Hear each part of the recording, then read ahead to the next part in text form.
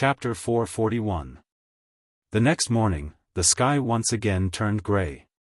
The originally good weather was completely covered by the dark clouds that covered the entire sky. The earth also seemed to have dimmed a little, and the vitality also dissipated a little.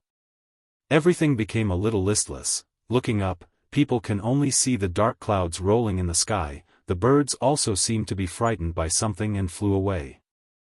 Everything looks so listless, only experienced people know that it's about to rain. On a street in Heavenly Palace City, Wu Yan, Kotori, Toka, and Shirori are walking towards the school. At this time, Toka is beside Wu Yan, happily eating a piece of bread in her hand. Wu Yan is lazily yawning. He looks like he didn't sleep enough. Kotori walked in front of everyone. She didn't even look back. Her usual cheerful expression is gone, replaced by a blush from time to time. Ever since they left the house, the four of them have been walking in the same manner. Shirori has been staring at Kotori ever since she left the house. Her eyes flashed with a thoughtful light. When they were about to go their separate ways, Shirori turned her head and whispered into Wu Yan's ear, "Shido, don't you think Kotori is a bit strange today?" "Is that so?" Wu Yan blinked his eyes that are already tearing up from yawning as he replied nonchalantly. Shirori didn't mind. She knew that Shido was always like this. They would never have the energy to wake up in the morning, so she continued, "Normally, Kotori is always smiling when she goes out, and it's inevitable that she would jump up and down when she walks. She's always so cheerful, but look at her today. Not only is she smiling, she doesn't even say anything. She just keeps walking forward. She's not like the usual Kotori at all." Shirori continued, "Also, Kotori was acting strangely in the morning. Usually, Kotori's laughter is heard at home." Wu Yan looked at Kotori who is walking in front of him. His wine-red eyes scanned every inch of Kotori's body. When he noticed that Kotori's face is slightly red, he couldn't help but chuckle. Kotori's abnormal behavior is most likely due to the kissing scene last night. Last night, Kotori woke up from the kissing scene and screamed with a red face. She ran into her room and didn't come out. She only came out in the morning after Shirori called her. She didn't even dare to look at him. Wu Yan found it funny. Kotori in her younger sister mode is so innocent and fun to play with. Of course, Wu Yan has to thank Shirori for this. If it wasn't for her presence at home, Kotori wouldn't dare to use the black ribbon and turn into commander mode. Otherwise, he would have lost a few pieces of flesh last night. Silently thanking Shirori, Wu Yan laughed. "Well, girls, there's always a day or two when they're not normal." Shirori almost fell to the ground. She gritted her teeth and looked at Wu Yan, obviously blaming him for being indecent. Wu Yan scratched his head and laughed apologetically. Shirori snorted. She looked at Kotori and said thoughtfully, "Kotori couldn't have been taken advantage of by a boy in school, right?" Wu Yan was shocked. He quickly turned his head and pretended not to know anything. However, his admiration for Shirori has increased by several levels. Although it wasn't at school, Kotori was indeed taken advantage of by a boy. It said that a girl's sixth sense is very accurate. He didn't expect a feminine main character to have such a special ability as well. It's really admirable. In Class 4, Grade 2 of Duli Lichon High School, a morning class passed quietly in such a gray weather. At this time, it was already raining outside the window. Shido. Toka had a lunchbox in her hand. She moved her table to Wu Yan's side and joined them together. "Let's have lunch together." Wu Yan nodded with a smile and turned to Shirori. "Shirori, come here and eat with us." "Oh, okay." Shirori paused for a moment before replying. She moved her desk over as well, intending to merge it with Wu Yan's desk. However, before she could merge her desk, another desk suddenly swept out from behind and inserted itself in front of Shirori. Before Shiori's desk could merge with Wu Yan's desk, it stopped right beside Wu Yan's desk. Wu Yan, Toka, and Shirori were stunned. They reflexively looked behind the table. In the next second, Toka's expressionless face entered their line of sight. "Yorushi-san." Shirori looked at Yorushi-san in surprise. She didn't know what to do. Toka was also shocked. She frowned and said, "What are you doing?" "I want to join you." Tabichi Origami used a flat tone, but it's not hard to hear the tone of her voice. Her blue eyes stared at Wu Yan, causing goosebumps to rise all over Wu Yan's body. 10 Fragrance could not help but pout in dissatisfaction. She did not have a good impression of Yuichi Origami, who would chase after her every time she descended. She said rudely, "Don't get in my way." Kite Origami immediately said, "That's what I want to say." Toka and Toka's eyes shot out electricity. Wu Yan, who was sandwiched in the middle, was trembling. Shirori quickly said, "Everyone. Let's eat together, okay?" Tabichi Origami was the first to answer. Tabichi Origami was the first to sit down. Tabichi Origami had nothing to say and sat down with Shirori. As a result, a very strange scene appeared. Shirori sat up straight like a high school student. She picked up her lunchbox nervously. Toka stared at Tabichi Origami with unconcealed hostility. Tabichi Origami stared at Wu Yan with an emotionless expression. Wu Yan started sweating profusely. With trembling hands, he opened his lunchbox, but no matter how hard he tried, he couldn't move his chopsticks. Tabichi Origami's calm gaze is too oppressive. Wu Yan is under a mountain of pressure. What's worse is that Tabichi Origami's eyes are filled with undisguised hostility. However, the hostility in Tobarama's eyes was different from that of looking at an enemy. The hostility in Tobarama's eyes was more like looking at a love rival. He nervously picked up a piece of meat and put it into his mouth. Wu Yan couldn't stand Toichi Origami's gaze, so he put the lunch box to his mouth and buried his head in it. He started eating without caring about anything else. Toka was finally satisfied. She turned around and opened her lunch box. She looked at Shirori, who was busy eating. She picked up a piece of food and brought it to Shiori's mouth as she spoke calmly. "Please eat." The air suddenly froze. Shirori stared blankly at the expressionless Tokichi Origami in front of her. She then stared blankly at the chopsticks in front of her. She couldn't help but swallow her saliva. She forced a smile and said, Tokichi, just call me Origami." "Huh?" Shirori looked at Toka awkwardly and said, Origami, I have my own lunch box, please eat." As if she didn't hear Shiori's words, Tabichi Origami continued in a declarative tone. She stared at Shirori with an oppressive gaze. This time, Shirori finally got a taste of what Wu Yan felt just now. Shirori hesitated for a while and then ate the dish that Tobi Origami fed her. She chewed it with a strange expression. Tobi Origami then sent another dish to her mouth. Chapter 442. Looking at Shirori sullenly accepting Tabichi Origami's feeding, Wu Yan didn't feel happy at all. Instead, he felt a deep sense of sympathy for Shirori. Although Tashiichi Origami was also a cute girl, the pressure of having no subordinates was already very high. When he was facing it, he almost broke out in a sweat, let alone Shirori. The scene in front of him and the way Tokichi Origami looked at Wu Yan as if she was looking at a rival made Wu Yan very certain. Tokichi Origami really became a lesbian. Wu Yan's thirst for gossip is burning. He's curious about what happened between Tabichi Origami and the main character of this world for her to be so stubborn. In the original work, she was constantly thinking about pushing down Atsuka Shido. In this world, the main character became a Yuri girl due to the feminization of the main character. These two must have a dark history.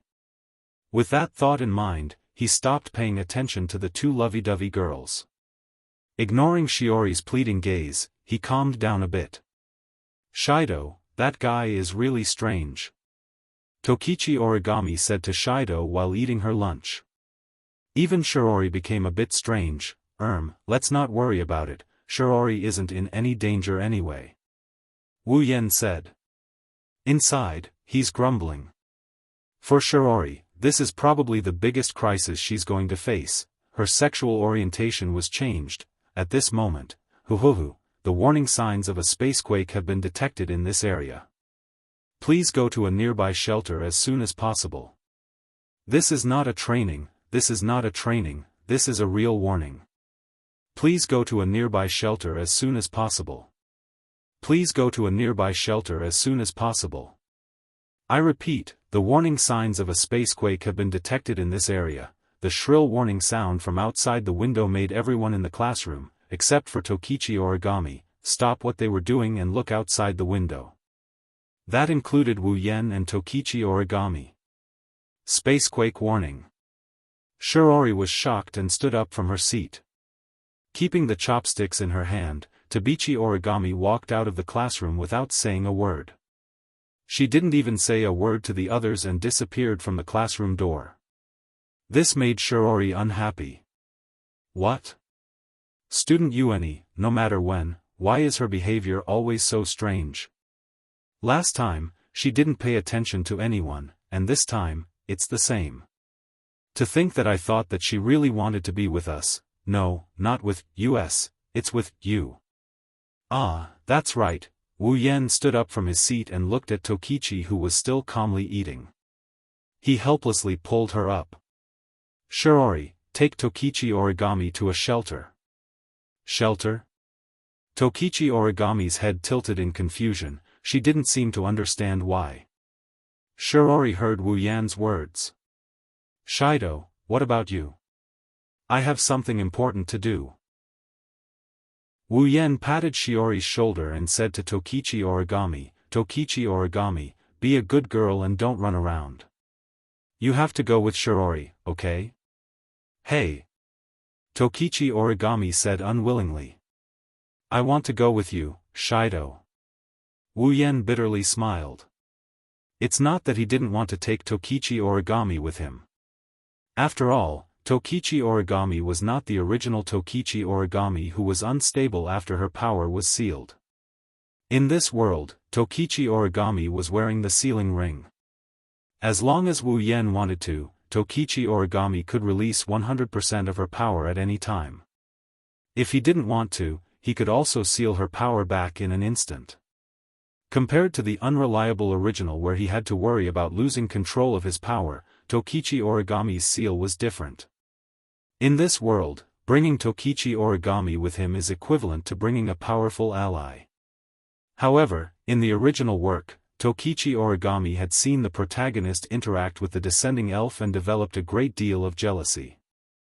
Although the main reason was because the protagonist accidentally kissed the elf and Tokichi Origami saw it, Wu Yen didn't want such a scene to happen to him. In order to prevent any accidents, it's better not to bring Tokichi Origami with him this time.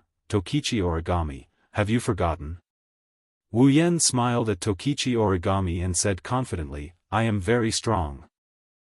Fragrance was startled. Only then did she remember that the man in front of her had blocked her attack the first time she met him. Even if that attack was done casually by her, an ordinary human would definitely not be able to block it. At that moment, Incense could only mutter. I understand. Wu Yen nodded and looked at Shiori. Shiori, I'll leave Tokichi Origami in your care. Be careful. Shiori said. She didn't object to Wu Yan's actions anymore. Even so, it's still a little irrational for someone who doesn't know anything. She's also a little worried. Under the gaze of the two girls, Wu Yen ran out of the classroom and headed outside. No one noticed that after Wu Yen turned a corner, his body flashed with an illusory light. After the light flashed, Wu Yan's figure disappeared from the spot, above Heavenly Palace City, inside Fraxinus. The automatic door to the command room opened and Wu Yen ran in, attracting everyone's attention. After all, Wu Yen is the most important part of Ratatosk's strategy against the elves. On the command platform, Kotori, who is wearing a black ribbon, saw Wu Yan's arrival in her commander mode. However, unlike the others, Kotori's face is cold. She looked at Wu Yen with a dangerous glint in her red eyes. It's like she's looking at a bitter enemy. She can't wait to bite off a piece of flesh from this person. It was natural for her to react this way. Commander mode Kotori wasn't as soft as little sister mode Kotori. She hated Kiran for kissing her so much that her teeth were itching. Last time, he had seen her naked in the bathroom. This time, he had stolen her first kiss. What about the next time? Next time, wouldn't he push her onto the bed? Coterie had the urge to cut this hateful bastard into pieces for the sake of her chastity. However, the most helpless thing was that she was too easy to bully when she was in little sister mode. She was seen naked by this guy and even kissed by force. She actually developed a little bit of feelings for him. Could it be that this guy was really the god of strategy who specialized in attacking elves? Even a human with elven power like me can't avoid being conquered? Coterie sighed and inadvertently glanced at the sealing bracelet on her body. Perhaps everything was already decided the moment she put on the sealing bracelet. Who knows, maybe everything was already decided the moment she put it on. Wu Yan didn't know about Coterie's complicated thoughts. He ran into the command room and looked at the screen. He looked at the descending elf. "Captain. You're here." Yuki Chenyu stood beside Wu Yan. As Wu Yan's assistant, he has to cooperate with Wu Yan. Wu Yan narrowed his eyes as he stared at the small green figure on the screen. "This is the elf this time?" "Yes, Captain," Yuki Chenyu said. "His name is Hermit. In terms of danger level, he's much weaker than Toka and Tokisaki Kurumi." Then, Yatsuki Chenyu retreated to Wu Yan's side and he asked, "Captain, are you confident we can take down this elf?" "Well." Wu Yan chuckled. "Just wait and see." "Yes, Captain," Yuki Chenyu said respectfully. "Do you need me to do anything?" Wu Yan nodded and he looked at Yatsuki Chenyu with a serious expression. "Prepare a lollipop for me." Yuki Chenyu. Everyone present. Chapter 443. On the big screen in the command room, a small figure with a height of about 144 centimeters wearing a green bunny ears and a hooded cloak was standing in the middle of a large crater. She was holding a doll in her hand. Her entire body was shrouded in green light. Under the sci-fi rendering on the big screen, she looked like a character from a painting. That's the elf who descended this time. Her identification name is Hermit. She's a little lowly. While the atmosphere in the command room was tense with Wu Yan, a red alarm flashed on the big screen. It startled the Ratatosk members on the left and right of the screen. "Commander. AST has arrived." As soon as the voice fell, the people in the command room saw a large number of light spots flying from afar towards Hermit, who was standing in the middle of the crater. When their armor-like attire was imprinted in everyone's eyes, they raised their weapons at the same time. In the next moment, countless cannon fire blasted towards the small figure in the middle of the crater. Under the watchful eyes of every member of Ratatosk, the little green figure flew out from the deep crater that was shrouded in smoke and artillery fire. It dashed out of the encirclement of AST, but what greeted it was an even fiercer barrage of artillery fire. For a moment, the entire sky was filled with the sound of cannon fire. The Hermit was flying rapidly under the cover of the cannon fire. The sound of the Hermit flying through the air to avoid the attacks also soared into the sky. Under the gray clouds, the light of the fire kept flashing. Looking at the small figure who was constantly struggling under the cannon fire without any resistance, Wu Yan's heart was filled with anger. An inexplicable murderous glint flashed across his wine-red eyes. The temperature of the scene suddenly dropped to freezing point. Everyone in the command room felt a chill run down their spines. At this moment, Wu Yan's favorable impression of AST dropped by dozens of points. Since the other party was an elf and they were only following orders, it was their duty. However, if they could indiscriminately attack a little girl like this, at least Wu Yan could not use such a rational reason to convince himself to understand AST. "Shi Dao." Feeling the pressure coming from Wu Yan, Coterie hurriedly called out to him, telling him to calm down. Otherwise, the ordinary people in the command room would have to lie on the ground. "Captain." Yatsuki Chenyu patted Wu Yan's shoulder. Wu Yan's aura is only a tiny bit, but Yatsuki Chinyu is just a normal person. It's no wonder Kotori assigned Yatsuki Chinyu as her assistant if he can remain calm under such a small amount of aura. He was the combat officer, and as the assistant of the combat officer, how could Yue Chinyu not have any combat ability? Wu Yan came back to his senses and noticed the heavy expressions on the faces of the people in the command room. He took a deep breath and slowly calmed down the anger in his heart. Kotori. Wu Yan turned to Kotori, and for the first time in the command room, his face was serious. Give the order for the next operation. That child, I must bring her back. Kotori smiled, even if it was just a small smile, it was enough to let others feel how happy Kotori was at this time. As expected of my brother.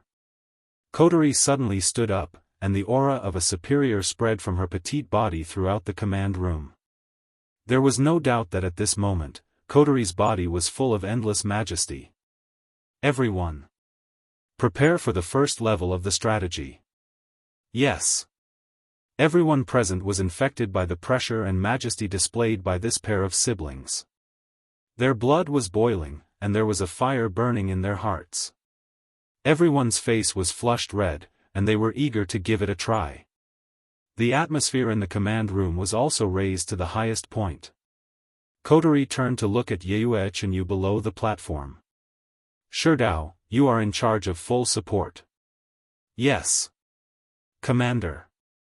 Yue Chinyu ran out of the command room, and before that, when Kotori gave the first order, Wu Yan already ran out of the command room.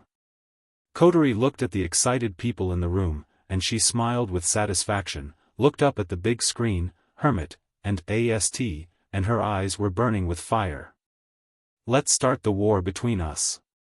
Heavenly Palace City, under a commercial building, two figures surfaced from a corner.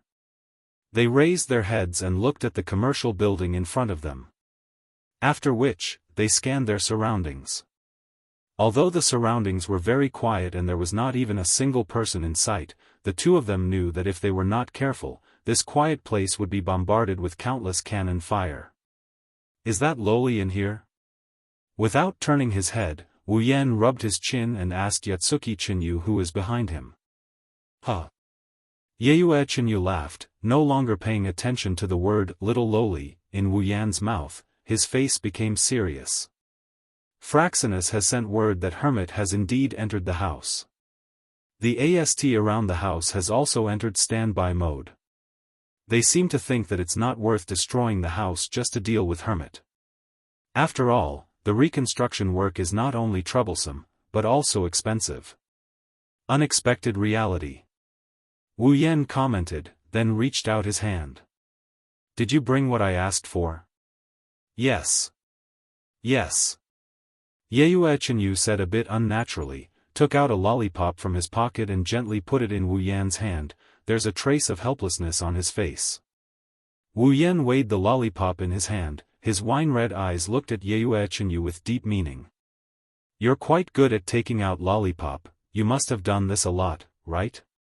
Yue Chinyu almost hit his head on the wall. Captain. Can you not make this kind of joke? Wu Yan clicked his tongue. I'm praising you, as a necessary skill for the 21st century's youth, to be able to practice it to such a level. Yue, you have a bright future. Yue Chinyu could only make an ugly smile. He said helplessly, Captain, are you sure you want to use this lollipop to deal with an elf? Yue, this is where you don't get it. Wu Yan patted Yue Chinyu's shoulder and he continued in a serious tone. Any creature that is related to Loli, even if it's a fairy, Lolita's destructive power is limitless. Is that so? Yue Chinyu's face was full of doubt, but since his captain said so, Yue Chinyu had nothing to say. Then I wish you success, Captain. Well, just wait and see. Therefore, from the corner, a lightning-like figure flew out from it and streaked across the sky. With a slight whoosh sound, the figure flashed into the commercial building in front of him, leaving behind a young girl, who was struggling with the lethality of the lollipop. She was hesitant there.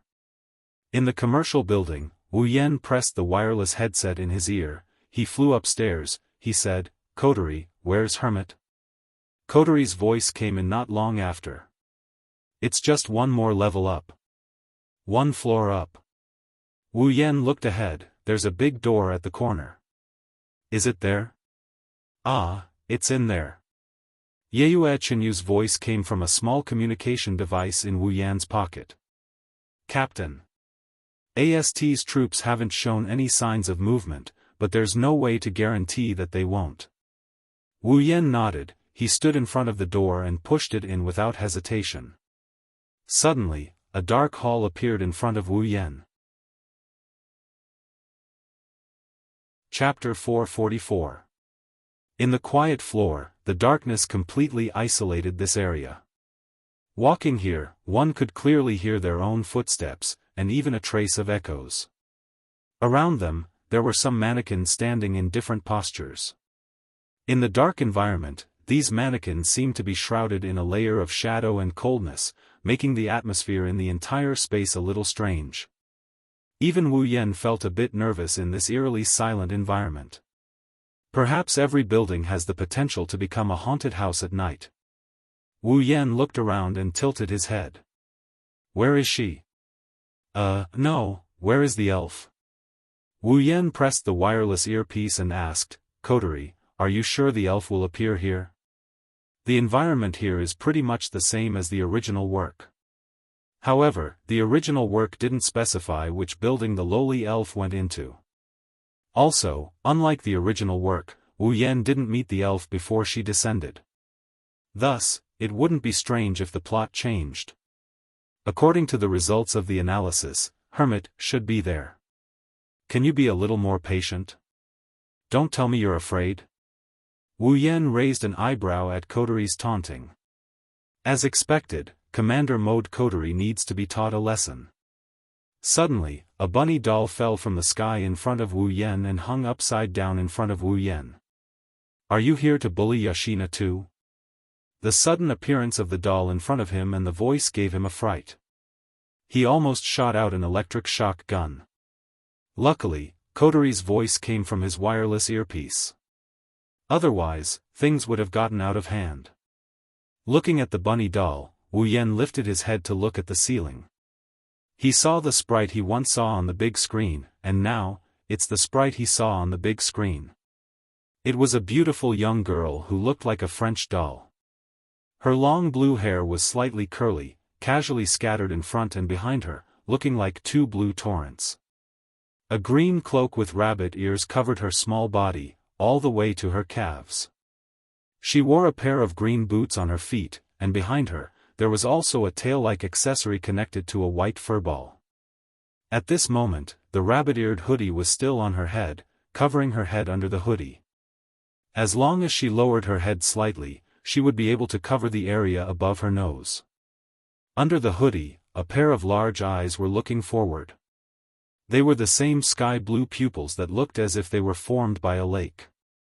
It was very captivating. She has a dreamy appearance and a petite figure. She's about the same age as Flandrechan. She's also holding a bunny doll with a black eye patch that looks like a pirate's eye patch on one of its eyes. Without a doubt, this was a very adorable little girl.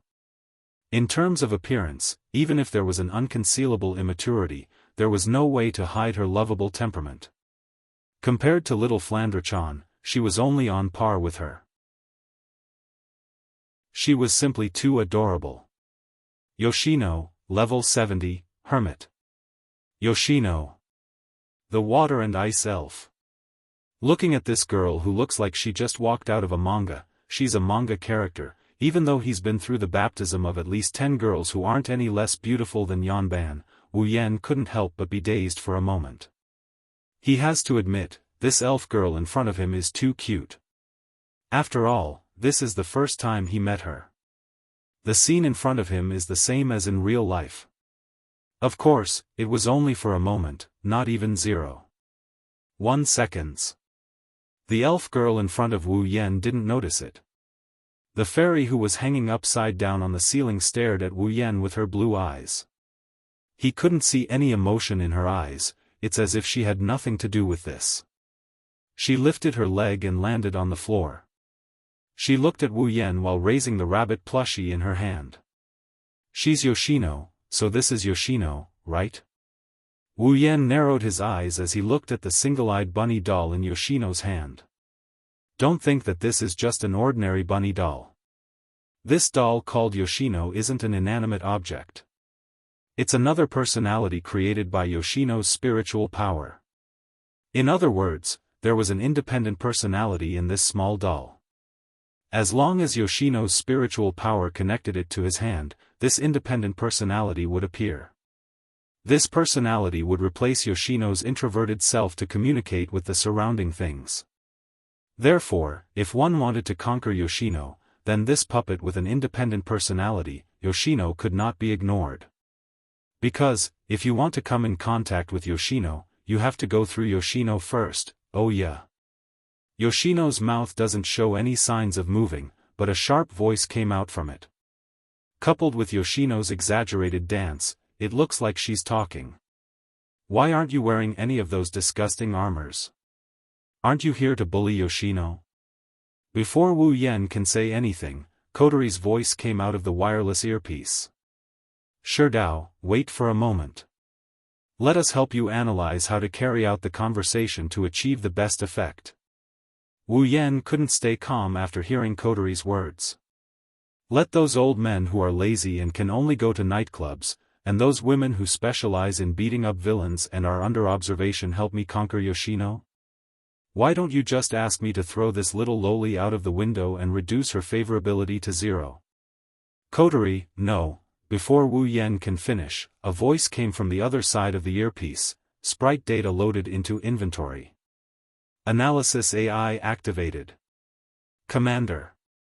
The analysis AI is responding. Options have appeared. Okay.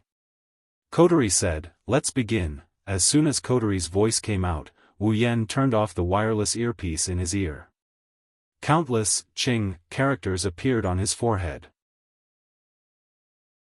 You can see how Wu Yan is feeling right now. Wu Yan turned to look at Xiao Xiao Karen and the bunny doll standing in front of him. He sighed and took a few steps forward. Can I talk to her for a bit? Wu Yan pointed at Yoshino while looking at Yoshino's plushie. Yoshino and Yoshino were startled at the same time. They were unable to react to what was going on. Could it be that the person in front of them knew about the matter between the two of us? Ahaha, Yoshino doesn't understand. What are you talking about? Yoshino said while dancing as if she's trying to hide something. It's like she really doesn't understand Wu Yan's words. However, there's a hint of unnaturalness in her tone. Wu Yan stared at Yoshino with his wine-red eyes and said with a smile, do you want this little sprite to hide behind your back for the rest of your life? Wu Yan's words stunned Yoshino. She froze on the spot, unable to do anything. From the outside, she looks like a normal doll that can't move. Wu Yan continued in a gentle tone. You've been the one who's been communicating with the outside world on her behalf, right? As a friend who has been by her side day and night, you should know how important your existence is in her heart. Because without you, she can't do anything. At least, that's what she thinks. Don't you want her to change? Don't you want her to be able to communicate with someone else? Chapter 445. Don't tell me you don't want her to change. Don't you want her to communicate with others? Hearing Wu Yan's words, Sharona was silent. How could Shino not understand the situation of the two of them? Sharona is a docile and timid person. She almost doesn't dare to talk to people directly. She's very afraid of humans. She's so afraid that just a little contact will make her shrink her body like a snail. Because of this, Sharona was born. Due to Yoshino's extremely introverted character, he would usually communicate with others through Yoshino. When it came to external matters, Yoshino would also be the one to deal with it. However, due to Yoshino being the one to deal with external matters, Yoshino himself did not have the slightest bit of contact with others. This caused Yoshino's mind, which was originally afraid of strangers, to directly enter a closed state. Just like what Wu Yan said, Sharona knows what kind of position she has in Shiona's heart. It can be said that Sharona herself is Shiona's goal. Because Sharona is weak and timid, Sharona, who has a strong personality and is cheerful and talkative, is equivalent to spiritual support in Shiona's heart. Once she loses Shiona's support, Sharona will easily panic as if she has lost everything. Even her mental state will be a bit off. At this time, as long as there's a little stimulation, Sharona will lose her mind and reflexively attack. However, Sharona is a docile person. In her heart, she actually hopes that she won't hurt anyone because Sharona is a person who hates pain and fear very much. So, Sharona doesn't want to bring pain and fear to others. Sharona can't leave Shiona's side because she will be afraid. Once she's afraid, her spirit energy will go out of control and hurt others. Sharona was born by relying on Sharona. Once she leaves Shiona's hand, without the support of Shiona's spirit energy, she will fall into a state of slumber and can't appear. The two of them rely on each other and support each other. Actually, Shitonai knew that the reason why Shitonai treated her as his spiritual support was because of her personality. Shitonai deeply longed for her personality. In Shitonai's heart, she hoped that she could be as strong as Shitonai and not be so cowardly, but the problem is, Sharona doesn't dare to communicate with others. How can she become strong? That's why when Wu Yan said, "Don't you want her to change? Don't you want her to be able to communicate with someone else?" Shino fell silent. How could it not want to toughen up the four genii? This is Shiona's wish. Of course, after thinking so much, it was only a moment of silence outside. Sharona has already raised her head and said to Wu Yan, Why do you know so many things about Sharona?" Hearing Shiona's words, Wu Yan smiled and said, "Don't worry about that. I just want to ask you, do you want this little elf to change? I don't need you to care about Shiona's matters." Sharona said in an unfriendly tone, "You humans bully Sharona every time, and almost hurt Sharona every time. Why should Sharona believe you humans?" Hearing this, Wu Yan sighed. "Indeed, I don't have anything worthy of your trust, but I trust you." "Trust us?" Sharona is stunned. "Yes." Wu Yan nodded firmly. "I believe that an elf like Sharona is definitely not a bad guy. So, I want to help you." As soon as he finished speaking, the entire place fell into silence. Although there is no way to see any changes on Shiona's body except for her tone, Wu Yan can feel that Sharona is carefully observing him, sizing him up. Not long after, Sharona said, "Why do you trust Sharona?" Wu Yan chuckled, raised his head and looked at the ceiling. "Because, in my home, there is such a kind, pure, and adorable elf." "There is an elf in your home?" This time, Sharona is surprised. "Impossible. Aren't humans very hostile to elves?" "So they have been attacking elves, and elves are also very hostile to humans because humans are constantly attacking elves. How can humans and elves live together?" Indeed, in the beginning, she was very hostile to humans. Wu Yan bitterly smiled and shook his head, but then he smiled and said, "But, when she recognized the gentleness of this world, she became my family." "The gentleness of this world, yes." Wu Yan nodded and said, "Among elves, there is Sharona, and Sharona who are gentle and kind. Among humans, there are also people who are not hostile to elves, but you haven't met such people before, so you are afraid and hostile to humans. Now, I am here. As long as you trust me, then, in this world, no one will bring you pain and fear." Looking at the smiling Wu Yan in front of her, Sharona lowered her head and became silent again. Following Shino's silence, this space once again became silent. In this dark environment, only the faint sound of breathing could be heard clearly. It wasn't until a long time later that Sharona said, "Sharona, in fact, also hopes that she can be strong, and Sharona also hopes that Sharona can be strong." After that, Sharona raised her head and looked at Wu Yan. Can you help Sharona?" Wu Yan smiled. "Of course." After pondering for a moment, Sharona said, "But, what should I do to make Sharona change? That's why I want to talk to her. Wu Yan shifted his gaze from Yoshino to the quiet Yoshino. He didn't know if she didn't hear anything or if she couldn't understand their conversation. He continued. I want her to know that interacting with others is a very joyful thing. Happy. Sharona muttered softly, and then looked at Wu Yan. What should I do? Scratching his face, Wu Yan nodded and said to Sharona, if possible, I hope you can leave Sharona for a while. What? Calm down, I have my reasons. Wu Yan quickly said, think about it, as long as you are by Shiona's side, Sharona will not take the initiative to communicate with others and entrust everything to you, right? In that case, if you are not here, Sharona will have to use her own mouth to communicate with others. This way, she can slowly change Sharona. But Sharona hesitated. She had no choice but to hesitate. She knew very well what would happen to Sharona if she left. To put it bluntly, once she left, Sharona would be afraid. If something went wrong, this place would very likely be razed to the ground by Sharona. This was not only what Sharona didn't want, but also what Sharona didn't want. How could Sharona be at ease and leave Sharona alone?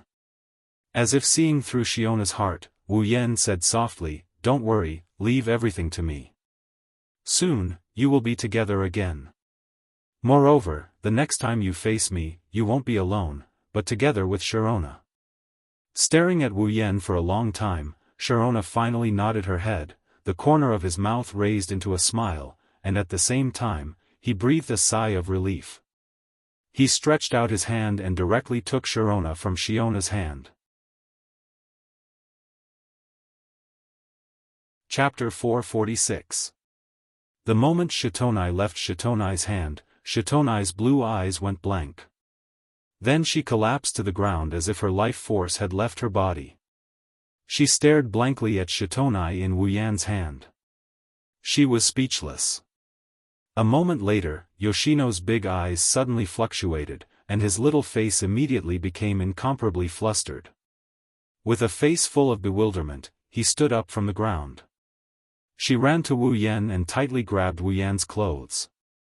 She looked at Shitonai in Wu Yan's hand and whispered, please, give it back to me. His wine-red eyes were filled with Shitonai's helpless and pitiful little face. Seeing Shitonai's flustered expression, Wu Yan felt an inexplicable pain in his heart.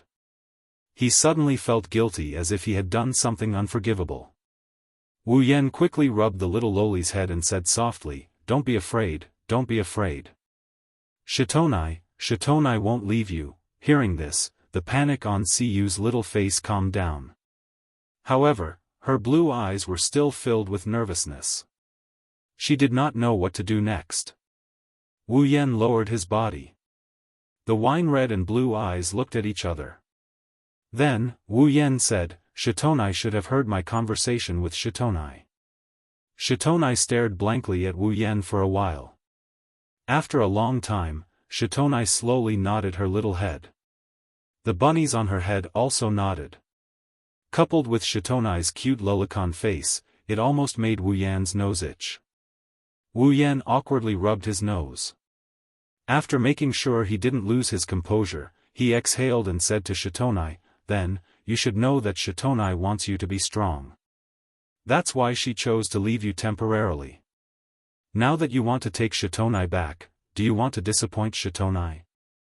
I don't want to disappoint Shitonai, that's more like it. Wu Yan squatted down and rubbed Yono's head through the hood of her cloak. So, in order to not disappoint Shitonai, leave Shitonai with me first, okay? Seeing that Shitonai was still a little flustered, Wu Yan smiled and said, Shitonai, as long as you listen to me today, I'll return Shitonai to you tomorrow. How about it?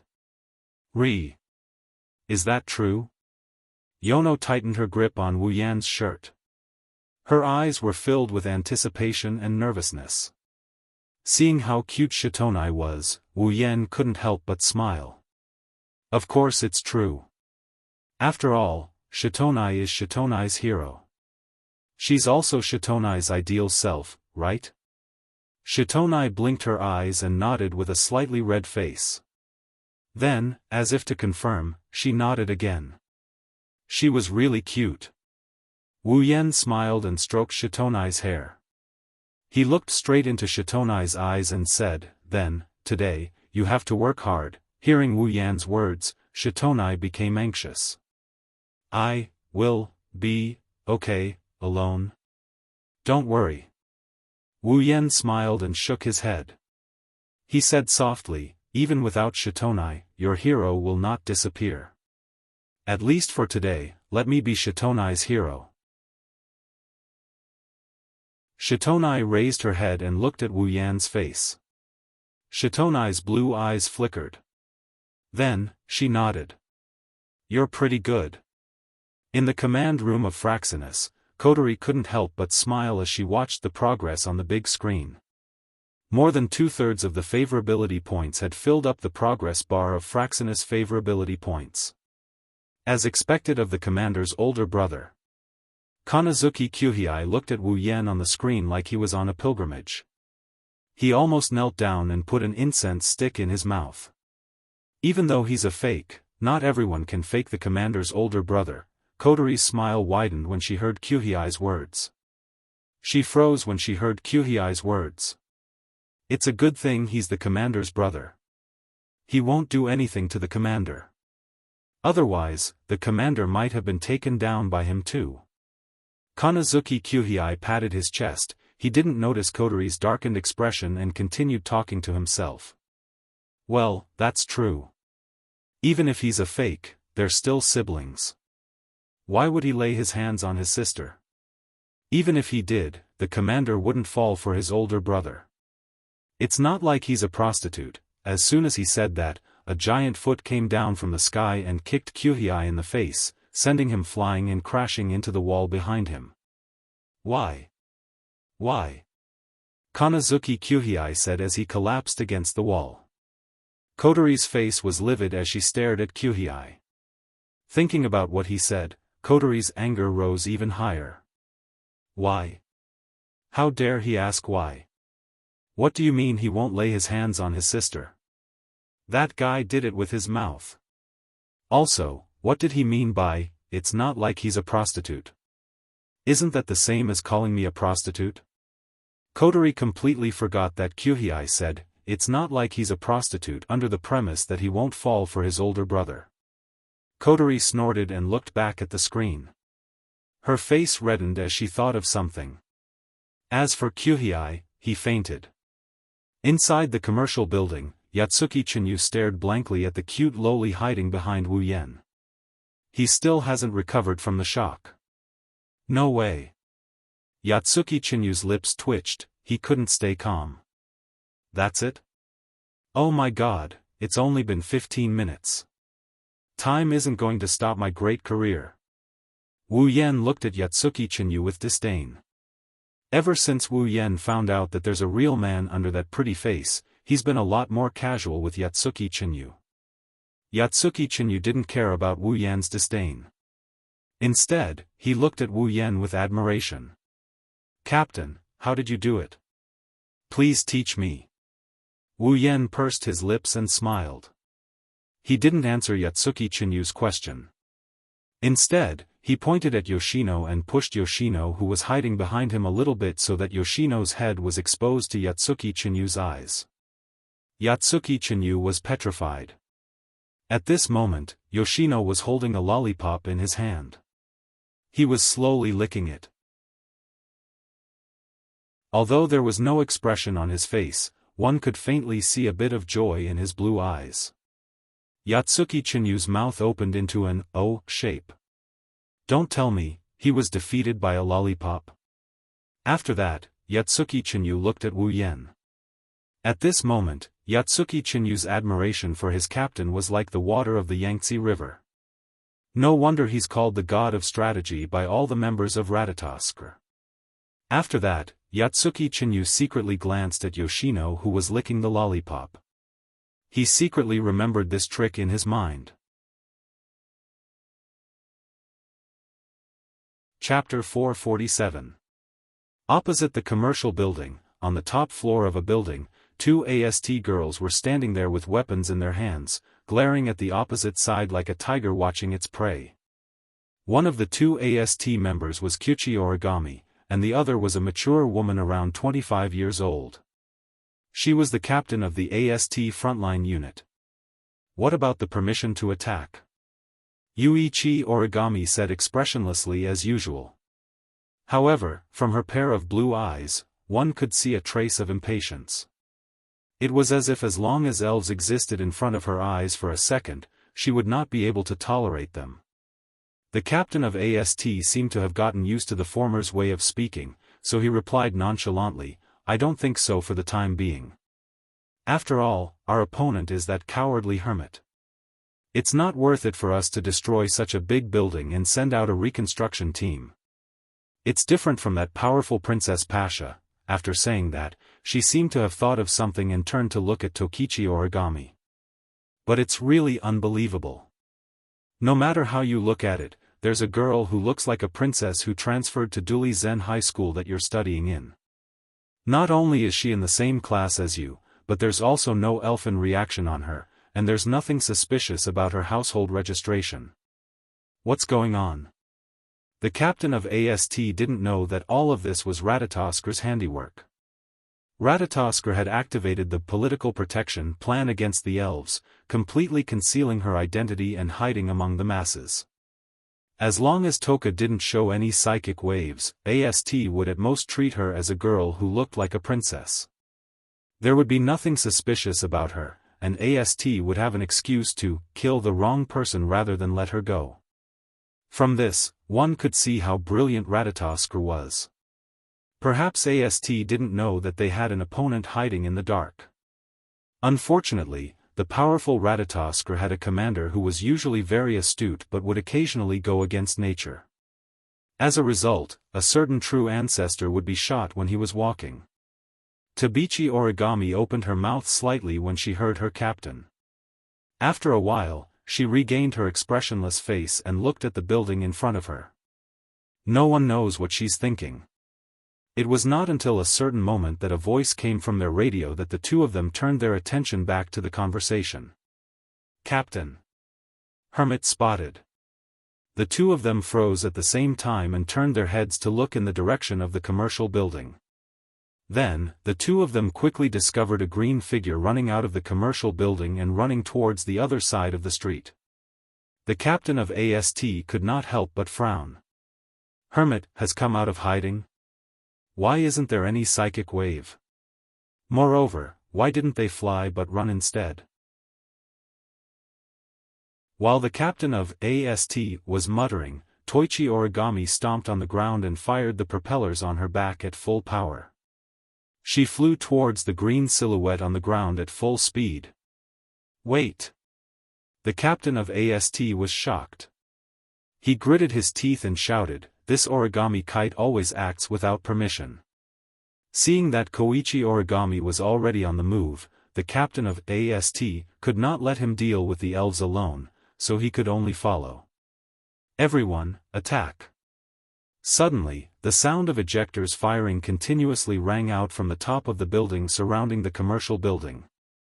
They rushed towards the green figure running on the ground. At the same time, continuous artillery fire also rang out. The originally undamaged street was mercilessly attacked by the cannons. The sound of explosions echoed through the sky and smoke covered the entire street. After the cannon fire subsided, the previously undamaged street became riddled with holes. Amidst the smoke, the green figure rushed out. Other than some dust on her body, nothing else happened to her. Seeing this, AST no longer hesitated and continued to fire at the figure on the ground. However, under the barrage of attacks, the green figure was like a vigorous warrior. He dodged left and right, dodging the incoming attacks.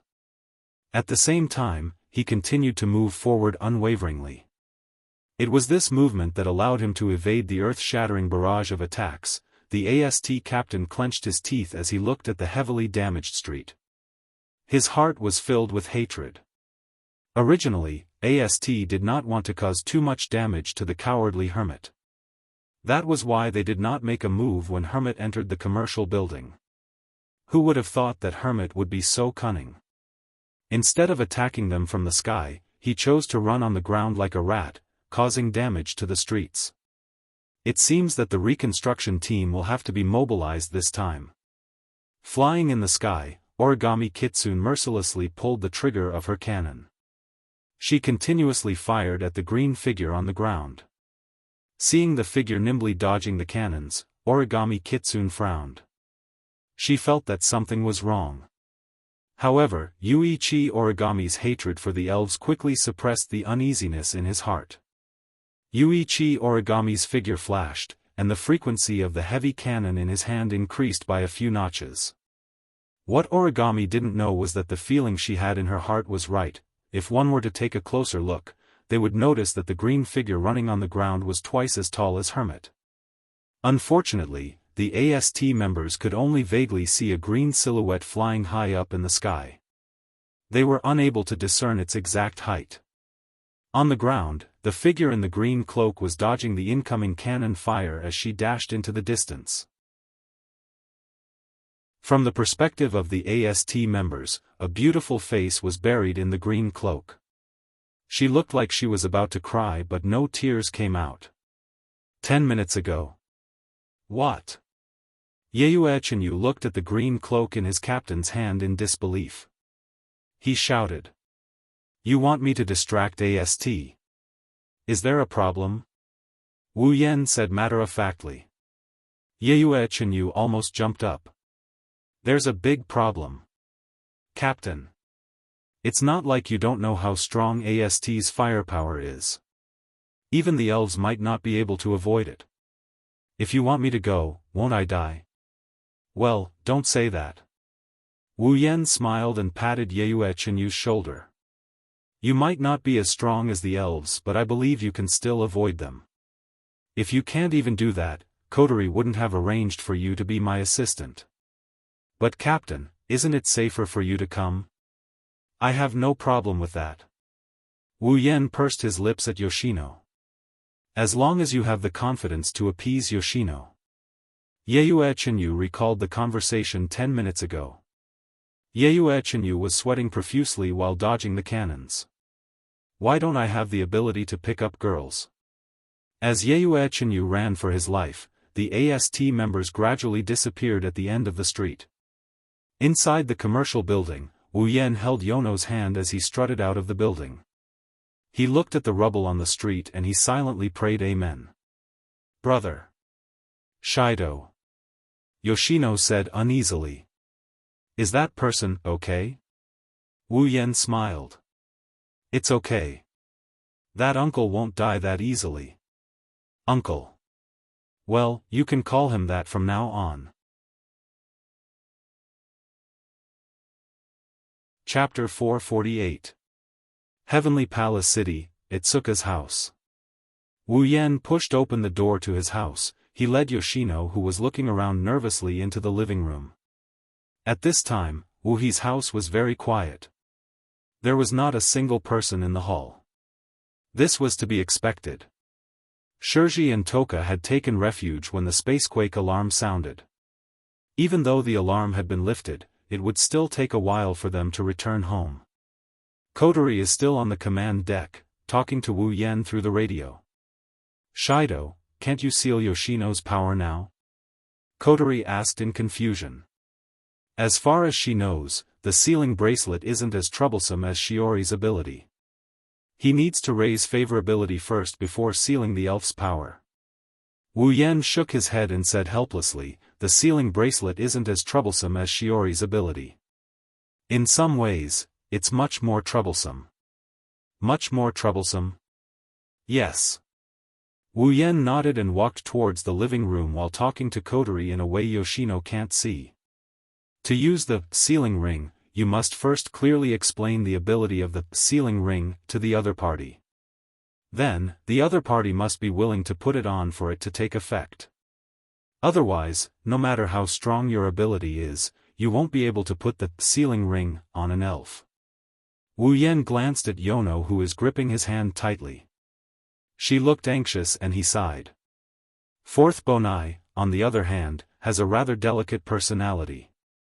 If we rashly tell her the ability of the sealing bracelet without a certain foundation of feelings and explain our purpose, it might cause her to subconsciously panic, and then her spiritual energy might completely go berserk. This is going to be troublesome. Kotori felt a headache coming on. Wu Yan and Yoshino's conversation was captured on the big screen in the command room. Based on their conversation and Yoshino's cowardly behavior, Wu Yan's claim is entirely plausible. Then what should we do? Kotori asked. Maybe Kotori didn't notice that her independent and shrewd self is starting to rely more and more on Wu Yan when it comes to making decisions. Wu Yan chuckled and he consoled her. Ma, don't worry about it too much. Yoshino is an easy person to get along with.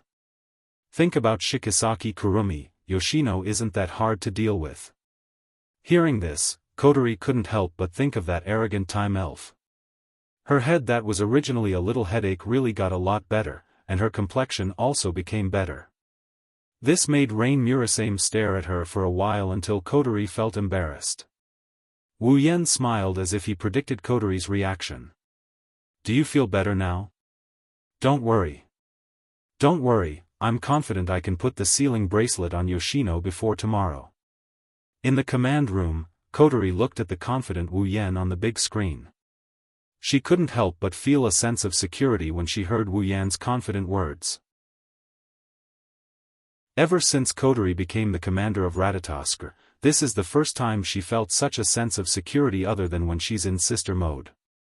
Kotori suddenly had a thought. Maybe it's not so bad to have a big brother like him. Kotori couldn't help but have this thought. In the past, Kotori had the support of Kanazuki Kyuhei and Rain Murasame, but most of the time, Kotori was the only one in charge of Ratatoskr's affairs. Internally, I have to save the elves, and externally, I have to deal with the AST. No matter what, Kotori is only 14 years old. Even if I'm in commander mode, it's only natural for me to feel tired when dealing with the affairs of a large organization. Wu Yan's appearance as a big brother is unprecedented. Kotori felt like she could rely on him. In Ratatoskr, he managed to conquer the elf that gave her a headache in 10 minutes. At home, he's a good cook. His combat prowess is on par with the elves. Although his personality is a bit unsettling, it's undeniable that Kotori is slowly starting to accept him as her big brother. She's starting to rely on him. Kotori doesn't hate this feeling. But when Kotori realized that she had such thoughts, she was startled. Could it be that this big brother whom she had only known for less than a month had become so important to her? Thinking of this, Kotori blushed. She couldn't help but feel shy and rebellious. To put it simply, she was being too proud. Humph. How can I not worry about a scum like you? Kotori didn't even think before she said it. Wu Yan's confident smile froze. He said angrily. I say, Kotori, even if you don't trust me, you don't have to call me a scum. Kotori's mood improved a lot when she saw Wu Yan's angry face. She continued to mock him. Ah, aren't you a scum? Then who was the one who did that thing last night? Kotori started blushing when she recalled Ripple from last night. Wu Yan didn't see this, but he couldn't refute Kotori's words, so he just stood there, speechless. Forget it, I'm the one who did it anyway. It doesn't matter if I lose the argument. Thinking of this, Wu Yan's expression lightened up. He shifted his attention away from the radio and looked at the four elements. Hey, Yoshino, sit here for a bit. Wu Yan brought Yoshino to the sofa. I'll make you something to eat. You should be hungry, right? Hearing that, just as Yoshino wanted to shake his head, a clear and audible rumbling sound came from his stomach, causing Yoshino's face to redden. He took off his hat and covered his face. He was so embarrassed that he didn't dare to look at anyone. Wu Yan was amused by Yoshino's cute behavior. He held back his laughter and scratched Yoshino's little nose. Wait for a bit, it'll be ready soon. Yoshino nodded with a red face. Wu Yan laughed and walked into the kitchen. After a while, a fragrant smell wafted out of the kitchen. Children's endurance was always relatively small, even Yoshino was no exception. Smelling such a good smell, Yoshino couldn't help but turn around and look at the kitchen. Wu Yan shook his head with a smile when he saw Yoshino's covetous expression. As expected, she's just a child. Wu Yan didn't know how much of a charm his cooking has on other people. Whether it's Hinajaku, Mikoto, or Toka, they couldn't help but crave his cooking because it's just too delicious. In a way, cooking master might be the strongest ability among all the abilities that Wu Yan exchanged for. Even the members of Ratatoskr in the command room of Fraxinus swallowed their saliva at the sight of the delicious dishes on the big screen. Kotori, who knew how delicious the dishes were, couldn't help but tremble at the sight of them. When the strange sound entered Wu Yan's ears through the wireless earpiece, Wu Yan knew what's going on. He laughed and said, "Come back if you want to eat, it's not like I won't let you eat." Hearing this, Kotori couldn't hold herself back any longer. She jumped off the podium and ran out of the room. Everyone in the command room looked at each other when they saw Kotori's reaction. Chapter 449. At this moment, two delicate voices suddenly rang out from the main entrance, "I'm back." The moment the voice rang out, Siyu, who was sitting on the sofa, jumped in fright. Her small face immediately became incomparably flustered. Her head looked left and right, as if she was looking for a place to hide. For a moment, she was actually at a loss of what to do. When the footsteps began to sound and were getting closer and closer, the corners of Yoshino's eyes couldn't help but tear up. She really didn't know what to do, so she lowered her head. At the same time, a cold air was emitted from Yoshino's body. In the space around Yoshino, the cold air was like steam, slowly rising, causing the temperature of the entire hall to drop a lot. On the sofa where Yoshino was sitting, thin sheets of ice directly formed. In the kitchen, as soon as he heard the sound outside the door, Wu Yan secretly knew that it was not good because he knew that with Yoshino's personality, it was already very difficult for her to face him. If it wasn't for Yoshino's words, Yoshino would have already gone berserk like the original. At this time, Yoshino's mood, who had lost Yoshino, was undoubtedly very unstable. And in such an unstable mood, if a stranger appeared, then with Yoshino's timid personality, there was a 90% chance that her spiritual power would directly go out of control. As expected, hearing the approach of a stranger, Yoshino's heart began to fear, and with this fear, her spiritual power really went out of control. Looking at the cold air that began to spread to the surroundings, Wu Yan quickly flashed. In the blink of an eye, he appeared beside Yoshino and hugged Yoshino. Almost as soon as this small body entered his hands, an extremely cold air was transmitted from the small body in his arms into Wu Yan's body, causing Wu Yan to groan, and his whole body couldn't help but tremble. Yoshino was also greatly frightened. In the midst of panic, she was hugged by someone. Anyone would be more afraid, and Yoshino was the same. Immediately, one of Yoshino's hands was raised, on top of it, a dense cold air flickered.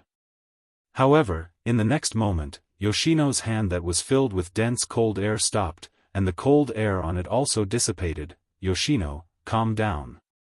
Resisting the corrosion of the cold air that entered her body, and allowing it to be like an electric current that destroyed her body everywhere, Wu Yan fiercely clenched her teeth, and with a trembling voice, she tightened her body, trying to use her body temperature to make Yoshino feel a little safer.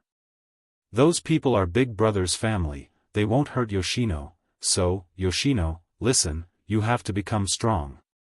Hearing the trembling voice that came from her body, Yoshino's mind finally calmed down, and the panic in her eyes also began to slowly dissipate. The consciousness that she nearly lost due to fear also gradually returned to her mind, allowing Yoshino to regain her senses. After regaining her senses, Yoshino realized what she had done.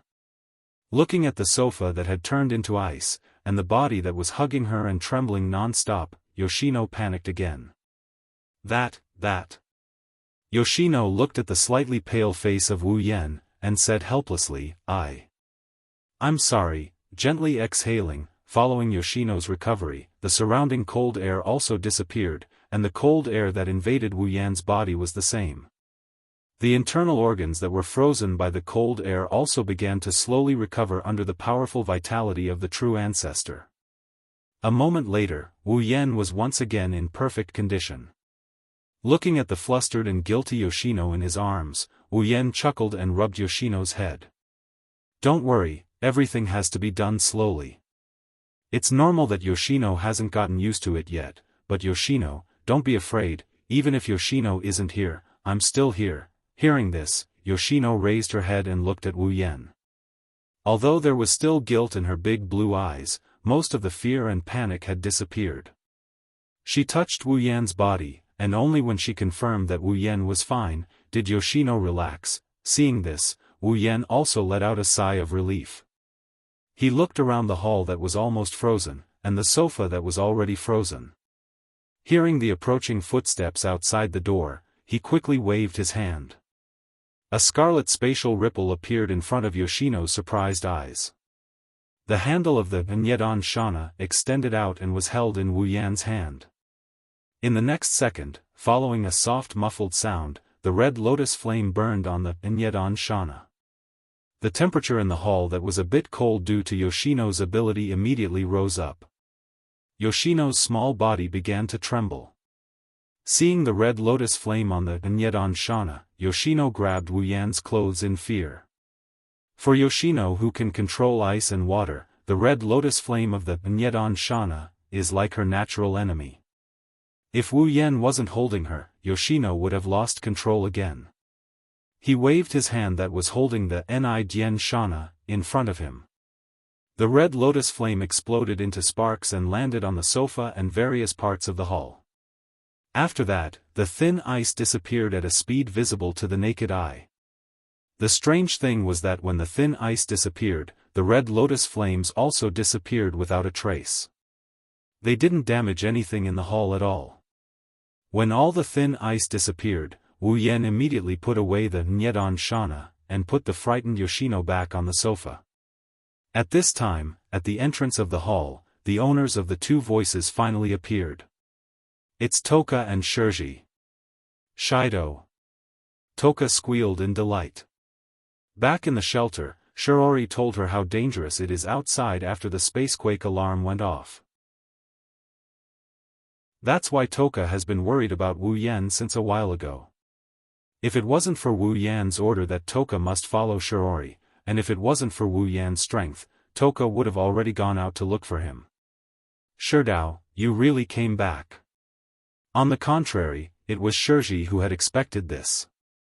When I came in through the door and smelled your fragrance, I knew you were back. I'm so sorry for making you worry. Wu Yan scratched his cheek and smiled. At this time, Toka and Shirji also noticed Yoshino standing next to Wu Yan. The two girls were shocked and Wu Yan's heart skipped a beat.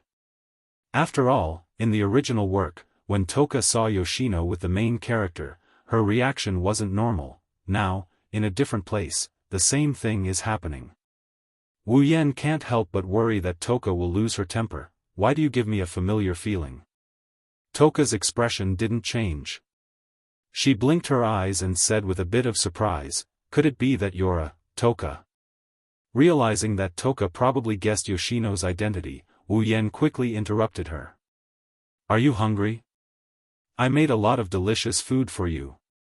Toka's eyes lit up. She nodded her head and ignored Yoshino's identity. While Wu Yan was relieved, he couldn't help but feel confused. What's going on? In the original work, when Toka saw the main character with Yoshino, her jealousy went off the charts. Why didn't she react at all? Does Toka not have feelings for me? But I'm not worse than the main character in the original work. In fact, I'm much better. Wu Yan guessed wrong. In the original work, Toka was mad because Yoshino accidentally fell down and kissed Shido. Toka just happened to see it. Plus, Yoshino has a bad habit of going overboard when talking. That's why Toka almost went berserk. Since there's no drama here, Toka has no reason to be jealous. After all, Toka doesn't even know what love is. Chapter 450. What's your name? Shiori's blue pupils secretly glanced at Shiori, then immediately lowered her head and said in a small voice, I am Shiori, Yono. What a cute name. Shiori smiled and moved closer. Hey, Yono-chan, where's your family? Mom and dad? Family? Shiori couldn't help but raise her head and blinked her big eyes. She looked so cute that it almost made Shiori's eyes twinkle with stars. I have no family. Shiori flinched and the smile on her face slowly faded away. What replaced it was a look of pity. She turned around and looked at Wu Yen. Shido, is Yono an orphan? Wu Yen bitterly smiled at Shiori's words. She's right, at least Wu Yen never heard of elves having parents. You can say that. Shirji's face was suddenly filled with love. She looked at the four nuns with a strange look in her eyes. It was obvious that her motherly nature had been triggered. Then this child. Shirji hesitantly glanced at Sifu and frowned. Since Sifu was an orphan, didn't that mean that this child might not have anywhere to go? It's no wonder Wu Yen brought Yono back. If she was in his shoes and met such a cute and lonely child, she wouldn't be able to resist the urge to bring her back. It's not just out of sympathy, it's also because a child with such good looks who has nowhere else to go would have a high chance of being targeted by human traffickers.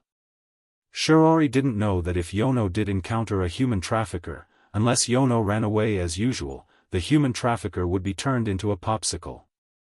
Kotori pitifully cried when she saw Shiori's intention to take Yono in. Sister, she's so pitiful, can we let her stay at home? In theory, Wu Yen is the one who can make the decisions in this house. However, this isn't Wu Yan's house, it's Shiori and Kotori's. So, it's better to let the head of the house make the decision. Shiori agreed without hesitation. Wu Yen, on the other hand, couldn't stay calm. He pulled Kotori's sleeve and whispered into her ear. Hey, Kotori, don't tell me you want all the elves to live in our house? His warm breath made Kotori shiver. Not only did her ears turn red, her face turned red as well. Kotori almost ran away when she saw Wu Yen so close to her. After all, her first kiss was taken away by this so-called older brother last night. Kotori, who is in her younger sister mode, still can't face Wu Yen with a straight face. Kotori blushed and stammered. I can't do anything about it. The house for the elves isn't ready yet. I can only arrange for them to stay with us so that way we can observe them. Wu Yen rolled his eyes at Kotori when she stuttered. But, he didn't mind. If Toka and Yoshino stayed here, it wouldn't matter to him. In fact, he might even be able to take advantage of them. From the very beginning, Yoshino had been observing the crowd's performance the entire time. To the timid Yoshino, this was the first time that she had personally interacted with so many people. However, at this time, Yoshino couldn't help but think that the three girls in front of him weren't as scary as he imagined. Moreover, each one of them was as gentle as Brother Sherdao. Hey, aren't you going to eat? Shido's cooking is the best. Toka kept stuffing food into her mouth. Ever since she discovered Yoshino's identity, Toka subconsciously felt close to her. After all, they're both elves. Yoshino lowered her head and whispered. I'm full. But you don't look like you're eating much. Toka said in a surprised manner. She stuffed a meat bun into her mouth and swallowed it. Wu Yen couldn't help but grumble inwardly. Do you think that everyone is a foodie like you? Since you're full, Yono-chan, do you want to take a bath with me? Shiori looked at Yoshino expectantly. Who knows if she was treating Yoshino as a real doll? Yoshino was shocked, she shook her head without hesitation. Shiori was disappointed, but she can't be blamed. Yoshino is afraid of strangers. It would be strange if she accepted Shiori's invitation to take a bath. However, fourth uncle's next words caused the people at the dining table to no longer be able to remain calm. I'll take a bath with Brother Shido. Pft, Toka and Kotori spat out their food at the same time. The food in their mouths exploded like fireworks on the table. Only Shiori, who didn't have any food in her mouth, managed to escape. As for Wu Yan, he wanted to spit out his food, but the food got stuck in his throat. Pounding his chest with all his might, Wu Yan hammered his chest so hard that it made pong-pong sounds. Finally, he managed to swallow the food in his mouth, but the result was him panting like a dead dog. But he didn't care about any of this. At this moment, he is looking at the reddened Yonko with an astonished expression. The expression in his eyes can only be described as marvelous. Yoshino wants to take a bath with him? This doesn't make sense. While Wu Yan was stunned, Toka and Kotori stood up and slammed their hands on the table. They shouted in unison. No, Shiori, who just regained her composure, was confused by the two girls' shouts. She looked at the two girls with a weird expression. She couldn't understand why they are so excited about Yoshino bathing with Wu Yan. Toka and Kotori blushed when they realized they overreacted. Kotori pursed her lips and looked at Yoshino. She decided to go all out. Oni-chan, how can you take a bath with Yoshino? Yoshino is a girl. Kotori looked at Wu Yan as if he's a pervert. Wu Yan almost flipped the table. Yoshino is the one who asked to take a bath together, not me. Toka's reason is much more straightforward. In any case, no means no. She looked at the furious Toka, the embarrassed Kotori, the flustered Yono, and the confused Wu Yan. She shook her head when she saw Wu Yan with a face full of all kinds of colors. I say, Yoshino is just a kid, why are you so agitated? But Kotori wanted to say something but she couldn't. She looked at Shiori with a weird expression. She remembered that on the surface, Wu Yan is still her long-lost brother. With such a big reaction at this time, it was only natural that people would find it strange. Kotori could only turn her head away and let out a muffled cry. I'm full. Toka wanted to imitate Kotori and get angry, but she couldn't bring herself to say, I'm full. In the end, Toka sat down with a dejected look on her face. She picked up the food on the table and started gobbling it up. Wu Yan was the only one left sitting there in a daze. Am I really going to take a bath with Yoshino? Chapter 451. Heavenly Palace City, at Tsuka's house. In the bathroom, the steam from the hot water is spreading all over the place.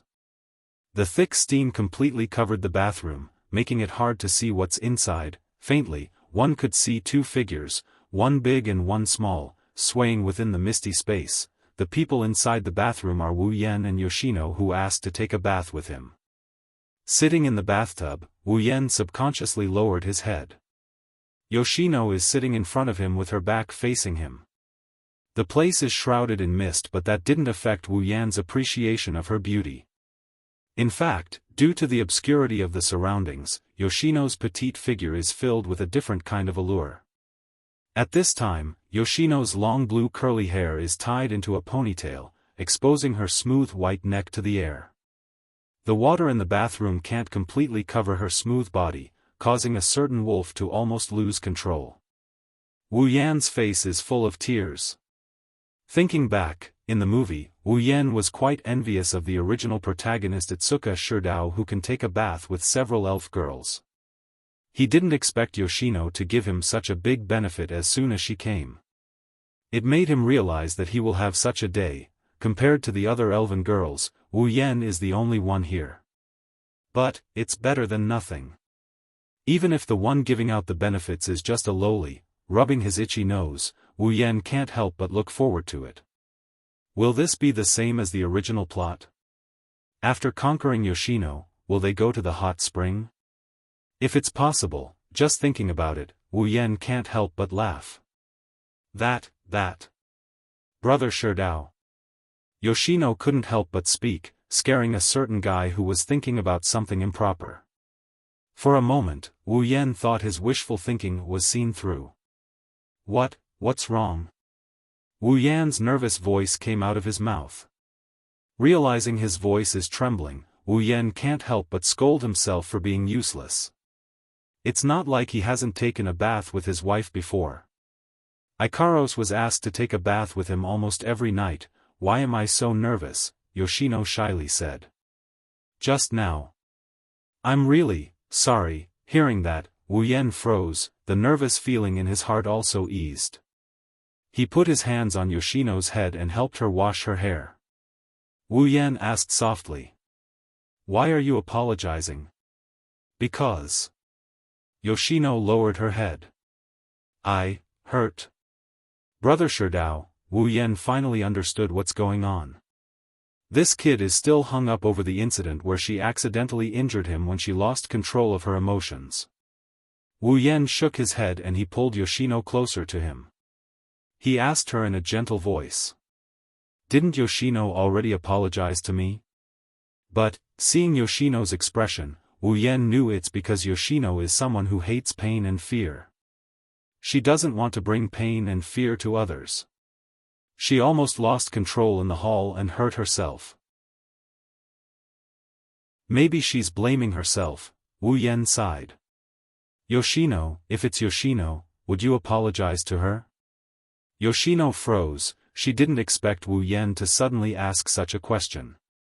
She blinked and pondered for a moment before shaking her head.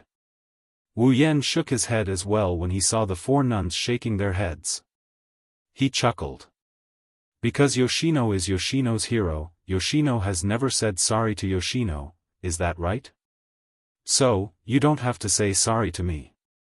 Because when Yoshino isn't by Yoshino's side, your older brother is Yoshino's hero. Yoshino raised her head and looked at Wu Yan's wine-red eyes. She felt it was the most beautiful eyes in the world. Because Yoshino could see the love and tenderness in his eyes, Yoshino immediately lowered her head shyly. Yes, seeing Yoshino lowering her head shyly, Wu Yan couldn't help but laugh. This girl is really cute. She's the same as Xiaofu. She's the type that people can't be cruel to and don't treat well. Hey, Yoshino. After thinking for a moment, Wu Yan said to Yoshino. Do you really not want to bring pain and fear to others? Yes, Yoshino was silent. Then, without the slightest hesitation, he nodded his head. It could be seen that Yoshino truly hoped from the bottom of his heart that he wouldn't harm others. He also hoped that he wouldn't bring the emotions that he hated to others. Seeing Yoshino nod her head, Wu Yan closed his eyes. Soon after, as if he had made a decision, he suddenly opened his eyes. Yoshino, if your older brother has a way to make you not harm others, but the price is that you will lose all of your fairy powers, are you willing to do that? Yoshino's body trembled. She quickly turned around. Her large blue eyes were staring straight at Wu Yan's face. There was a trace of hope and hesitation in her eyes. Wu Yan didn't say anything. Just like that, he looked at Yoshino. Quietly, they looked at each other from a distance. It was as if they were communicating with their eyes. In fact, Wu Yan's heart was also very nervous. After all, Yoshino was easily scared. It wasn't easy for him to make Yoshino accept him. If this sudden request made Yoshino afraid, she might go berserk this time. If he didn't feel that his relationship with Yoshino had improved a lot, Wu Yan wouldn't dare to rashly ask such a question. Moreover, Wu Yan couldn't bear to see her lose control of her emotions and hurt others. Then, he would secretly feel guilty. That would be too cruel, therefore, Wu Yan decided to take a gamble. Fortunately, his gamble didn't seem to be in vain. At least, Yoshino didn't show any signs of fear. After a long time, Yoshino said a little anxiously. Really, can I? There's hope. Wu Yan was happy. He nodded at Yoshino. Then, He told Yoshino about the existence of the sealing ring and its effects. He didn't hide anything. After all, this is the condition for the sealing ring to take effect. After Wu Yan finished explaining, Yoshino raised her little nose and said with melancholy, "But, my power is sealed."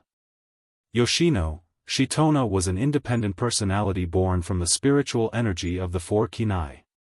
Only with the support of the spiritual energy of the four kinai could Shitona appear. If the power of the four kinai was lost, then Shitona was no different from being dead.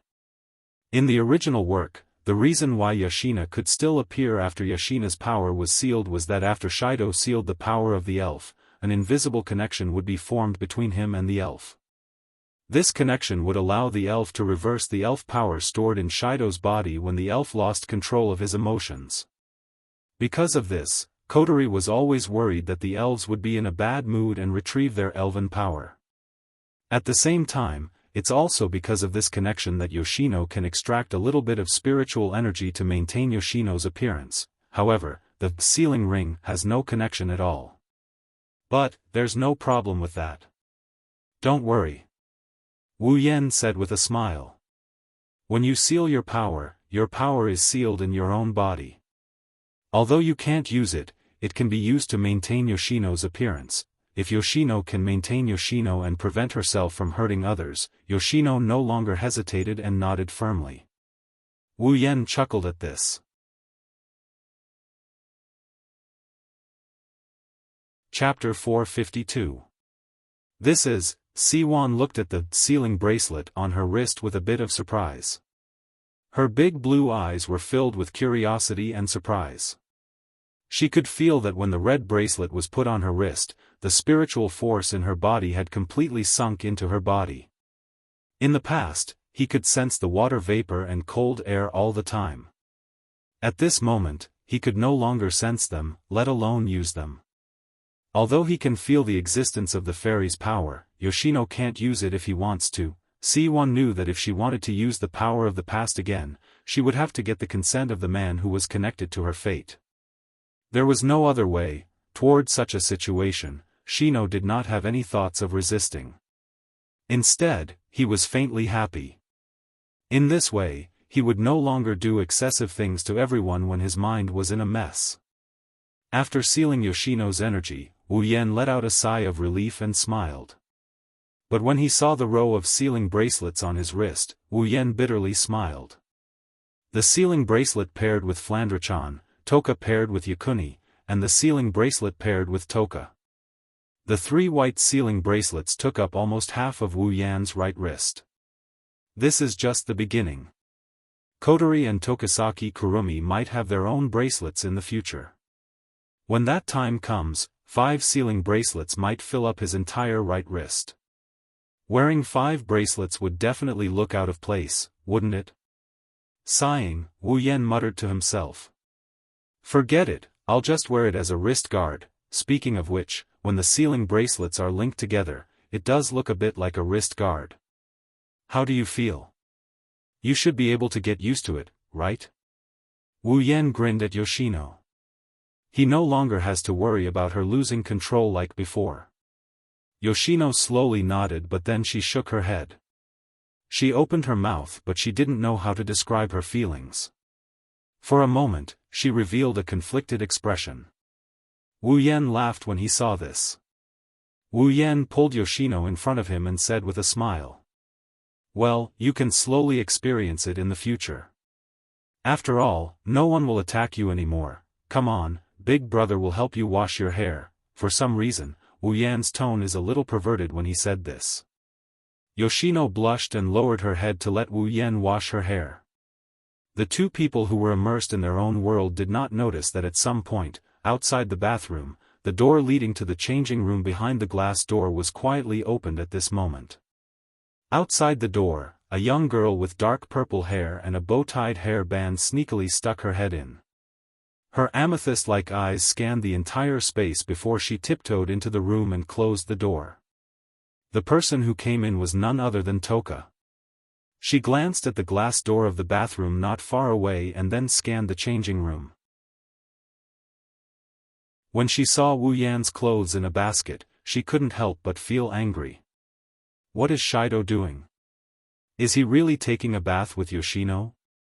Shi Xiang couldn't help but clench her fists tightly. Her little feet were also constantly stomping on the ground. It was obvious that Shi Xiang was in a terrible mood right now. Fortunately, Toka's power is sealed in the sealing ring. If it's the same as the original, Toka's power would have flowed back due to her bad mood. The result would be that the entire bathroom would be turned into a pile of rubble. However, when Ten Incense raised her head and was about to go to the glass door to check out the situation, she inadvertently glanced at a corner.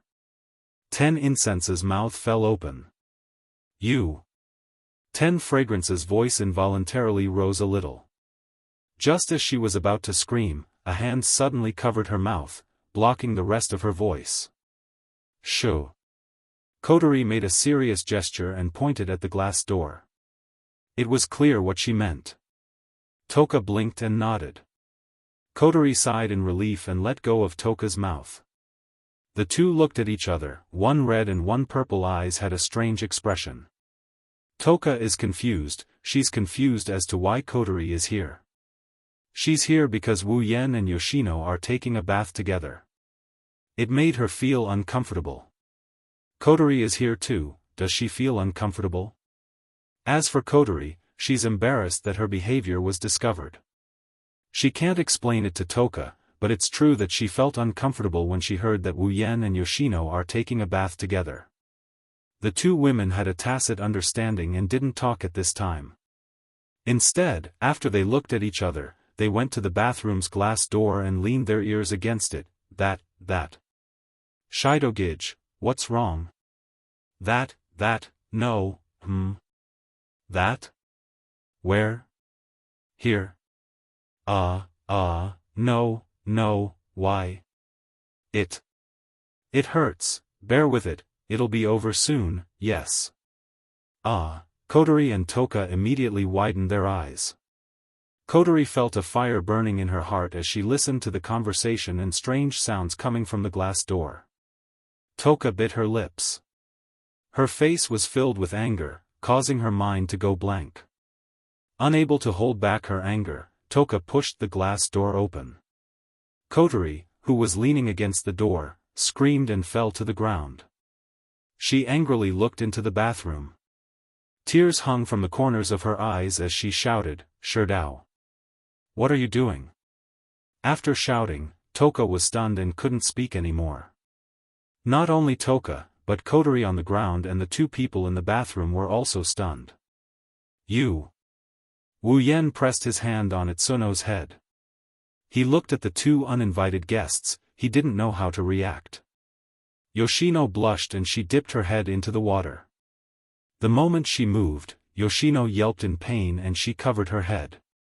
Wu Yan's hand that was pressing down on her head is now tangled with her hair. Kotori was the first to understand what happened. Wu Yan's hand got tangled with Itsuno's hair when he was washing her hair. Kotori felt awkward.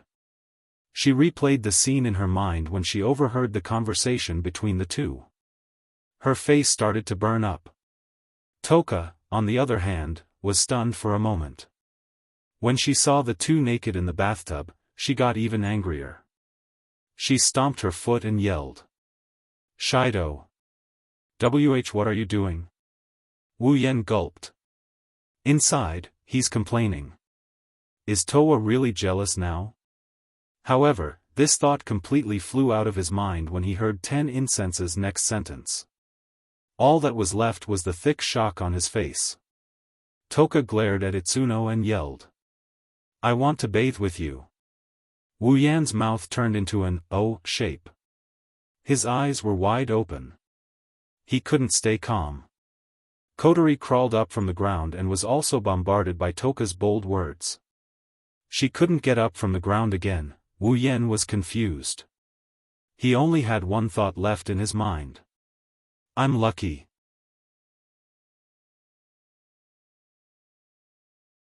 Chapter 453. Ha! Shiori looked at Wu Yan, Toka, Kotori, and Yoshino in surprise. She asked with uncertainty. Hot springs? Yes. Ah, yes. Wu Yan sighed. He didn't know whether to laugh or cry at the surprised Shiori. When he was bathing with Yoshino last night, Wu Yan was thinking about how the protagonist went to a hot spring with a few elf girls in the original work. He wondered if he would have the chance to enjoy the same benefits. Who would have thought that flashed through his mind would actually come true? It can't be helped, he can't bathe multiple times in one night. He already took a bath with Yoshino last night. When Toka asked to bathe together, Wu Yan couldn't do it.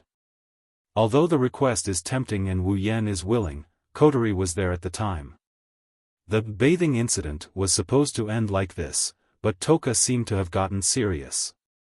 He made a big fuss and insisted on bathing with Yi Si even if he had to die. Kotori almost changed into a black satin belt to keep the situation under control. Thus, Wu Yan yelled out loud. Why don't we all go to the hot springs together tomorrow?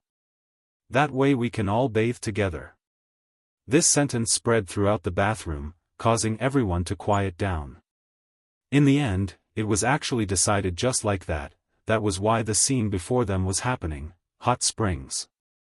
Shiori couldn't help but fall silent, her heart faintly moved. For girls, hot springs were always a very attractive place, even Shiori was no exception.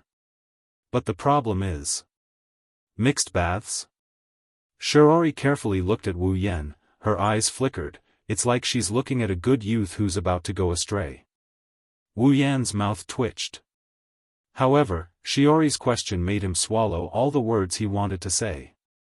After all, their goal this time is indeed to soak in the mixed bath. Shiori saw Wu Yan's silence, she knew what the answer is. Her expression became strange. At the same time, the way she looked at the three girls changed to that of Wu Yan. Toka is fine, she moved in as Wu Yan's girlfriend, so it's reasonable for her to go to the mixed baths with her boyfriend. Yoshino is nothing out of the ordinary. To Shiori, Yoshino is just a kid. He had already taken a bath with her last night, so it didn't matter if he took a mixed bath again. But what's with Kotori? Isn't she his sister? She's going to have a mixed bath too? Although it wasn't that there weren't siblings who were close enough to bathe together, that was something that only happened when they were young, right? It's not like there aren't any who have grown up, but Shiori still feels strange. Under Shiori's strange gaze, Kotori couldn't help but feel embarrassed. She buried her head and couldn't say anything. She began to hate herself. What was wrong with her that she agreed to go with them? Wu Yan's gaze is also a bit evasive. After all, this is like a scumbag trying to capture a girl. It's really embarrassing, especially under the gaze of the other girl. In this silent atmosphere, after a long time, Shiori scratched her little face and sighed. Then you guys go, I'll wait at home for you guys to come back. Shiori didn't know if it was just her imagination, but she felt like the four people in front of her seemed to be relieved after she said those words. Of course, if Shiori goes with them, then they will be under a lot of pressure. On the way to the hot spring hotel, Toka and Yoshino are like two curious babies who have never seen anything before. They're curious about everything. They kept pointing here and there, they're very energetic. Fortunately, they're not asking Wu Yan, otherwise, Wu Yan would be mentally and physically exhausted even if he's about to take a mixed bath. Wu Yan didn't know what Kotori told Ratatoskr about this hot spring trip. Ratatoskr is paying for all the expenses. Even Murasame Rain was hired as a driver. Wu Yan didn't know what to think about this. If Kotori really wants to tell Ratatoskr something, she'll definitely switch back to commander mode. Once she switches back to commander mode, with her arrogant personality, would she still agree to take a mixed bath with Wu Yan? Wu Yan doesn't know either, but in the end, Wu Yan took advantage of the situation and didn't even need to spend money. Just like in the original work, under the lead of Murasame Rain, everyone arrived at the hot spring hotel. Of course, there were no AST people here to cause trouble. Shiori did not follow them, and Tokichi Origami had nothing to do with them. Naturally, she would not bring a group of AST people here to soak in the hot spring. Of course, The battle between Ratatoskr and Ast in the original work would not happen. It's worth mentioning that Yoshino has returned to Yoshino's side. On this trip to the hot spring, Yoshino kept chirping, scolding Wu Yen from time to time, and attacking Toka and Kotori. This made the group hate this filthy rabbit. Wu Yen can't do anything about it. He took advantage of Yoshino's absence and conquered her while she was away. He even sealed her power in the process. It's only natural that Yoshino would be dissatisfied with him. When the group arrived at their destination, the sky was already turning yellow. This is the best time to take a bath in the hot spring. Wu Yen and the others really know how to pick a good time. In the hot spring hotel booked by Ratatoskr, the group soon arrived at the hot spring. Looking at the hot spring, Wu Yen, Kotori, Toka, Yoshino were all happy. As for Rain Murasame, she disappeared for some reason. Wu Yen looked at Kotori, Toka, and Yoshino. He coughed and pretended to be serious. "Alright, get ready to change your clothes," Kotori and Toka shuddered. They blushed when they heard Wu Yan's words. They actually started acting bashful at a time like this. Do we have to do it now?" Kotori hesitated and said. "It seems like she's going to change her mind." Wu Yen sighed. After all, in the original work, Kotori jumped into the water with Shido even though she was in commander mode with a towel wrapped around her. "Well, you can wait." Wu Yen didn't seem to care. "But when we are done, I don't think we will wait for you." Kotori pursed her lips, and her little face fell. The 2 white ribbons on her head also became listless, making her look quite adorable. In the end, Kotori decided to jump into the water. "Shido." Toka turned around and looked at Wu Yen. She pointed at the door and said, "You go out first, come back in later." Wu Yen paused for a moment. "Why?" Toka stomped her feet and stuck her tongue out at Wu Yen. "Just get out of here." "Idiot! Idiot!" Wu Yen raised an eyebrow as he looked at Toka, who looked like she was possessed by a stria. He helplessly sighed and he pulled Yono's hand. "Then I'll go out with Yoshino to change clothes, oh yeah." Shino's tone was a little sharp as she cried out. "So Shido likes Yoshino more." Toka glared at Yoshino and humphed. She stopped talking.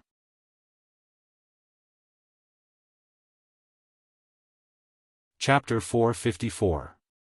In the changing room outside the hot spring, Wu Yen helped Yono take off her clothes while she blushed. Her tender body that he saw last night was revealed to him. Even though he saw her once last night, Wu Yen couldn't help but turn his head away. It's not that he's pretending to be serious, but if he doesn't do this, he's afraid that he'll lose his composure. Shideasan, you're shy." Siono smiled and teased. Wu Yen rolled his eyes and ignored her. Wu Yen picked up a small bath towel and wrapped it around Siono's body, then, he took off his clothes and wrapped himself in a towel. His firm chest heaved up and down in the air. Occasionally, there would be the sound of his heartbeat and occasionally, there would be a glimmer of light flashing through his eyes. He looked very well built. Touching his chest, Wu Yen couldn't help but laugh. If it was in the past, with his small otaku body, how could he have such a golden ratio? All of this is thanks to the blessing of the true ancestor bloodline. "Siono, don't forget to tie up your hair," Wu Yen said to Siono. "Yes." After a short day of interaction, Siono's words are a lot more eloquent. She's no longer like before where she would pause every 1 or 2 words. At least, it's not that often, but her voice is still as low as before. And it's this change that made Siono surprised when she woke up. For Siono, who is very familiar with Siono, this change is already a great progress. While Siono's hair is tied up, Wu Yen chose 3 towels and folded them into a square shape. For some reason, when they're soaking in the hot spring, they always have to put a square towel on their head. Wu Yen thought it's a bit troublesome, but since everyone did it, he followed suit. After doing all this, Wu Yen brought Siono to the hot spring and opened the door. When the hot spring came into view, 2 figures entered the hot spring as well. Shido. Toka leaned on the side and waved at Wu Yan. Come down quickly. This is amazing, it's much more comfortable than bathing at home. Wu Yan didn't answer Toka because he's completely focused on the scene in front of him. In the hot spring, Kotori grabbed her towel and sat opposite Toka. Her delicate body was deeply hidden under the hot spring, making it impossible to see what's going on inside. But her face, which is red from embarrassment or from the heat, is exceptionally charming. Toka sat opposite Kotori, but compared to Kotori, Toka didn't wear a towel. She leaned on the edge of the hot spring and closed her eyes comfortably. Half of her naked body was covered by the hot spring water, but the 2 semicircles were exposed. Seeing the 2 in the hot spring, Wu Yan swallowed a mouthful of saliva. When he came back to his senses, he scolded himself for not living up to expectations. He had 8 wives at home, how could he not see enough of them? He couldn't even withstand the test. While despising himself, Wu Yan's body shrunk back unnaturally. Because seeing the 2 women like this, Wu Yan couldn't hold back his lust and raised the flag.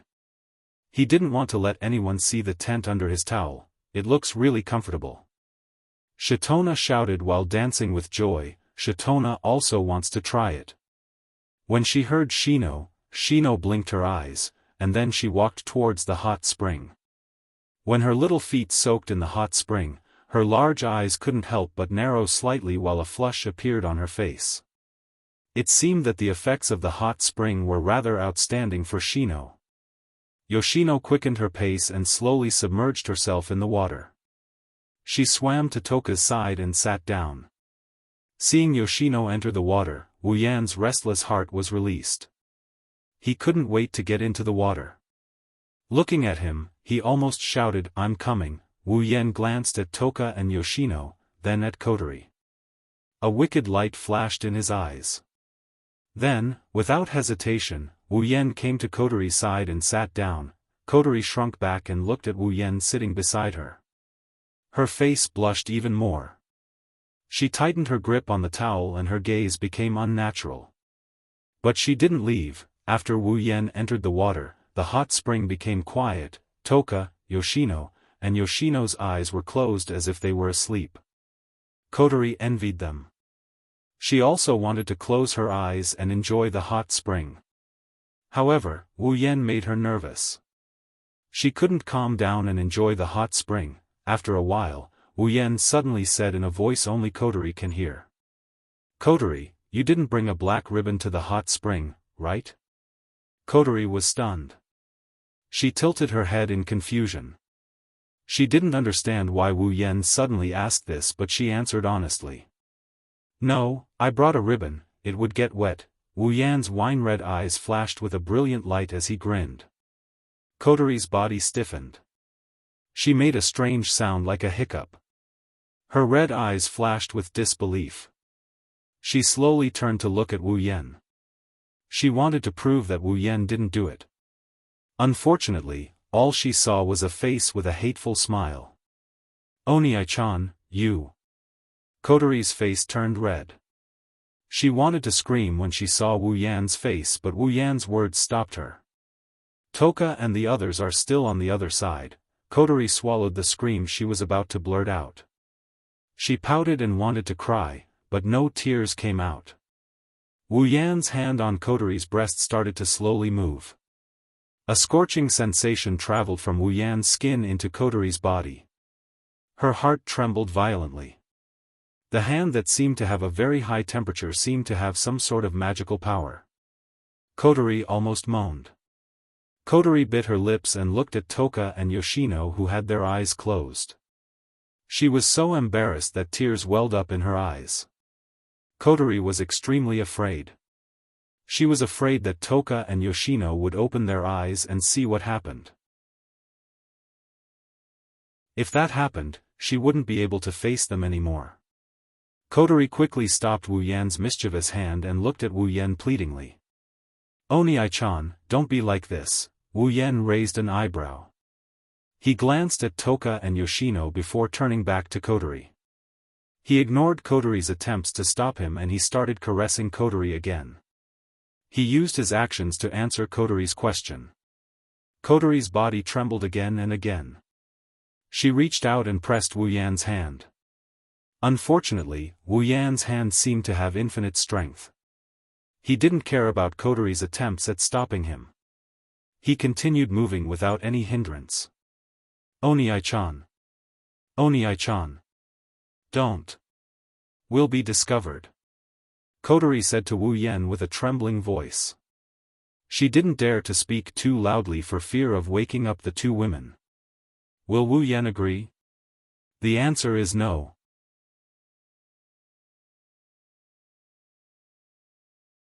Chapter 455. Kotori is filled with regret. Why did she agree to come to the hot spring last night? If she didn't agree, she wouldn't be treated like this. Kotori is using all her strength to press down on the hand under the hot spring. She's trying to stop the hand from invading her body. However, it was as if all her strength was non-existent. She was completely ignored by the other party.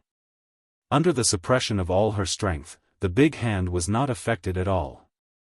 It moved freely as if it was nothing.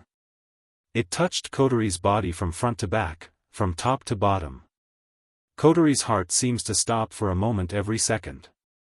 She's gasping for air as if she can't breathe in fresh air. The quiet hot spring is filled with soft panting sounds. Every time she gasped for breath, her strength would decrease by a notch, the strength in her hands would decrease as well. Towards the end, Kotori's hands that were pressed against Wu Yan's palms can only be described as a pear. Kotori's pretty face is as red as a peach.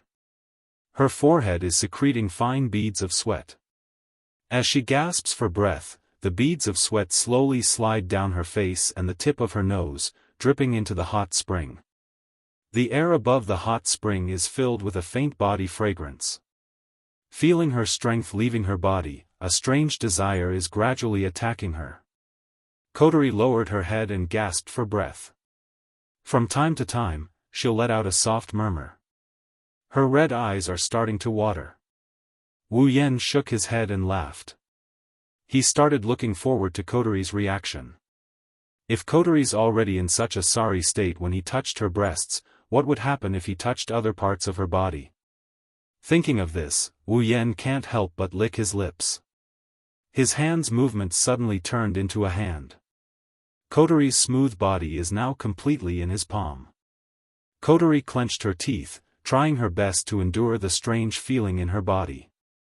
This feeling made Kotori panic because this is the first time she's felt this kind of desire. Kotori panted and looked at her big brother.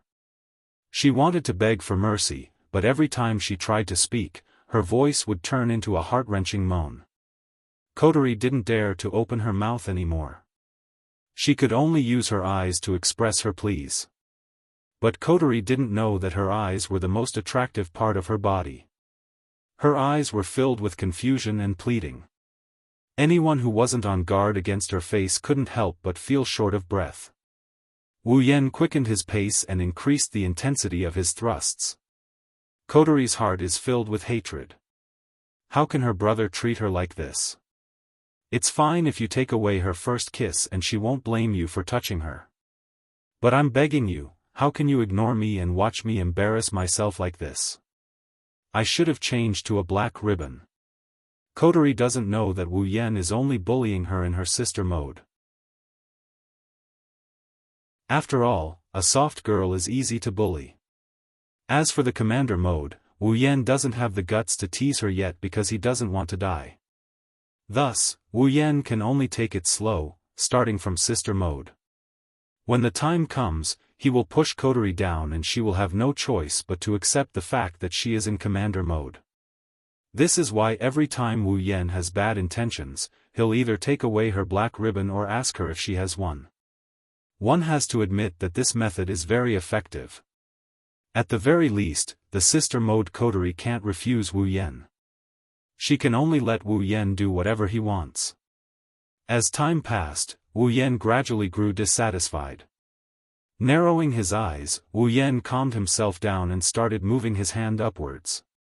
Kotori's eyes widened, and her face was filled with panic. She sensed that the scorching hand was moving to a place that she absolutely couldn't accept.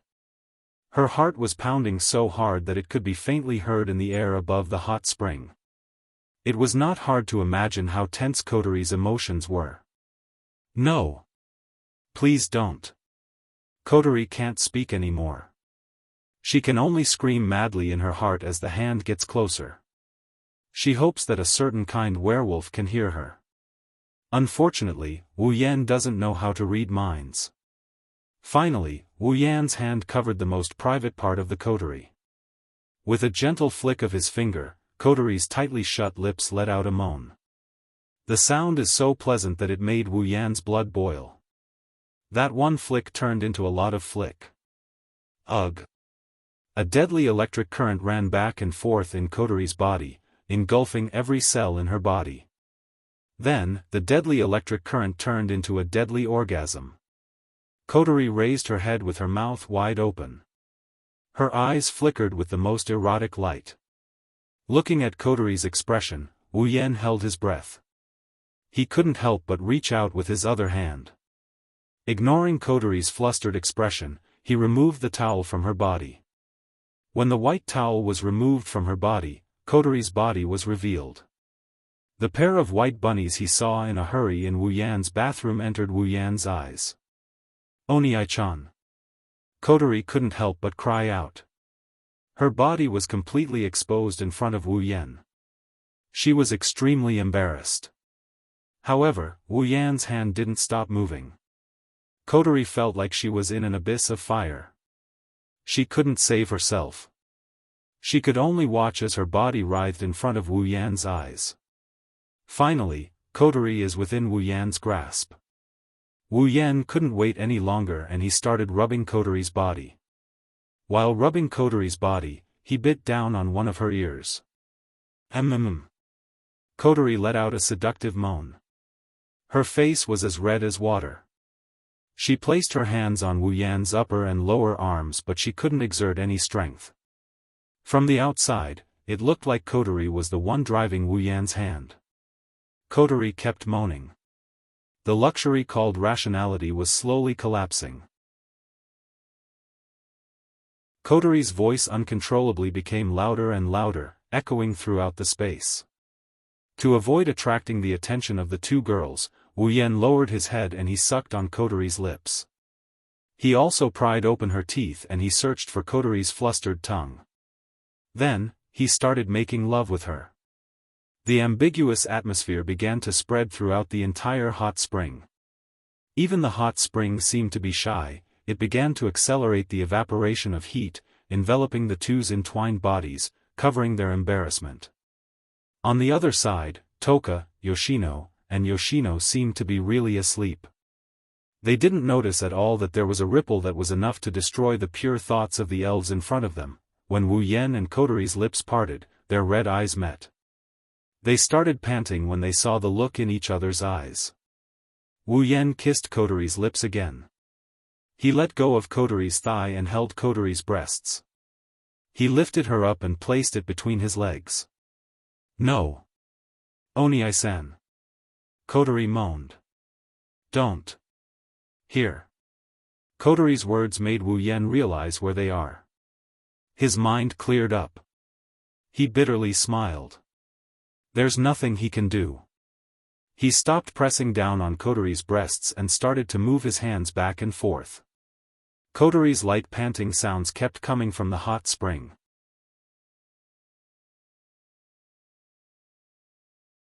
Chapter 456. Hot Spring Hotel. At a certain moment, the door of the hot spring was finally opened.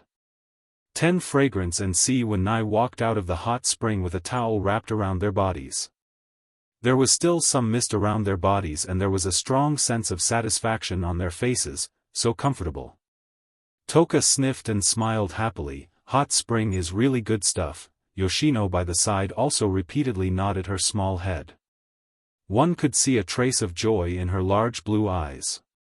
For Yoshino, who was temporarily unable to properly express her emotions. This kind of expression was already an extremely happy expression. "Oh, where's Shido?" Yoshino waved her rabbit hands, reminding the two elves who were immersed in the hot spring world not to forget a certain someone. Ah. Toka was shocked. "Yeah, where's Shido?" Siyu tilted her head in confusion. She blinked her big eyes, full of question marks. It was obvious that 10 Fragrance had asked the wrong person. Thus, the two sprites, one big and one small, immediately began to stare at each other. He should still be in the hot spring. Yoshino said. She covered her mouth and secretly smiled. So little Toka doesn't care about Shido anymore. Yoshino must tell Shido this fact. Shido will be very sad and then ignore little Toka. 10 Fragrances immediately turned pale with fright. He shook his head frantically and shouted, "Of course not. Shido won't ignore me." Yeah, Shido won't ignore little Toka." Yoshino's words pierced Toka's heart. "But this time, it was you, little 10 Fragrances, who left Shido behind. Yoshino thinks Shido will be very sad." Toka's eyes were full of tears. She said to Yoshino, "But didn't Yoshino also leave Shido behind? Shido will also ignore Yoshino." Yoshino was stunned, then her little face started to become nervous, her eyes were filled with tears. Yoshino's heart jumped. She didn't want to scare Yoshino. She changed her tone. "We're all in the same hot spring, why didn't you notice Shido?"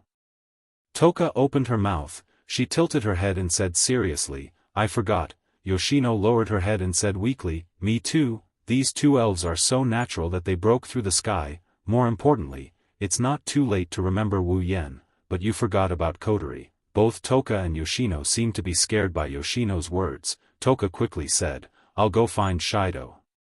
The 4 Kano nodded. The two spirits turned around, and when they were about to enter the hot spring, Wu Yen appeared before them.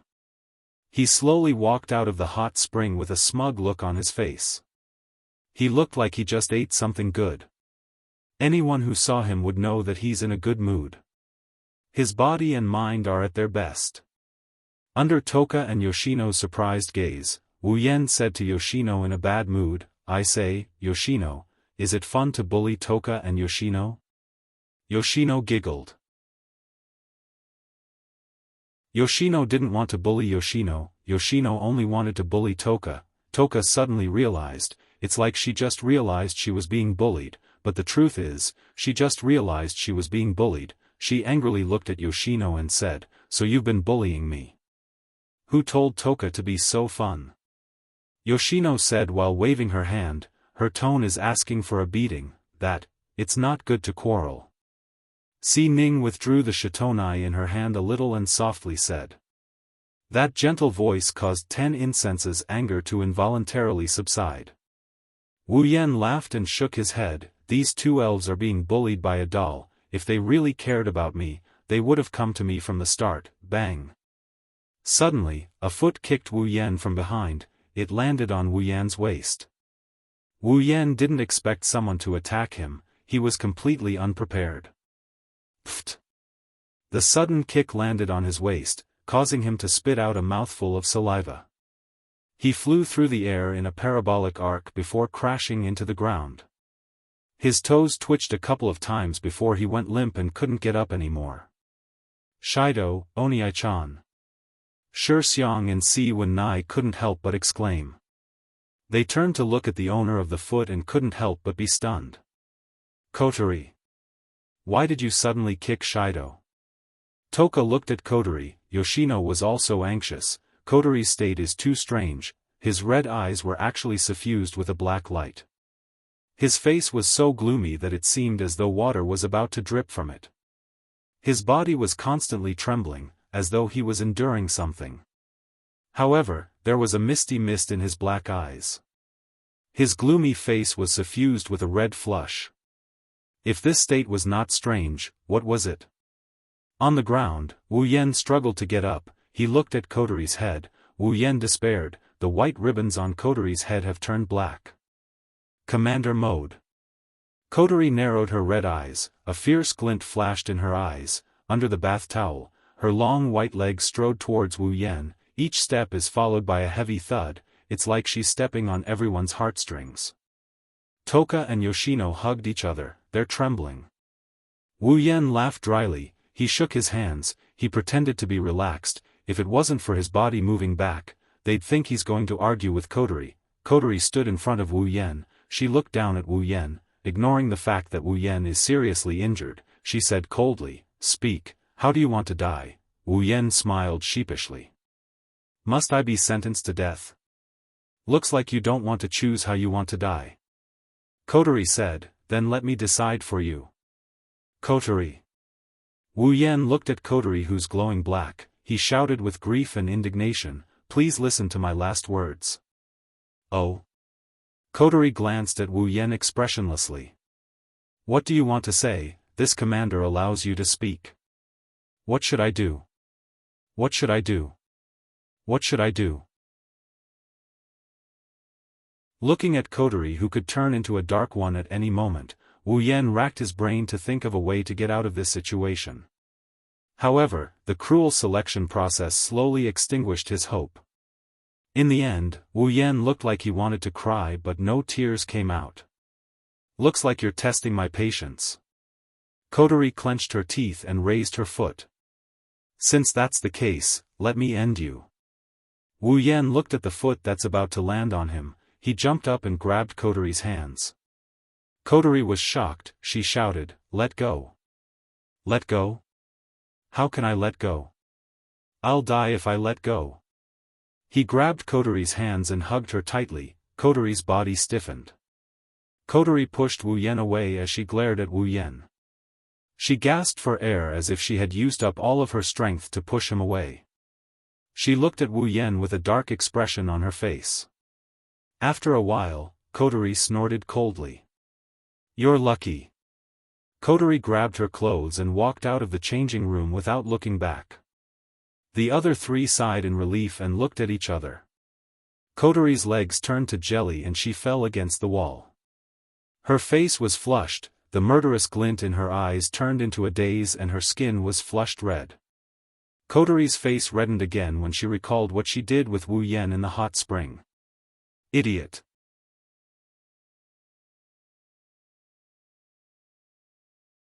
Chapter 457. The sky had darkened, and the night had surrounded the entire sky in darkness. The stars were slightly glowing, embellishing the black sky, making the color not so monotonous. Unfortunately, perhaps because it was a little superfluous, the moon did not appear in this beautiful scene. In the distance, a luxurious car drove over at an average speed, and soon stopped at the door of Wu He's house. All the doors were opened in a moment, and a man and 3 women also got out of the car, closed the door, and came to the gate. These 4 people were naturally Wu Yan's group who came back from the hot spring hotel. "Then, I'll go back first," Murasame Ling Yin said to everyone with a pair of eyes wrapped in dark circles. It had to be said that this time, Murasame Ling Yin sacrificed a lot. Not only did she act as a driver, but she also didn't go to the hot spring. This was only secondary. More importantly, when Wu Yan's group was comfortably enjoying the hot spring, Murasame Ling Yin was entertaining herself in the hot spring hotel alone for several hours, which was admirable. It wasn't until Murasame Rain drove away that everyone retracted their gazes. However, Yoshino raised his head and looked at the sky. There was a strange color in his big blue eyes. The big eyes reflected the scene of the night. The little starlight at this time seemed to enter Yoshino's big eyes, flashing frequently, which looked very beautiful.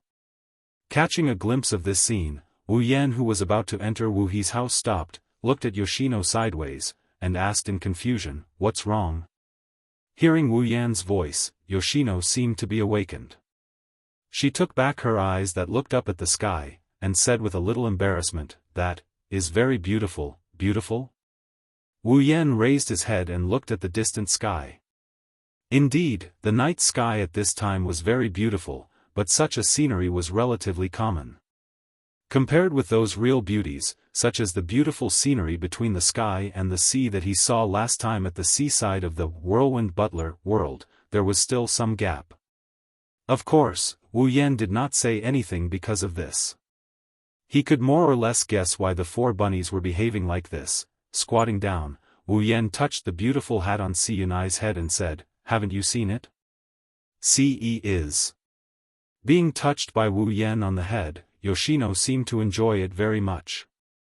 Her eyes narrowed slightly, and a happy blush appeared on her face as she whispered, "Yeah, I've never seen it before." Upon hearing this, not only Wu Yan, but even Toka and Kotori, who was still in commander mode, turned to look at the four genii at the same time with a pitiful expression on their faces. Yoshino is the spirit of ice and water. Every time it descends to this world, it will bring along a sky full of rain because of its special ice and water spirit power. Because of this, if Yoshino were to raise its head to look at the sky in the past, it would only see the same rain and clouds. Up until now, everyone still remembered that after Yoshino's power was sealed last night, when she woke up the next day, her face that always carried a bashful expression, when she saw the blue sky, just what kind of brilliant expression appeared on her face. From a certain point of view, Yoshino was really pitiful. Looking at Yoshino's blushing face, Wu Yan smiled and scratched Yoshino's nose. He said dotingly, "In the future, there will be a lot of time to see it." Yoshino raised his head and smiled. He nodded his little head. The crowd was able to sense that Yoshino's mood seemed to have become very happy. Thus, smiles involuntarily appeared on the crowd's faces. After rubbing Yoshino's head again, Wu Yan stood up and glanced at the door. He hesitated for a bit but didn't choose to enter. Instead, he turned to Kotori. "I say, Kotori, aren't you going to switch back to sister mode?" Wu Yan asked out of curiosity. To prevent Shirori from getting involved in unnecessary trouble, Kotori has always been reluctant to act like a commander in front of Shirori. This is why Wu Yan was able to bully Kotori back in the Itsuka family. Kotori snorted. She glanced at Wu Yan and she mumbled, "It's all because of you. What did you say?" Kotori's voice was so soft that even Wu Yan couldn't hear it. This made Wu Yan even more confused and curious. Kotori glared at Wu Yan and shouted, "I said it's none of your business." Kotori's shout caught Wu Yan's attention. Wu Yan felt like his head was struck by lightning. He felt dizzy and his eyes were spinning. Pursing her lips, Kotori swung her two red ponytails as she walked towards the door. She's cursing inside her heart. In her sister mode, she's so naive and cheerful. How could she have the nerve to come out and see Wu Yan after that dubious affair in the hot spring with him? That's strange, Kotori.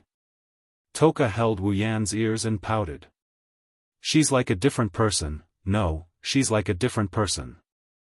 In a sense, she's a different person. Kotori followed Wu Yan, Toka, and Yono into Itsuka's house. They pushed open the door and the three girls greeted them with a sweet, "I'm back." Shirori came down from upstairs as well. "You're all back."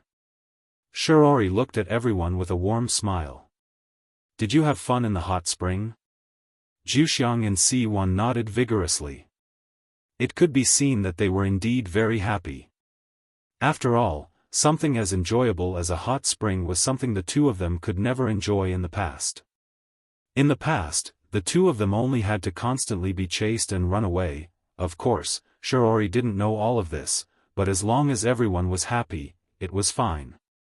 Shirori quickly noticed Kotori's difference and asked with some doubt, "Kotori, why are you wearing a black ribbon?" "Here it comes," Kotori sighed. Then she showed a bright and innocent smile, just like when she wore the white ribbon. She came to Shiori's side and hugged her arm. "Sister, my ribbon got wet in the hot spring, I see." Shirori nodded in agreement. Wu Yan, who knows the situation, felt a chill down his spine. He looked at Kotori's innocent smile and the black ribbon on her head. After confirming that this is indeed commander mode, Wu Yan's lips twitched and he turned his head away in an awkward manner. The one acting like a spoiled brat is the same face as before. However, when he thought of Kotori's commander mode, he couldn't stay calm. It's hard to believe that Commander Mode Coterie would act like a spoiled brat. It's a good thing Coterie didn't know what Wu Yan was thinking. Otherwise, he would have been sentenced to jail for sure. At night, lying on his bed, Wu Yan exhaled and looked at the ceiling. His eyes looked a bit unfocused as he thought of something. Apart from the beach trip in Butler Whirlwind's world, it's been a long time since he had such a relaxing time. Come to think of it, since he got the system and came to Spalier World half a year ago, he rarely had such an ordinary life. Fortunately, even though it's few, it's not like there's none. In the world of Butler Whirlwind, I lived the life of a student of White King Academy. In the world of magic, I also went on dates with the girls and went shopping. When I was in the world of Silveria, I also lived quite a peaceful life. Compared to those seniors who have to work hard every day after transmigrating, he's much happier with the system. I wonder how Chuju and the others are doing.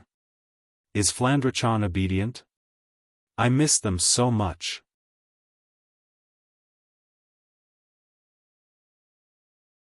Chapter 458. The next morning, Wu Yan's house had a peaceful morning as usual. Aside from the girls being dissatisfied with Wu Yan's habit of sleeping in instead of cooking, nothing else happened. Of course, that's only for the girls. Due to some unknown reason, Coterie has been in commander mode since yesterday, even when she's sleeping. Normally, this would be inconceivable. Since Coterie is in commander mode, Wu Yan, who used to be the one to wake up in the morning, got to wake up by force this morning. After all, Commander Mode Coterie isn't as nice as Sister Mode Coterie. She'll call out Oni-chan a few times and get bullied by Wu Yan. For Coterie, waking up Wu Yan is a piece of cake. She only needs to pull his blanket and kick his feet to wake him up. When he wakes up, he's no longer on the warm sheets, but on the cold floor.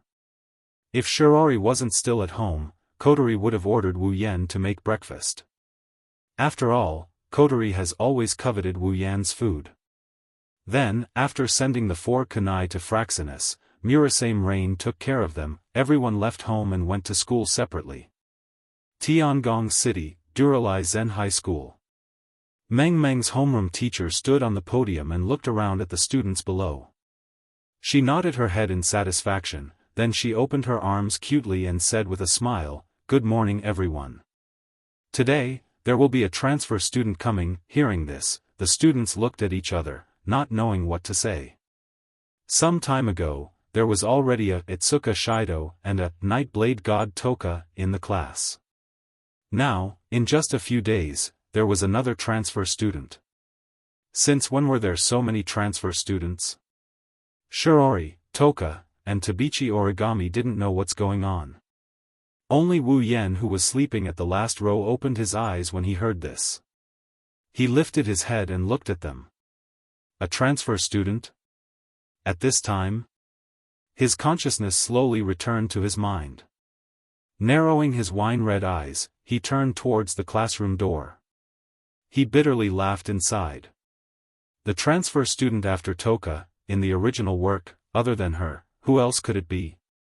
Come in." As the homeroom teacher's voice rang out, the voices of everyone in the class weakened. Under everyone's gazes, the classroom door was slowly opened. The sound of footsteps echoed throughout the silent classroom. The person slowly walked up to the podium and revealed his true face to everyone. For a moment, the students who were originally waiting for a good show widened their eyes and were speechless when they saw the person's true face. Her long black hair was tied into 2 long braids and stretched out in front of her chest. She had long bangs on her forehead, but the length was completely different. The hanging bangs covered her entire left eye, leaving her right eye a wine-red color. It was smooth like a pearl under the black Duralayakan high school uniform. A pair of black silk stockings were on her feet, making her look very charming. After writing his name on the blackboard, he turned around and smiled at everyone. "My name is Toka Kurumi." "That's right. The newcomer is the Time Fairy. Toka Kurumi. The Toka Kurumi who almost swallowed Wu Yan a few days ago." Seeing the beautiful Toka Kurumi on the podium, everyone in the classroom came back to their senses when they heard Toka Kurumi's voice. Everyone instantly fell to their knees before Toka Kurumi's beauty and screamed in surprise. Tokasaki Kurumi didn't seem to care about the students' reactions. She scanned the classroom with her wine-red right eye until she saw Wu Yan sitting at the back of the class with an expressionless face.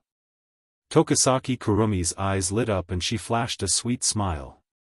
Another wave of wolf-like howls erupted from the class. Hearing the cheers in the classroom, Wu Yan couldn't help but bitterly smile. He looked at the dignified and elegant Toka Kurumi. Who would have thought that such an existence would be a fairy who personally killed more than 10,000 people? If he didn't remember the battle with Toka Kurumi a few days ago, Wu Yan wouldn't have believed that Toka Kurumi was such a crazy fairy. Toka Kurumi's lips curled up as she retracted her gaze from Wu Yan. She smiled and said, "By the way, I am a fairy." The loud cheers came to an abrupt end.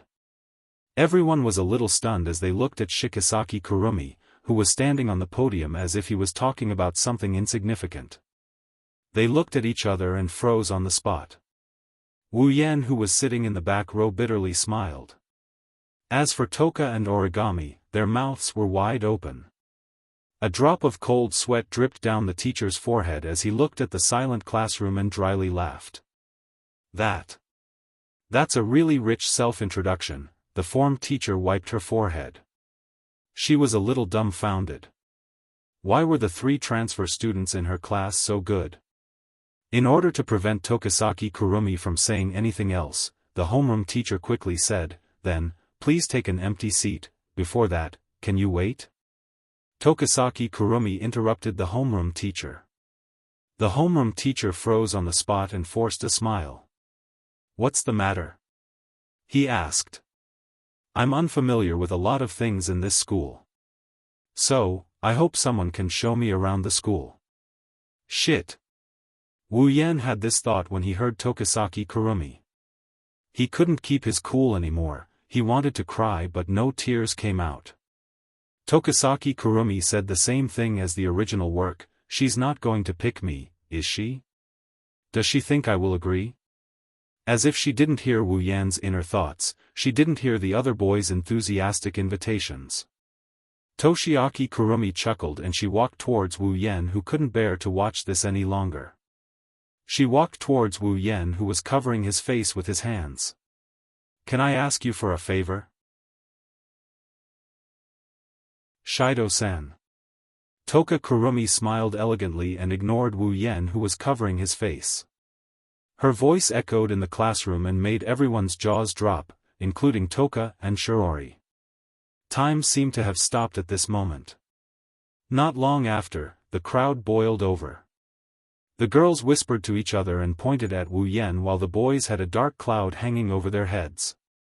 They looked very gloomy and their gazes at Wu Yan looked like they were about to spit fire out of them. Who would have thought that a normal and unremarkable student like Shido would be able to attract the attention of a goddess? That guy. Toka, who was originally a bit lazy, suddenly became alert. She looked at Tokasaki Kurumi with hostility and gritted her teeth. "Why is it Shido? Could it be? Is it someone you know?" Shirori nodded doubtfully. She then turned to look at Toka, who was still fuming, and laughed inwardly. "Looks like the vinegar jar is about to explode." All kinds of piercing gazes made him want to vomit blood. He almost cursed out loud. "Do you guys really want to be with such a dangerous person?" Tokasaki Kurumi giggled. She lowered her body and she whispered to Wu Yan in a voice that only Wu Yan could hear. "Like I said, you can't reject me." A demonic red glow flashed in Tokasaki Kurumi's red eyes as he scanned everyone in the classroom. His meaning was obvious. Wu Yan stared at Toka Kurumi's smiling face for a long time before he sighed. "Fine."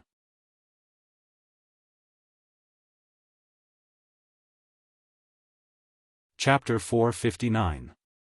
In the sky above Tiangong City, in Fraxinus, Ratatosk's members are in a mess in the command room. They're looking at Tokusaki Kurumi, who's sitting in Toritsuki Zen High School's second-year class 4. Their eyes are filled with disbelief and confusion. Even Kanazuki Kyuhei, Rain Murasame, and Yuki Chinyu are the same. At some point, the door to the command room opened by itself. Kotori, who was in commander mode, finally walked in. Her presence was like a tranquilizer. Everyone's faces lit up with joy as they calmed down a little. One had to admit that Kotori was indeed very authoritative in Ratatoskr. Commander.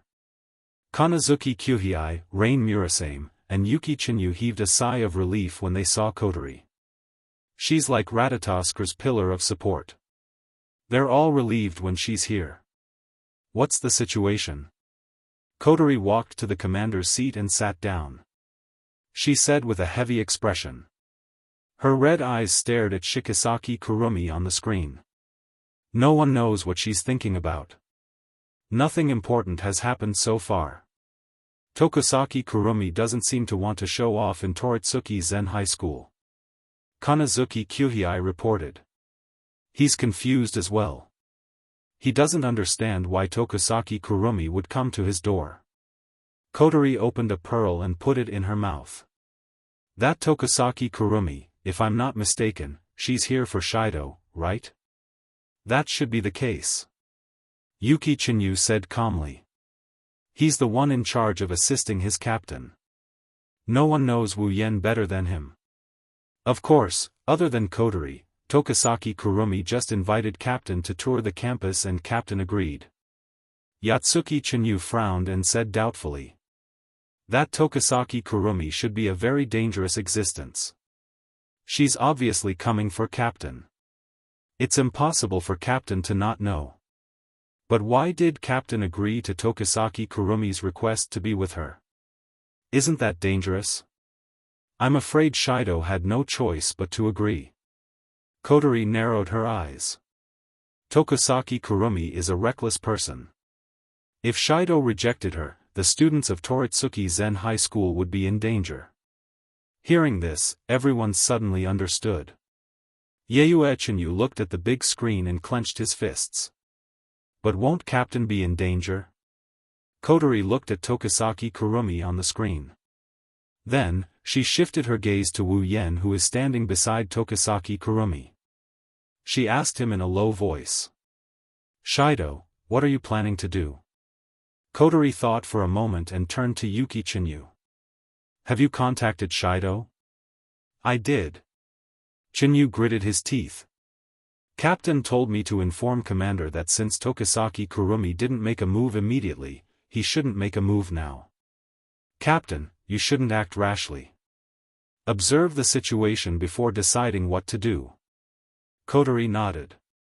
Shido's choice is correct. With that, Kotori stood up and shouted to everyone in the command room, everyone. Prepare for battle. If anything happens to Shido, you are allowed to activate the battle mode. Yes. Everyone was shocked. Ratatoskr's main goal was to save the elves, so this so-called battle mode had never been activated before. The only reason it existed was because of the AST. But now, it was allowed to be activated for a single elf. In the past, this was something that was simply impossible. However, no one hesitated and agreed. After all, the present was different from the past. Tokusaki Kurumi was not a kind-hearted fairy who could harm other living beings at any time. Against such a fairy, who was an important member of the organization, who could be in danger at any time, no one had any objections to starting a battle mode. Kotori's expression improved a little when she saw the order being carried out. However, she still frowned. She turned to Yuki Chinyu and said. Yuki, go to Toritsuki Zen High School. Be prepared to support Shido. Yes. Commander. Yuki Chinyu replied and ran out of the command room. Kotori glanced at everyone who's busy. She touched the sealing bracelet on her hand. Her eyes flickered with uncertainty. After a while, she sighed and looked at Wu Yen on the screen. She murmured softly. Shido, please be safe. Tokusaki Kurumi's participation is just a small disturbance in the daily life of the students who don't know anything. Even if something happens, it won't be a big deal. If it wasn't for Tokusaki Kurumi's outstanding appearance and elegant demeanor, she wouldn't even be able to cause a small disturbance. However, for those who know Tokusaki Kurumi's background, it's a big deal. No one can deny that Tokusaki Kurumi is crazy. Such a crazy elf was really capable of doing anything. When the bell rang, the people in the classroom looked at Wu Yen and Tokusaki Kurumi with envy and curiosity before leaving the classroom. For some reason, Toka followed Shiori out of the classroom after she said something to her. In the end, only Wu Yen and Tokusaki Kurumi were left in the classroom. Captain. I'm at Toritsuki Zen High School. Inside Wu Yan's pocket, Yatsuki Chinyu's voice came from the communicator. Wu Yen paused for a moment before calming down as if nothing happened. Yuki, go to Shiori's side. If Tokusaki Kurumi attacks, you must take her away from here. Make sure she's safe. What? Yuki Chinyu was shocked. But Captain, you don't have to worry about me. Wu Yen spoke to the communicator in his pocket in a very small voice. If I can't handle it, then you can't handle it either. The communication device went silent after Wu Yan's words. After a while, Yuki Chinyu's voice came again. I got it. Captain. Then, the signal from the communication device was cut off. Exhaling, Wu Yen stood up and he rubbed his forehead as he approached Tokusaki Kurumi. He walked over as well. Sorry to trouble you, Shido-san, please take care of me. Tokusaki Kurumi tilted her head as if she didn't know Wu Yen at all. She spoke in a flat tone. All right. Wu Yen sighed. Let's go. Hearing Wu Yan's answer, Tokusaki Kurumi smiled and tapped her cheek. She narrowed her eyes and followed Wu Yen out of the classroom. On the other side of the classroom, Tokusaki Kurumi looked at Wu Yen and Tokusaki Kurumi walking together. She muttered in dissatisfaction. What the hell is he doing? Why did he choose Shido out of all the girls? Toka doesn't know why, but looking at Tokusaki Kurumi, she felt an inexplicable sense of irritation. She couldn't understand why, but there was also a faint trace of unease. This kind of uneasiness was different from the usual uneasiness. He felt that this trace of uneasiness was a little dangerous. Let's follow them and take a look. Toka thought, but then she stopped and remembered what Shiori said to her. If you push a guy too hard, you'll make him hate you, hated by Sherdao. 10 Fragrance pouted and paced back and forth. After a long time, she stomped her feet and pouted with dissatisfaction before walking in another direction.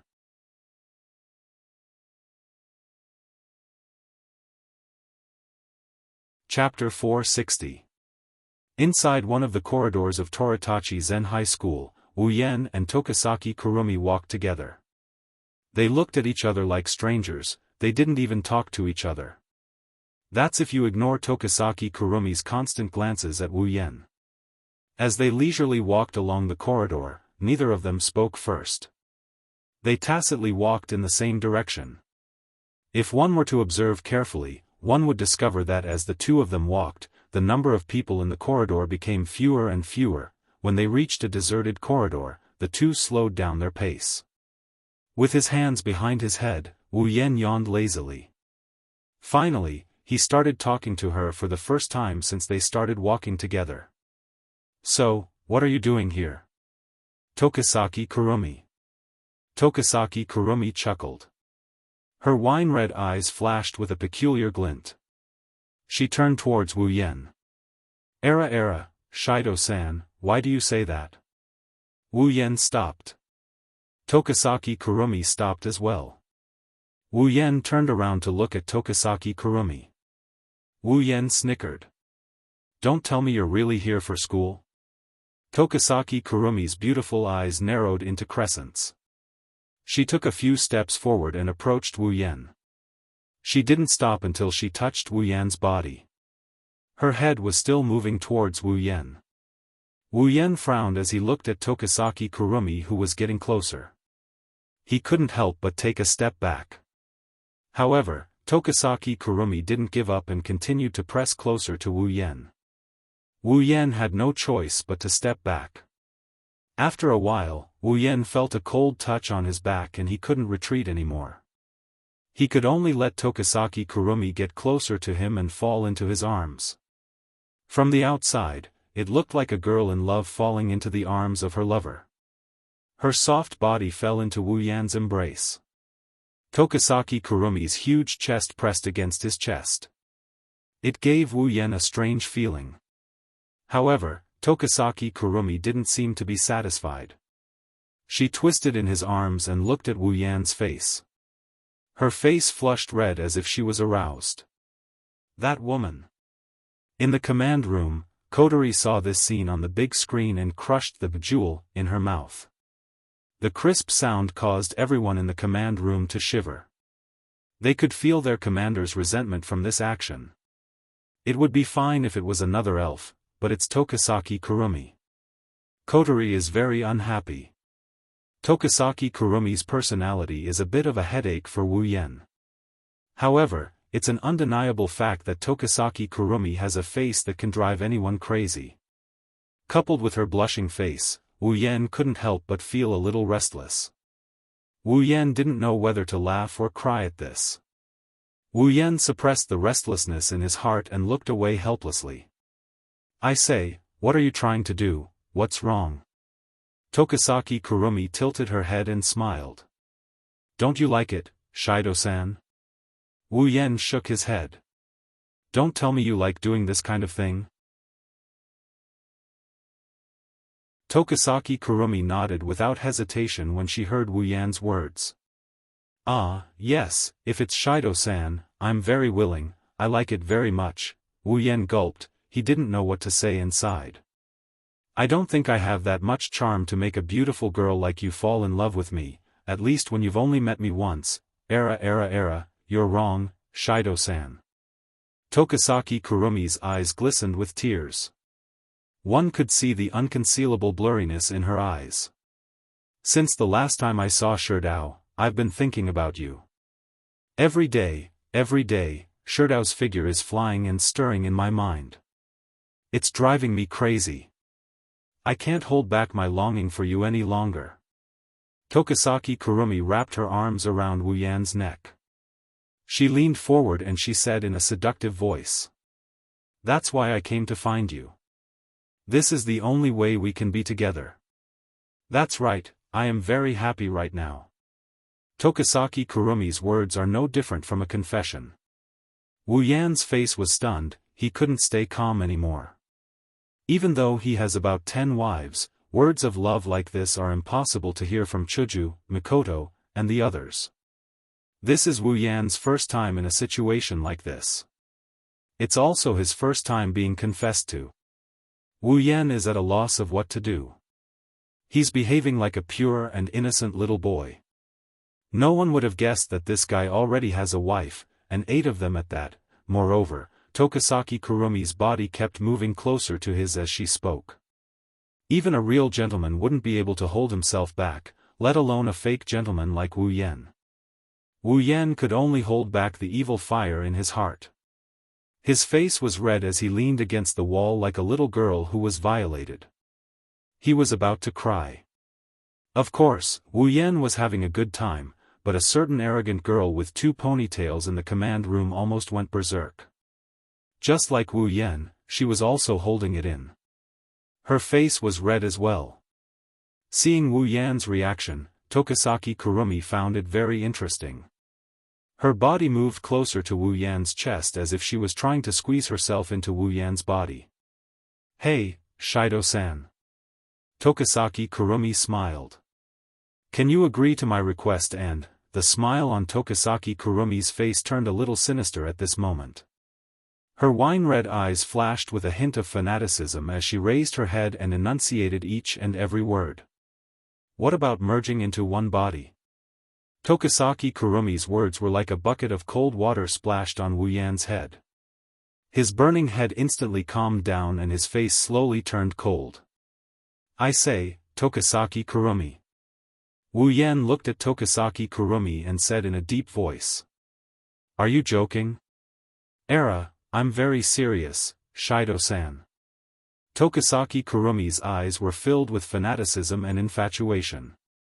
She said to Wu Yan. As long as Shido-san accepts me and becomes one with me, we can be together every day.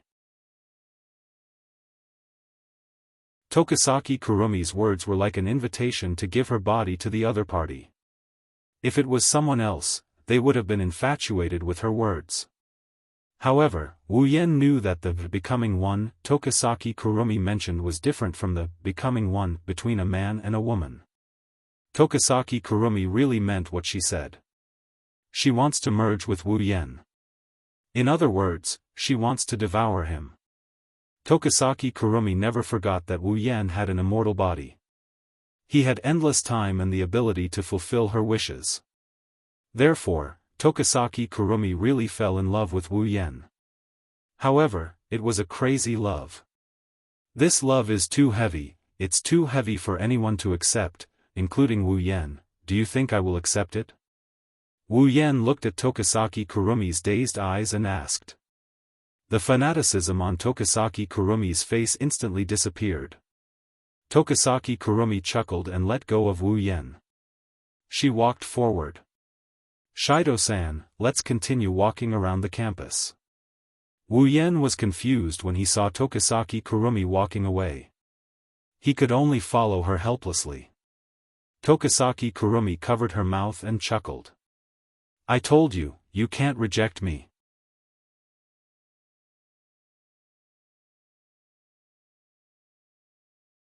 Chapter 461. After that, Tokisaki Kurumi behaved like a normal transfer student. She followed Wu Yan around the school and chatted from time to time. She didn't mention anything about what happened before, it's as if she's a different person. If it wasn't for the golden eye clock hidden under her bangs, no one would suspect that she's an elf. Wu Yan didn't say anything about Tokisaki Kurumi's actions. He acted like a normal classmate as he introduced Tokisaki Kurumi to the rest of the school. Those who didn't know would have no idea what the relationship between the two is like. Of course, even though the two of them seemed to be getting along so well, it wasn't easy for everyone in Ratatoskr. Not only did they have to keep an eye on Tozaki Kurumi, but they also had to constantly analyze her mood swings. They also had to be on guard all the time and prepare a plan to deal with her at any time.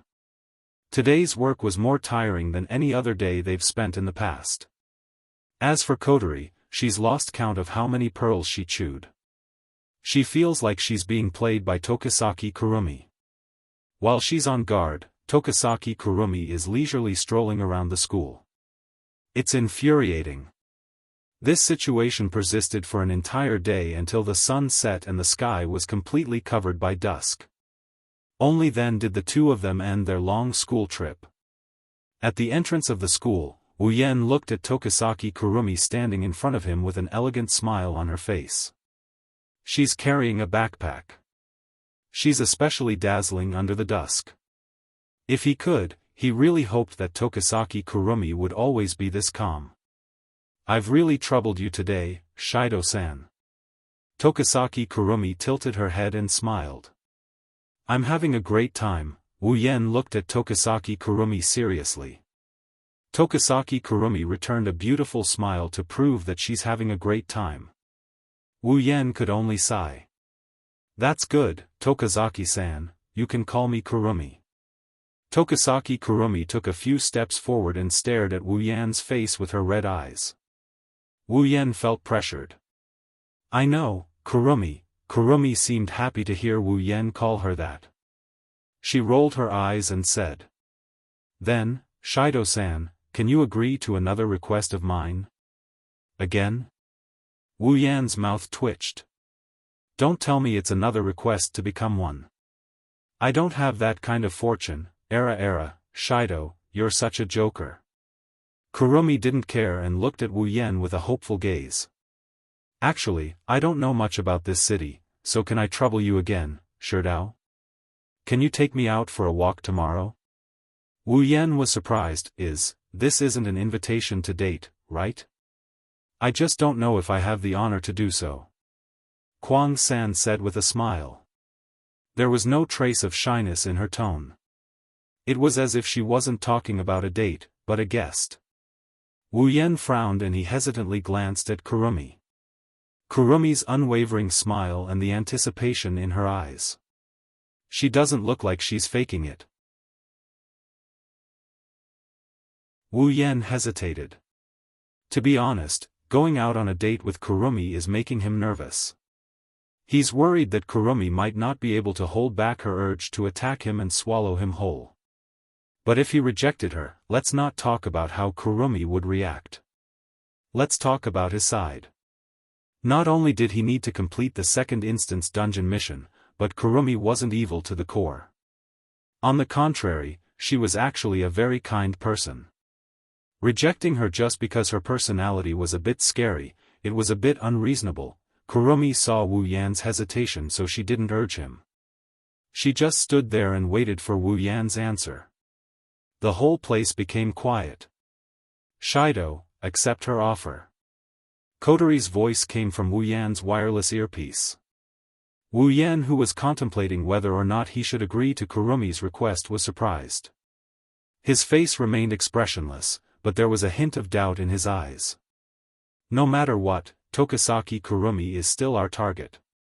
If we can spend more time with her, we might be able to obtain some useful information. Moreover, this elf is still a little dangerous. It's a good thing to have her under our noses, Kotori analyzed calmly while curling her lips. Besides, if something happens, we still have Toka and Yoshino. With their abilities and your power, why should we be afraid of Tokisaki Kurumi? At this point, Kotori's voice was filled with displeasure. Unlike the original Kotori, Itsuka Shido's seal was too half-baked. Whenever the elves' emotions were unstable or they had a strong desire, they would be able to retrieve their power and regain their strength. But in this world, they can only wear the sealing bracelet. Once they wear it, there's no other way to remove the seal except for White's sealing bracelet. This was also what made Kotori unhappy. If she could use her fairy force, she would have taught Tokisaki Kurumi a lesson for acting so recklessly. Kotori is confident in her power. She won't lose to Tokisaki Kurumi. And that's the truth. Kotori's words shattered the last bit of hesitation in Wu Yan's heart. He nodded and looked at Kurumi. I understand. Tomorrow, right? I'll be there on time. Hearing this, Kuang San finally smiled and closed her eyes. She took 2 steps back and softly said, Yes, Master Kuang San. I'm looking forward to it. I have a date with Shido. Then, I'll take my leave. Kurumi turned around and ran away. She skipped and slowly disappeared from Wu Yan's sight. It's obvious that she's in a good mood. Wu Yan's face fell and he let out a tired sigh after Kurumi disappeared at the end of the street. Don't be fooled by the relaxed expression on his face. In fact, his mental state had been raised to the extreme for the entire day because no one knew better than him about Kuang San's insanity. If something goes wrong, there'll be a chaotic battle in the school today that's enough to kill countless students. That's why Wu Yan raised his vigilance to the highest level after spending a day with Kurumi. He didn't want to be caught unaware if Kurumi swallowed him. After all, even though he doesn't want to admit it, with his current strength, he's still not bad against Kuang San Xiang when he's not using Angel. But compared to Kuang San Xiang who's using Angel, he's still lacking. I'm still not strong enough. Increasing my strength is the most basic solution. Wu Yan shook his head and rubbed his forehead to relieve his fatigue. He took a deep breath and looked at the direction Kurumi disappeared. If things went according to the original plan, there should be a few idiots who went to flirt with Kurumi and got swallowed by her. Of course, even though he knew Kurumi was swallowing people, Wu Yan didn't plan to intervene. If they were innocent, he could go and plead for them. With Kurumi's attitude towards him, she wouldn't offend him for a few ordinary people. However, Wu Yan wouldn't be so kind as to save those scumbags who came to his door. Just because he has the name Itsuka Shido doesn't mean he is Itsuka Shido. He doesn't have a compassionate heart. He has killed a lot of people himself, he can save innocent people if he wants to. But if it's someone who deserves to die, he's not going to stick his nose in their business. Let's think about tomorrow's date.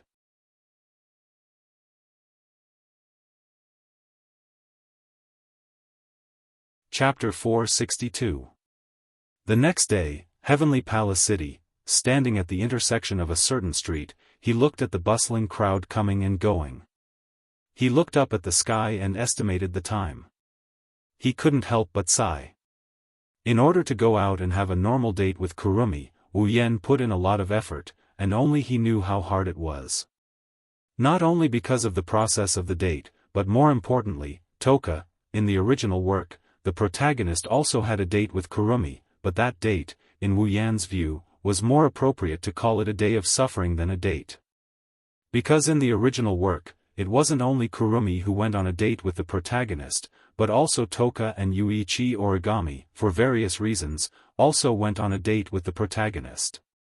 In other words, in the original work, the protagonist went on a date with 3 girls on the same day. It sounded like a perverted idea, but after truly enjoying it once, I realized that it was nothing more than torture. Not only did I have to take care of all 3 aspects, I also had to prevent the 3 girls from meeting each other in case a fire broke out in my backyard. In the original novel, the date between the protagonist and the 3 girls fully demonstrated the truth of this world is really small. Even though Heavenly Palace City was so big, the 3 girls had passed each other back and forth countless times. This made the protagonist try his best to smooth things over and exhaust himself. But in the end, he still met them, although Yuichi Origami has nothing to do with him here, and it's impossible for her to invite him on a date. He didn't want to follow the tragic path of the protagonist in the original work. As for Toka, Wu Yan put in a lot of effort. Not only did he play with her for the whole night, but he also cooked for the whole night, almost making Wu Yan's true ancestor body collapse. Fortunately, in the end, Toka was satisfied and didn't bother him this morning, allowing him to get away smoothly. Otherwise, Wu Yan wasn't sure if Toka would suddenly want to follow him and let him experience the same thing as the protagonist in the original work. Of course, Kotori definitely contributed a lot to this. After all, he was with Kurumi today, and if something went wrong, they might get into a fight. If that happens, he would need Toka's help. Kotori spent a lot of time talking to Toka about Ratatoskr and the elves, letting Toka know what Wu Yan did for the elves. This made Toka very moved, perhaps because she thought of the scene where Wu Yan saved her. It made Toka sympathize with Kurumi, who was also an elf. So when Kotori asked for Toka's help in times of need, Toka readily agreed. This made Wu Yan almost burst into tears. Sure enough, having a sister who can do and see in all kinds of ways is a very happy thing. Moreover, with Toka's feelings for Wu Yan, even if she was jealous, she wouldn't just watch Wu Yan die. Not to mention, Toka understood the situation very well, so it was reasonable for her to agree. As for Yoshino, her original words were, "Yoshino will do whatever Brother Shido says." And so, Wu Yan stood here, waiting for Kurumi's arrival. Without a doubt, compared to the protagonist in the original work, Wu Yan was much happier. "Shido, you really don't need our support? There are many experts in this field in Ratatoskr," Kotori said to Wu Yan through the radio for the umpteenth time. She sounded very confident in those so-called experts, which made Wu Yan's heart ache a little. "I really don't need it." Wu Yan firmly rejected Kotori's offer. He really didn't know where the shrewd Kotori got her confidence from, to have such high hopes for those so-called experts. "Then be careful," Kotori said helplessly. "But she's not worried about her brother's abilities. At least, there are 2 elf girls who have been successfully conquered, right? Or perhaps, there are 3." After an unknown amount of time, Kurumi's figure finally appeared at the end of the street. She slowly walked towards Wu Yan, causing Wu Yan to look up. The moment Kurumi appeared, everyone on the street stopped in their tracks. Their eyes couldn't help but be attracted to her. Even some girls couldn't help but glance at her. It could be seen that at this moment, Kurumi had become the focal point of the scene. Her remaining wine-red right eye saw Wu Yan on the other side of the street. Her entire eye lit up and a dazzling smile appeared on her face. Everyone who was looking at Kurumi was stunned.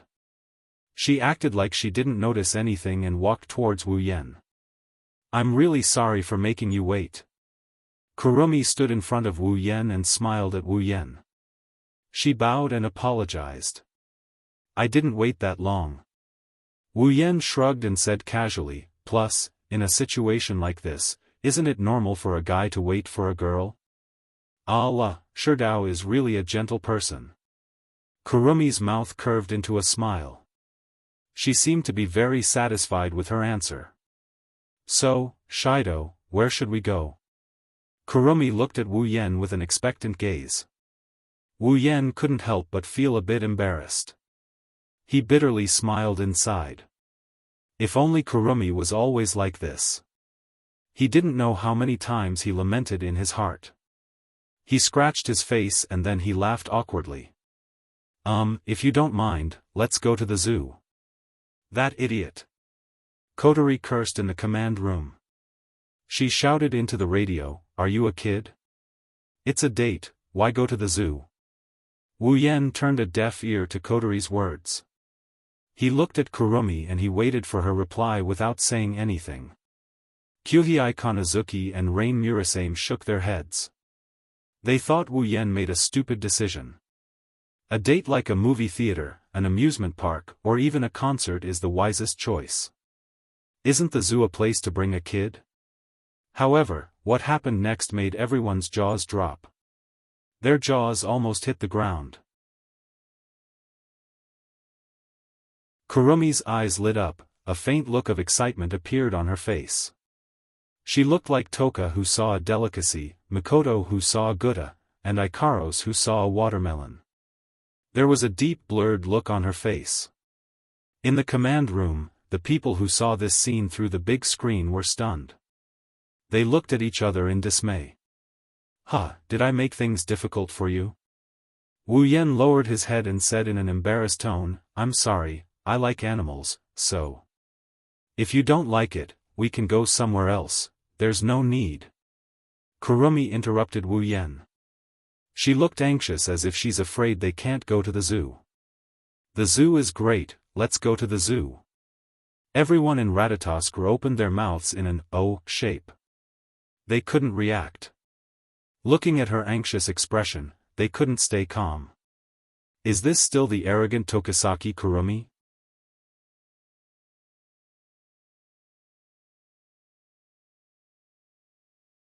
Chapter 463.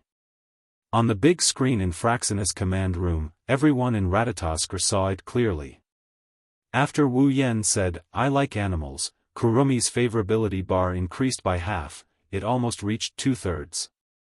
Everyone's eyes almost popped out of their sockets when they saw this. Their faces were filled with disbelief, they looked like they were deceived by the world.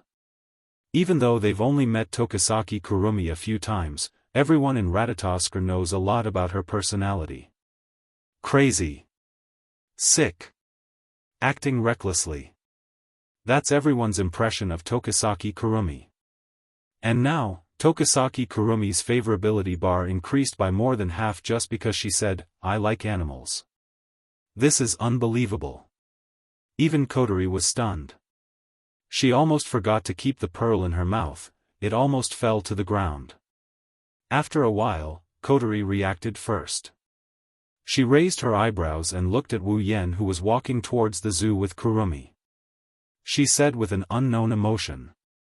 "Shido, you really are an unbelievable person." Kanazuki Kyuhei put his hand on his forehead and said with a bit of anger, "No wonder he's Ratatoskr's trump card. It wasn't him who was stupid, it was us who were stupid. Brother Commander's realm is not something we mortals can compare to. This is the true god of strategy." The people in the command room looked at Wu Yan on the big screen with admiration. Their eyes sparkled with starlight. How should I put it, that look is pretty disgusting. On the other side, Wu Yan, who was walking towards the zoo with Kurumi, heard everyone's comments. He smiled but didn't say anything. He was very proud of himself. Who wouldn't know that Tokisaki Kurumi liked animals? Even if they didn't know, they could easily find it on Baidu. With such an obvious entry point, if they didn't make good use of it, they might as well just bang their head against the wall and die. One must know that in the original work, because a few people bullied a cat, Kurumi went berserk and sent those people to hell. From this, one could see how much Tokisaki Kurumi liked small animals. Wu Yan isn't going to let go of such a hobby. It would be best if he could max out Kurumi's favorability and make her put on the sealing bracelet. That way, he would be able to complete his mission. The first part of the plan is still normal and smart, but the latter part is already at the level of fantasizing. Heavenly Palace City, Wu Yan and Kurumi appeared at the entrance of a zoo. After they entered the zoo, a panda wearing a panda costume appeared in front of them. Under Kurumi's confused gaze, the panda passed the ice cream to Wu Yan. Then, he walked away like a worker at a zoo. Kurumi was quite confused about this. After all, she never heard of an ice cream in a zoo. Only Wu Yan took the ice cream in his hand and continued walking with Kurumi. Wu Yan gave a thumbs up to the panda without Kurumi noticing. The panda also saluted Wu Yan. Phew. The panda didn't relax until the two disappeared from sight. He took off his panda mask and revealed a very beautiful face. It's Yue Chenyu. It's really not an easy job to eliminate all the bad treatment of animals in the zoo. Captain really knows how to torture people, Yue Chenyu bitterly smiled. How could he know that if Kurumi saw the scene of animal abuse, the zoo would become a bloodbath? That's why Wu Yan ordered him to solve it in advance. Of course, Kwang-san didn't know about this. At this moment, she was happily looking at the little lambs in the pen. Her face blushed a little. She looked just like an ordinary girl who loved animals. Only at this moment did Kwang-san express her true feelings. Here you go. Wu Yan handed the ice cream to Kurumi and smiled. He was more or less amused. Who would have thought that Kurumi would act like this in front of those animals? For me?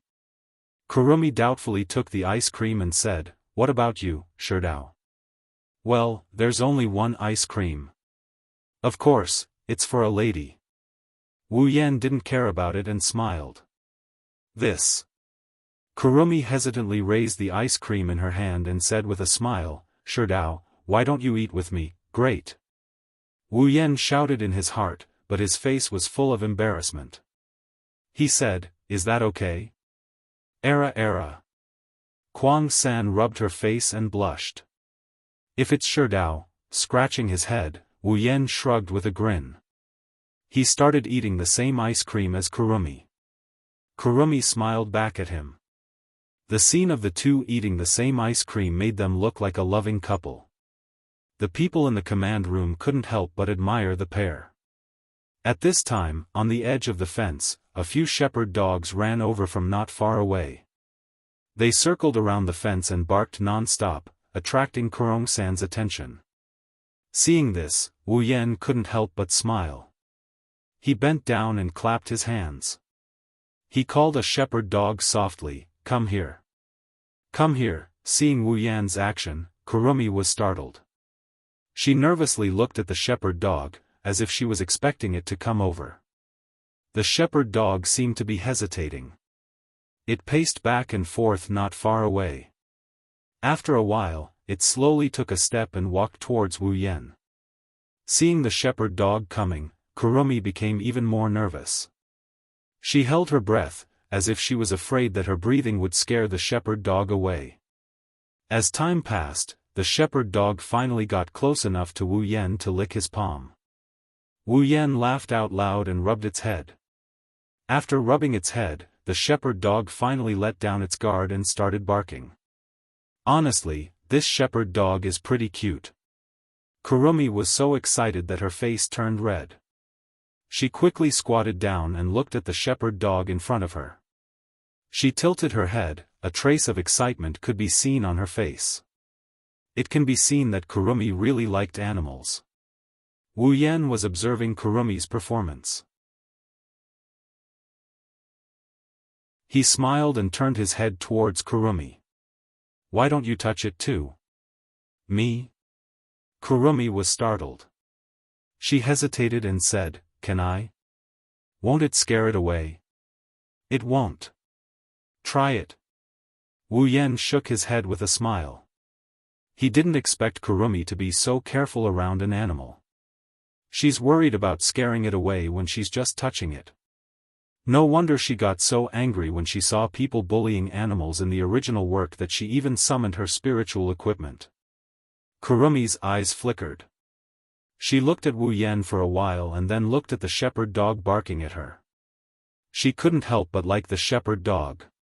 She finally reached out her hand and patted the shepherd dog's head. The shepherd dog comfortably snorted twice and barked at Kuang San again.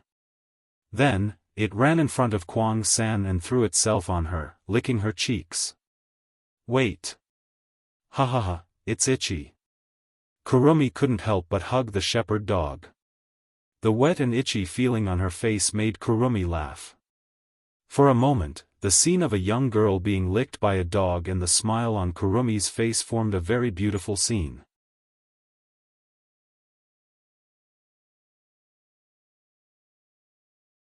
Chapter 464. Wu Yan narrowed his eyes as he looked at Kurumi, who was happily interacting with the shepherd dog. He walked to Kurumi's side and squatted down to pet the dog. Wu Yan's expression suddenly changed. "Not good." Wu Yan's sudden words stunned Kurumi, who was playing with the shepherd dog. She looked at Wu Yan with surprise and asked, "What's wrong?" Wu Yan's expression darkened. His eyes flashed with a terrifying light. "There's something wrong with this shepherd dog. Is there a problem?" Kurumi was startled. After she reacted, she hurriedly stood up and patted the shepherd dog in a panic. "What's wrong? What's wrong? Is it sick?" "No." Wu Yan shook his head. "If I'm not wrong, this shepherd dog should have been infected with a virus." "Virus?" Kurumi's expression changed. "Ah, I'm afraid it's the work of AST." Wu Yan said with a gloomy face, "I've seen this virus before. Although I don't know the name, I've seen AST people use it. The effect is terrible." "Then, what should we do?" Kurumi frowned and tightened her grip on the shepherd dog in her arms. She was usually crazy, but at this moment, she looked like she couldn't make up her mind. This was because Kurumi liked animals too much. "It doesn't look like there's anything wrong with it," Kurumi said worriedly. "There's nothing wrong with this shepherd dog. However, there's a big problem." Wu Yan smiled bitterly. "The organism infected with this virus won't have any abnormalities. However, it will release a kind of gas." "Gas?" "Ah." Wu Yan said in a deep voice, "A kind of gas that can kill the surrounding organisms." "Kill the surrounding organisms?" Kuang San was startled. She abruptly turned her head to look at the shepherd dog that was still rubbing against her chest. Her eyes were filled with disbelief. "What you mean is that even we, that's right, we won't be spared either," Wu Yan said in a loud voice. He then stood up and looked at the shepherd dog. A murderous look flashed in his eyes. "Looks like I have no choice but to kill it." "What did you say?" Kuang San's expression changed drastically. An ominous glint flashed across her wine-red eyes as she looked at Wu Yan. "You said you want to kill it?" Kuang San's face was filled with madness. "That's right." Wu Yan raised his hand. Lightning flashed in his hand to prove his words. "Only by killing it will the virus die, and the death gas will not be born." Following Wu Yan's words, the atmosphere became heavy. The passers-by around them disappeared without a trace. Other than the two who are staring at each other, there is only a flock of sheep and a few shepherd dogs lingering in the area. After a long time, Kuang San laughed. She stood up and looked at Wu Yan with an evil smile on her face. Ah, Sherdao is really something. It's rare to have a date, but you're talking about fighting and killing. It's so sad, there's nothing we can do about it. Wu Yan looked at Kuang San's eyes without fear. If we don't do this, the death gas will continue to be released. So what? Kuang San smiled indifferently. You and I won't die anyway, right? Indeed, no matter how deadly the gas is, it's useless against Wu Yan who has an immortal body and Kuang San who has countless lives in the timeline. Wu Yan seemed to have expected Kuang San's words. He sneered. Yes, we won't die, but what about the sheep and shepherd dogs around us? What about the animals in this zoo? Hearing this, Kuang San's smile froze. The cold look in her eyes was replaced by a little bit of panic. Although it disappeared quickly, Wu Yan still saw it. So, for the sake of those innocent animals, this shepherd dog. Wu Yan glanced at the shepherd dog coldly. It must die. Kurumi's complexion slowly sank. Her wine-red pupils faintly flashed with a bit of madness, but more than that, there was hesitation and reluctance. She glanced at the shepherd dog beside her who was wagging its tail at her. She gritted her teeth imperceptibly. Do we have to do this? Then you say. Wu Yan looked at Kuang San mockingly. He said decisively. Is there any other way to save those innocent lives except for killing the source? Kuang San's body trembled slightly. She looked around at the animals in the zoo. Her face was a little pale, and her hands were a little cold. For Kuang San, if she had to kill a person, she would do it without hesitation because it was just food for her. But animals were the only thing she liked. Now, she was faced with a choice. Kill the shepherd dog and save all the animals. Otherwise, they would have to leave this shepherd dog behind and all the other animals would die. To her, this choice was too cruel. Woof. While Kuang San was struggling in his heart, the shepherd dog suddenly barked, waking Kuang San up. Kuang San seemed to have gone crazy as he shouted, No, no. No. You can't do this. Killing the source may not solve the problem. There must be another way. There must be a way to solve the problem without killing the source. Hearing Kuang San's words, Wu Yan's indifference and mockery disappeared in an instant. It was replaced by deep compassion. The lightning on his body also disappeared. So, you also know that killing the source may not solve the problem. You will also look for other solutions. Kuang San was stunned. She didn't understand what was going on. Her face was a little blank. Wu Yan's next words were like a bolt of lightning that hit her head. You know this, so why are you so persistent in changing the past? Why do you want to go back to the past and erase the source? You.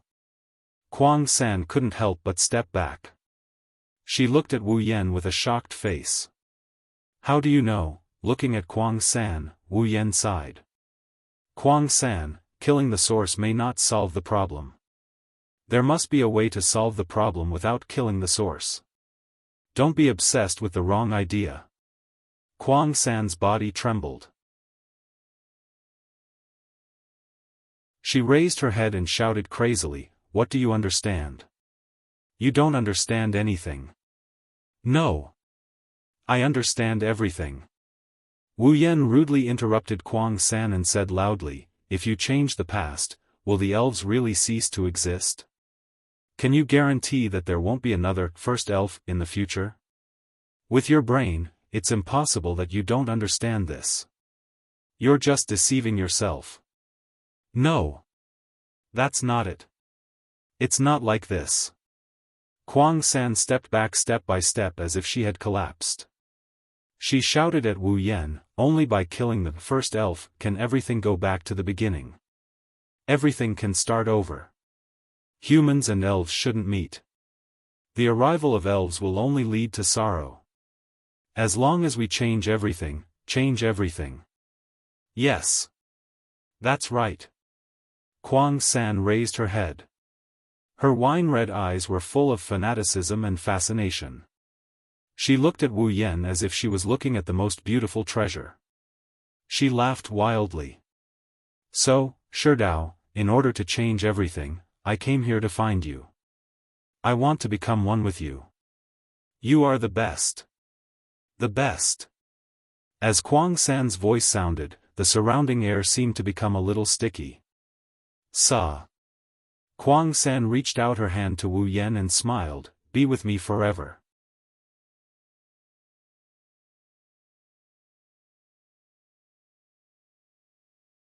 Chapter 465. Be with me forever. A gentle breeze brushed past the scene, sweeping up a few green leaves. It swept past the two people who were facing each other from afar. Time seemed to have stopped at this moment. Looking at Kuang San, who was standing in front of him and reaching out her hand, Wu Yan sighed and said seriously, "If you mean be with me forever, then I refuse." Kuang San smiled like a flower. She didn't change her expression because of Wu Yan's words. However, her wine-red eyes shone with a scarlet light. Her smile became a bit ferocious. "Ah, Sherdao." Kuang San tilted her head and said with a smile, every time, you cruelly refuse me, but..." Kuang San raised her head. "I should have said that you can't refuse me." After saying that, a dark purple stream of air burst out from Kuang San's body. Black and purple ribbons revolved around Kuang San. Bits of black light emerged from Kuang San's body and floated into the air. At the same time, an evil and dark aura wrapped around Kuang San's body. Divine spiritual equipment? 3 times, Elohim. Following that shout, the dark aura around Kuang San's body dissipated. A gothic dress appeared on her body. Her long black hair was tied into 2 ponytails. Her wine-red right eye flashed with scarlet light. The golden clock on her left eye also started to spin. Kuang San. Wu Yan gritted his teeth and shouted, "How long are you going to lie to yourself like this? Shut up." Kuang San coldly looked at Wu Yan. Her hands shook and a long and short gun and rifle appeared in her hands. She crossed her hands and raised her head. "No matter what, you are mine. You can't escape. You can't escape." Hearing Kuang San's crazy words, Wu Yan's anger rose. He waved his hand and countless scarlet spatial ripples appeared behind him, pointing at Kuang San. His wine-red eyes turned into a noble gold color and a violent pressure descended on this space. "Since you insist on dreaming, then I will beat you awake even if I have to beat you." A voice that seemed to resound from the horizon echoed in this space. The pressure of a true ancestor mercilessly poured on Kuang San's body, causing her slender body to sink down. It was as if an entire sea of blood was pressing down on her body. A suffocating feeling swept through Kuang San's mind. The boundless anger of its master made this pressure seem like a real airflow. Kuang San felt like her body was being pressed down by a mountain, causing her bones to begin to creak. However, this kind of pressure not only didn't make Kuang San tremble, but she also couldn't help but laugh wildly. Her red and gold eyes stared straight at Wu Yan, who was like a demon god descending from the heavens. Her voice was full of infatuation and love as it came out of her mouth. "Great. That's great. Sure enough, a scholar is the best. The best. I must have you. I must have you. Ha. Ha. Begin. Begin." At this time, Kuang San had completely lost her mind. There was only one thought left in her mind, and that was to obtain Wu Yan. A moment ago, the zoo was still quiet and serene. At this time, it was shrouded in a stormy atmosphere. The surrounding animals were like dinosaurs that had encountered the end of the world. They screamed in fear and fled into the distance. Soon, the entire scene was left with only a man and a woman in a confrontation. Just as the two of them were about to collide, a series of sonic booms resounded in the distant sky. The two of them who were about to fight paused and looked up. Ast. Seeing Tabichi Origami and the other armored girls, Wu Yan narrowed his golden eyes and he clicked his tongue in annoyance. It's them again? It wasn't just Wu Yan who was unhappy, Kuang San was also very unhappy. In the past, she wouldn't feel this way even if she was killed, but now, she felt this way. One can imagine how unhappy Kuang San was about the Ast's appearance. After all, this is a very rare feast, and the opponent is the man she is infatuated with. The AST's members didn't seem to know that a battle almost happened in the direction they came from. They also didn't know how critical their appearance was. With the support of the ejector, the AST's members flew above Wu Yan and Kuang San. They didn't fly down, they didn't even shoot directly like before. Instead, they quietly guarded the sky and surrounded the two on the ground. Seeing this, Wu Yan frowned. He was very confused. AST's concept of killing elves is to kill, why didn't they attack? Kurumi, on the other hand, seemed to know something. She turned her head to the side, attracting Wu Yan's attention. Wu Yan turned his head to look as well. The next moment, a figure entered his line of sight. Wu Yan was surprised. It was a petite girl of about 14 or 15 years of age with a bright face and a dark blue ponytail. She was wearing the same equipment as the members of AST, except that it was blue and white in color. There was a mole under her left eye, and her eyes were a slightly dark brown. The girl seemed to know the two of them, or rather, one of them. She stood there with an indifferent expression and looked at Kuang San, proving who she knew. Kuang San also knows this girl. No, it should be said that even Wu Yan knows her. Chogo Shina. She's the sister of the original protagonist, Itsuka Shido. In other words, she's Shiori's sister here. Seeing Chogo Shina, Wu Yan's confusion disappeared. He looked around at the AST that surrounded them in the sky. No wonder that AST members didn't attack. It's because of this trump card. Chogo Shina. The trump card of the army against the elves. In this world, other than Ratatoskr, Daoist Machine was a military enterprise that provided military equipment to the military and police forces all over the world.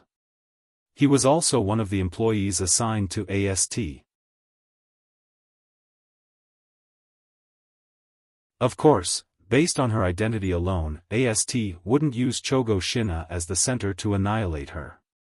The real reason why AST members were willing to become a member of the encirclement was Chogo Shina's combat power. Chogo Shina may be only 14 or 15 years old, but in terms of combat power, even if everyone in AST worked together, they might not be able to defeat her. Of course, Chogo Shina's unique equipment contributed to this. However, Chogo Shina's combat power can't be ignored. Even Kuang San is no match for Chogo Shina if she doesn't use Angel. That's why Chogo Shina has killed Kuang San countless times in the past. One can only imagine how strong Chogo Shina is. After all, in order to cultivate such a trump card, Chogo Shina was modified by Daoist Machine. She has less than 10 years left to live. Chogo Shina doesn't know about all of this. After filtering through all the information about Chogo Shina in his mind, Wu Yan couldn't help but frown. He looked at Chogo Shina, who's expressionless and emotionless. His golden eyes flashed, he felt a bit helpless. Since she's Shiori's sister, he can't just stand by and watch her die.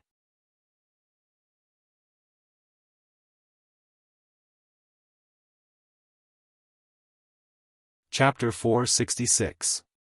Inside the zoo, Wu Yan and Kurumi stood in the middle of an empty field, facing each other. Not far away from them is Chogo Shina, who is looking at Kurumi. In the sky, a group of AST members raised their cannons and aimed at the two on the ground, forming an encirclement. In the sky, Tabichi Origami scanned the two on the ground before stopping at Wu Yan. She was surprised by what she saw. Why would he appear here? What's wrong, Origami? Origami. The captain of AST turned around when she heard Origami's soft muttering. However, she did not hear Origami's words. Seeing that Origami had no intention of replying, she looked in the direction Origami was looking at. When the captain of AST saw Wu Yan, he couldn't help but frown. That guy, why does he look a bit like the red devil that descended a while ago and never appeared again? After saying that, the captain of AST said something into the radio in his ear, then quickly shook his head. No, there's no trace of psychic waves on him. He shouldn't be the red devil. But why does he look so similar? Origami, you fought with the red devil before. Can you tell if that boy is the red devil that appeared once? The captain of AST asked Origami. Tabichi Origami didn't say anything. She turned her head away and didn't look at Wu Yan anymore. The captain of AST seemed to have understood the situation. Looks like he's not that mysterious there, devil. The captain of AST knows that Koichi Origami is hostile towards elves. If the other party is an elf, she wouldn't try to protect him. She might even attack him. When Koichi Origami didn't pay any attention to Wu Yan, she knew that the other party isn't the red devil she imagined him to be. However, the captain of AST didn't notice that when Origami looked away, there was a complicated expression in her eyes. Hey! Boy over there! The AST captain flew down and yelled at Wu Yan. It's dangerous here. Get out of here. On the ground, Wu Yan didn't know that when he first arrived in this world, he gained a new name. To be more precise, he gained a new nickname called their devil. Currently, he's looking at Chongo Shina not far away from him. His mind is spinning rapidly. Chongong Shina finally noticed Wu Yan. He glanced at Wu Yan but he didn't change his expression. He told Kurumi. Your appetite seems to have decreased a bit this time. I thought you would need at least 3 or 4 people to satisfy your appetite. Nightmare. Era. Kurumi glanced at Chongong Shina contemptuously and said, what do you know? Sherdao is completely different from food. Oh. Chongong Zana opened his mouth and said in surprise, this is the first time I've heard you talk about a human like that. Didn't you always treat humans as food? Human? Kurumi smiled meaningfully and didn't say anything. She glanced at Wu Yan and said regretfully, Ah. It seems my date with Sherdao can't go on. What a pity. Date? Chongong Zana frowned and glanced at Wu Yan. Chongong Zana felt the man in front of him wasn't an ordinary person. Disregarding everything else, if a normal person were to see a sky full of AST and himself, as well as Nightmare, who had revealed his spiritual equipment, even if they weren't scared to death, they would definitely be scared to death. However, the man in front of them, from the moment Nightmare revealed his spiritual equipment to the moment they appeared, let alone being scared, there wasn't even the slightest bit of surprise on his face. From the beginning to the end, he had a calm expression on his face. Coupled with Kurumi's previous words, Chong Gongjin had a feeling that this man wasn't an ordinary person. At least, he wasn't like those ignorant people who were devoured by Nightmare. It seemed like this man had some understanding of elves and the like. With that in mind, Janamiya Shina's gaze towards Wu Yan wasn't as calm and indifferent as before. He glanced at Wu Yan before turning to Kurumi. Anyway, since I'm here, whatever you want to do, stop it. Chonggong Zana's exposed light armor opened up 2 openings on his shoulder. At the same time, several small laser beams shot out from the openings towards Kurumi. Kurumi twisted her body and dodged to the side. However, the laser beams were like homing missiles. They made a turn in the air and persevered towards Kurumi. She had no choice but to keep dodging. For a moment, the scene of the laser beams chasing after Kurumi flashed across the scene. Kurumi repeatedly dodged the incoming laser beams and even flew up into the air. However, the AST members surrounded her tightly in the air, making it impossible for her to fly up again.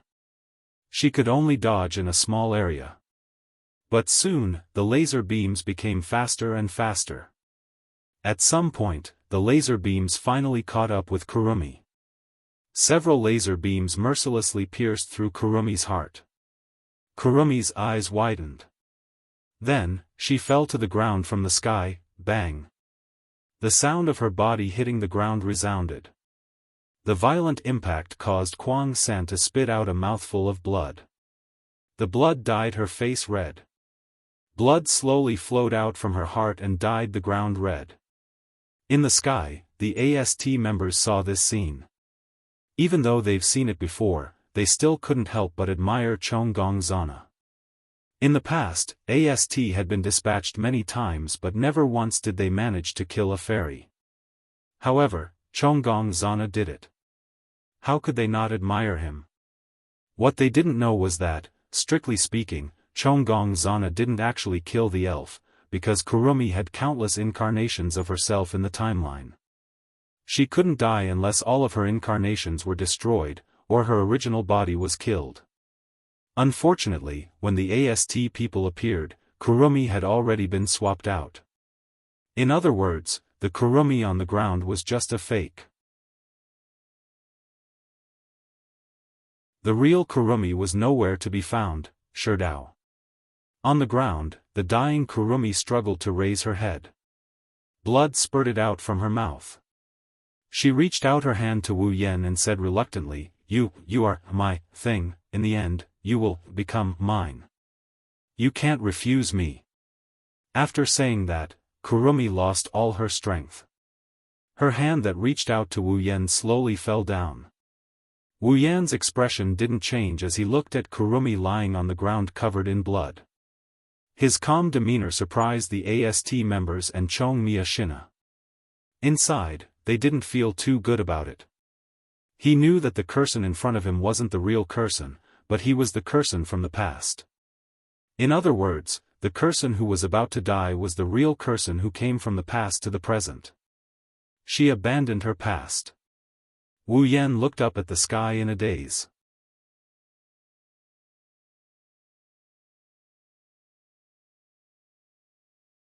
Chapter 467. Seeing Kwang San on the verge of death, Chonggong Zana didn't stop. Instead, he pulled out a huge lightsaber and walked towards Kwang San who was about to die on the ground step by step, as if he was afraid that Kwang San wouldn't die, and wanted to kill him completely. This was understandable. After all, Chonggong Shina had killed Kurumi many times in the past. However, every time Kurumi died, she would appear again and devour humans. Chonggong Shina had no choice but to do so. Chonggong Shina came before Kurumi with his lightsaber. He looked at Kurumi's pierced heart and bloodied face. There was no trace of pity in his eyes, only numbness. This was proof of Chonggong Shina's vicissitudes of life, and it also recorded the number of times he killed Kurumi. Raising the light sword in his hand, Chonggongzhan planned to put the light sword on Kwang San's neck as usual and then cut her throat. Chonggongzhan only hoped that this time, he could kill Kwang San completely and make her unable to come back to life. However, just as Chonggongzhan was about to slash the light sword in her hand, a hand suddenly appeared beside her and grabbed her hand that was holding the sword. Chonggongzhan was shocked. She subconsciously turned her head to look. Suddenly, she saw a face that had not changed at all from the beginning to the end. She was stunned. Not only her, but even the AST in the sky were stunned. What are you doing? Chonggong Shina was puzzled. She knew that the man in front of her wasn't an ordinary person, but Kurumi wanted to eat him. Then why did he stop her from killing Kurumi? Glancing at Chonggong Shina's puzzled expression, Wu Yan sighed. You don't need to comfort yourself with this method. After all, even if you do, you know that it's useless. Chonggong Shina lowered his head and said expressionlessly, You don't understand. Tokisaki Kurumi is a special elf. No matter how many times you kill her, she will come back to life, so you can kill her completely by doing this? Wu Yan interrupted Chonggong Shina's explanation. Chonggong Shina was silent.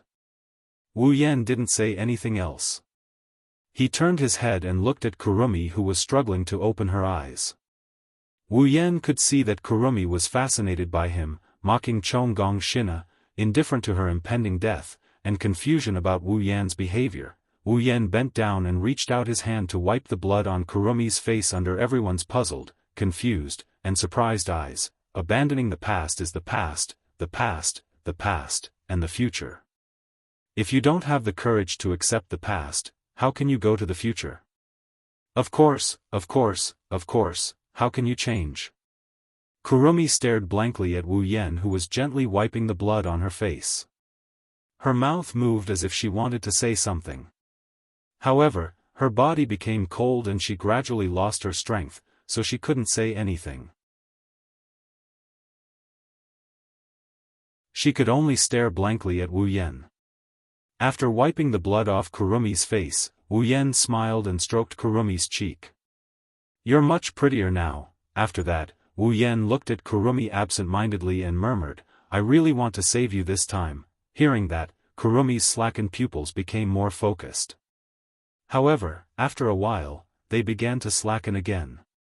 This time, they slackened faster. When the last bit of vitality was about to disappear, Kurumi looked deeply at Wu Yan.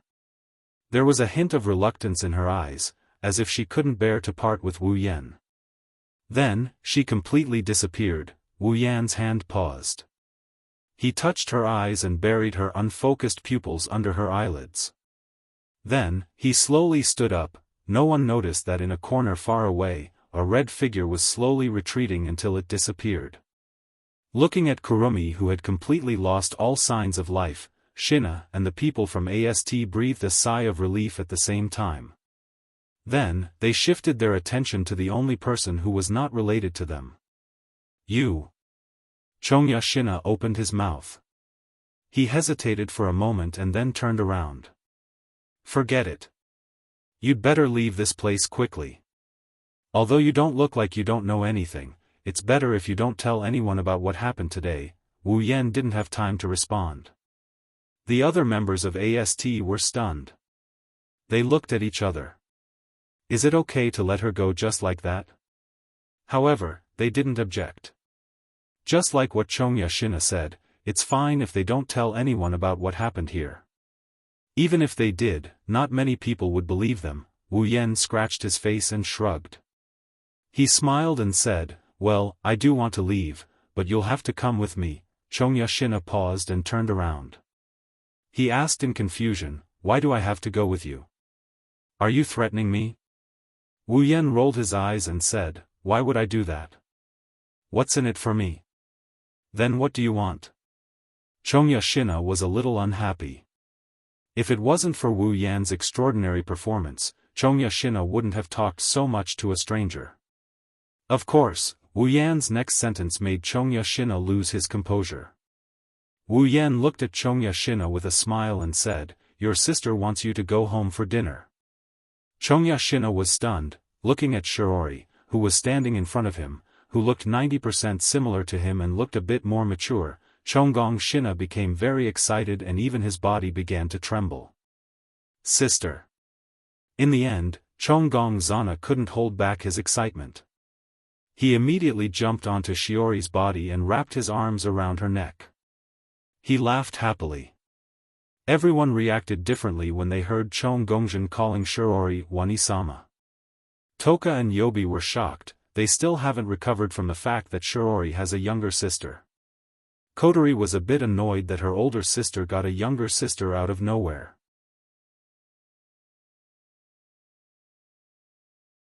Wu Yan, on the other hand, felt a chill down his spine. If he wasn't 100% sure that this is the date battle world, if he wasn't 100% sure that the person rubbing his face against Shiori's chest is Chongya Shina, he would have thought that Chongya Shina is Kuriko when he heard that sweet, Wani-sama. Shina. Shiori hugged Shina happily. When Wu Yan called and said he found her sister, Shirori almost cut her finger while cutting fruit. After all, Shirori didn't remember having a sister. Of course, Kotori wasn't her biological sister. However, Shirori, who was waiting at home with doubts, believed 90% of Wu Yan's words the moment she saw Shina. Not only because Shina's face was very similar to hers, but also because the faint throbbing in her heart made Shirori believe that the child in front of her was her sister. Her biological sister. Maybe this is the so-called blood connection. Blood is thicker than water. Apart from Kotori, who was a little jealous, everyone couldn't help but smile at the sight of this pair of sisters who shared a 90% resemblance with each other. They had to admit that this scene was really heartwarming.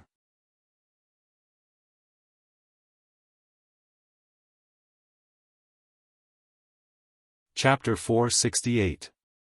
It has to be said that compared to siblings, sisters were undoubtedly much closer. In the original work, although Shinobu and Shido were very close, at most, they would hug each other. But if they were sisters, it was different. Shirori and Shina have been holding each other's hands ever since they recognized each other. If it wasn't for the fact that it's not time yet, the two sisters would have taken a bath together. Looking at the pair of sisters standing together with identical smiles on their faces, Wu Yan couldn't help but sigh. Shirori and Shina really look alike, of course. Shina proudly puffed up her chest. Because I'm Wanisama's sister. Shirori, who's in Shiori's hand, laughed and waved her little hands. I wonder if you're born from the same mother or an illegitimate child. If they were ordinary sisters, they would definitely retort after hearing Shino's teasing. However, what was surprising was that the two sisters in front of them looked at each other in dismay after looking at each other. There was also a trace of confusion. Seeing such a situation, everyone was stunned. Even Shirona said weakly, could it be that Shirona was right? Shirori was just joking. No, it's not like that. Shirori quickly waved her hand, but she still looked a bit confused. Even Shina was a bit frustrated. The reason why I didn't answer is because I don't have any memories of the past. She doesn't have any memories of the past. Shirori looked at Shina in surprise and held her hand tightly. Shina, I lost my memories too. I didn't even know I had a sister like you. Kotori furrowed her brows. Since you lost your memories, how did you know Wanisama is your sister? Shirori looked at Kotori strangely. Kotori's expression froze. She realized that she didn't act like a sister in front of Shirori. She immediately showed an innocent and cheerful smile. It's like she said those words without thinking. Wu Yan was secretly amused. Bang! In an instant, Wu Yan's snickering face turned green. It's as ugly as a pile of shit. Everyone heard a faint sound and they turned their heads. What's wrong? Shido. Toka tilted her head and asked. If she heard correctly, the sound came from Wu Yan's body. No, it's nothing. Wu Yan shrugged his shoulders while forcing a smile on his face. The confused crowd turned their heads back to look at Wu Yan. At the same time, from an undetectable corner, a small foot that was stepping on top of Wu Yan's toe moved back, revealing Wu Yan's swollen toe that looked like a pig's trotter. Enduring the excruciating pain, Wu Yan looked at Kotori, who is standing beside him. Kotori flashed him a sweet smile. If it weren't for the black ribbons on her head, Wu Yan would have believed that the leg he just kicked wasn't hers. Who knows, maybe it wasn't her leg. Kotori, you're so ruthless. Even if you're immortal, you shouldn't play around like this. With a true ancestor's powerful recovery ability, this small injury healed quickly. However, Wu Yan gnashed his teeth and looked at Kotori. Her bright smile made his anger rise. Bang! Kotori's expression changed. If Wu Yan's face turned green, Kotori's face turned crimson. Why you? Kotori angrily glared at Wu Yan. Everyone turned to look at Wu Yan and Kotori when they heard the commotion. There's another sound, just now. Toka wrinkled her nose, her crystal purple eyes scanned the two. And this time, it seems to be coming from Kotori. under everyone's puzzled gaze, Kotori could only suppress the shame in her heart and forced an ugly smile. No. No, Toka, Yoshino, Shirori, and Shinana looked at each other with furrowed brows. They looked at Wu Yen, who is looking up at the sky, and then at Kotori, who is trying to force a smile on her face. Their instincts told them that they missed out on something. It's really strange. Four mumbled softly and lowered her head. Everyone could only helplessly turn their heads again. Although they felt that something had happened, they couldn't do anything about it since the person involved didn't want to talk about it. They could only bury their doubts in their hearts. Moreover, the most important thing now was the matter between Shina and Shirori. When everyone looked away, Kotori's smile fell. She touched her breasts and felt the burning sensation. She looked up to look for Wu Yen, but this time, Wu Yen was already beside Yoshino and carried her away. Damn it! Kotori cursed Wu Yen in her heart. If Shirori and the others weren't here, Kotori wouldn't have suffered such a loss. She could only comfort her breasts. At the same time, Shina handed a necklace with a picture on it to everyone. Inside the necklace, there's a picture of Shina and Shirori when they were young. Although I don't have any memories of the past, I will never mistake you for someone else. You and I are definitely biological sisters. We have the same father and mother. Jun said with a firm look. Everyone could hear the conviction in her voice. That's right, although I don't remember Gina, but Gina gave me a very familiar and intimate feeling, so I believe that Gina is my little sister. Shirori hugged Gina and said, making Gina feel very touched. It's a pity that I can't find out about my parents. Shirji said disappointedly. She thought that her sister was with her parents. She didn't expect her sister to be the same as her. She wasn't with her parents. Speaking up to hear, Shirori suddenly thought of something and smiled at Shina. Right, Shina, where do you live now? Is there someone raising you? If so, Wani-sama has to pay a visit. Shina was stunned. Her face began to panic. She didn't know what to do. Should she tell her sister that she didn't have anyone to raise her and that she spent all these years training and fighting? Of course, that's impossible. That, Shirori. At this time, Wu Yen opened his mouth. Shina lives far away. I happened to meet her today and accidentally saw her necklace. That's why I brought her back. If you want to pay a visit now, it's a bit late. Maybe another day. Yes, Wani-sama, let's talk about it another day. Shina quickly nodded. Although she didn't know what to do when another day comes, she had to deal with this first. I see. Shirori thought for a moment and then nodded unwillingly. That's good. I'll pay a visit to Shina's family another day. Shina breathed a sigh of relief. But soon, she was distressed. What should she do when Wani-sama comes to her house? She can't bring Wani-sama to the company or AST. Wu Yen saw Jinna's frustration, but he didn't say anything about it. He had his own plans. He can't let Jinna go back to her house. Otherwise, Jinna might be modified into something that's neither human nor ghost. It's better to let her stay here. Of course, he can also let her stay at home. But, Wu Yen has an even better place for her to go. He can give Jinna.